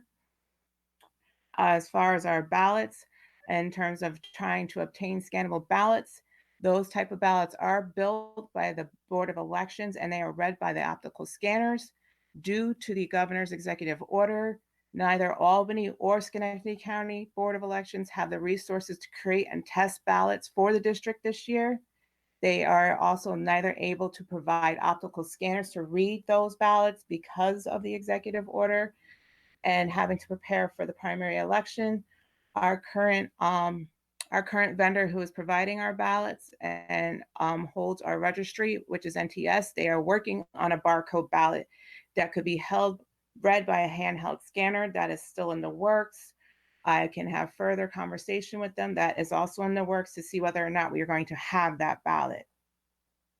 As far as if we are using non-scannable ballots for the district this year, they will be tallied by election inspectors, and the same process will be followed as for if absentee ballots were used when in-person voting is permitted.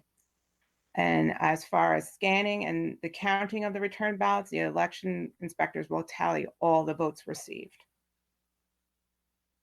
And are there any questions?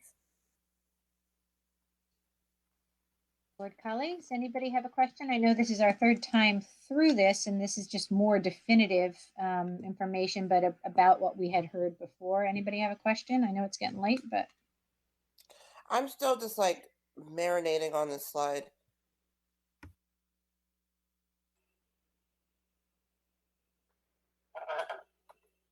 I know think last, good. When do we expect the residents to get the ballots? I'm not sure if you said that or not. All of our ballots will be mail dropped to our voters on May 26th in the mail. can you go back? Actually, Tabitha, you had something. I think you guys were talking over each other a little bit. Did you have something to add? Oh no, I mean at this juncture I'm okay with where we are. This is kind of what I anticipated. Can we go back to the registration slide? I just wanted to ask a very detailed question about this. I know you said verbally that May 21st was the last day to register the county BOE or New York State DMV if you wanted your ballot to be mailed to you. But what if I live in Albany and I register at the County Board of Elections on May 22nd? Can I request a ballot? Am I legally a qualified voter if I register on May 22nd through the Department of Motor Vehicles or the BOE? So I've spoken with Tanya about that, and she had a call with the County Board of Elections. Ultimately, the reason May 21st is listed there is because NTS does a refresh with the county, and they update their list, so that way they'll have the most up-to-date list as of that date. They refresh with the district on the 26th for anybody we add. That's why the ballots will go out the 26th. So the question of anybody who then registers after the 26th, how will they get a ballot? The county is using a cutoff of May 29th. Correct me if I'm wrong, Tanya, any registrations that they receive postmarked by the 29th, they will then include as a registered voter. Anybody after that date, they're going to deal with after their primary election. So what we're currently working on, and Tanya's still going to have some conversations with NTS, is are we able to somehow do a refresh on May 30th or June 1st? And how will those ballots go out? Is it going to be NTS? Is it going to be the district? Or do we somehow have to come up with another mechanism? So there's a little bit of a short window that we're currently unclear as to how we will A, learn about those people, and B, how we will then get them a ballot. But hopefully we'll get an answer in the next couple of days, early next week. Okay. And so at some point we will have a legal, not a technical date, but a legal date that says you must register by such and such a date. We'll figure out the technology some other way, but if you're not registered at the Board of Elections by May 29th or whatever the date is, that you will not be eligible to vote? Or do you think that people are eligible to vote if they call us on June 9th and say, I just registered at the Department of Motor Vehicles and I'd like my ballot, please? Well, if they're not, and correct me if I'm wrong, Tanya, I believe the DMV, it's the same 29th cutoff because it all goes funneled into the county, and the county, because they're transitioning to their, I was on mute, okay, good. They've transitioned to their primary focus. Nobody after that date will be deemed registered, even if you've submitted an application. They just will have not processed it, and you won't be deemed registered. So people, if they still need to register, really need to take advantage of the County Board of Elections, New York State DMV website, or the last day that the school district's holding a personal registration to ensure that they get in by that cutoff. Okay. And there is a process if somebody shows up on June 9th and claims either that they are registered and they didn't get a ballot, we can't find them in the book, then we'll provide them with a ballot and treat it like an affidavit ballot, like we would in a normal voting year. And that'll be the process for sort of day before type of voting. So board colleagues, I'm just going to share a little more detail about this, which I know you probably don't care, but I feel like I owe it to you to know this, so that you won't have to go through the round and round that I went through trying to understand this. The surrounding towns, people are eligible to vote just because they live in the community and they're over 18. In Albany, because we are a small city school district, you have to be registered. You can register through the regular registration, just like if you were registering to vote in the general election, or you can register with the district, but you have to be registered. You cannot just walk in, and it's different. So if somebody says to you, well, in Bethlehem, blah, blah, blah, that's because they're not a small city school district, and the rules are different. and it's just different. And people just have to accept that the laws in New York State are intriguing, and that's one of them. But that's the core of it. And you do need to be registered. I still think we need that date, whatever that date is, we need to share it, because people may choose to register to vote for the sole purpose of voting in this election. And they need a very, very clear understanding of when they can do that by. Right, and that's what we're working with NTS to confirm, that we can use that May 29th date, i.e. we will get a refresh some point thereafter, or if we're unable to do that, we're going to have to go back with our 26th date. I understand, thank you.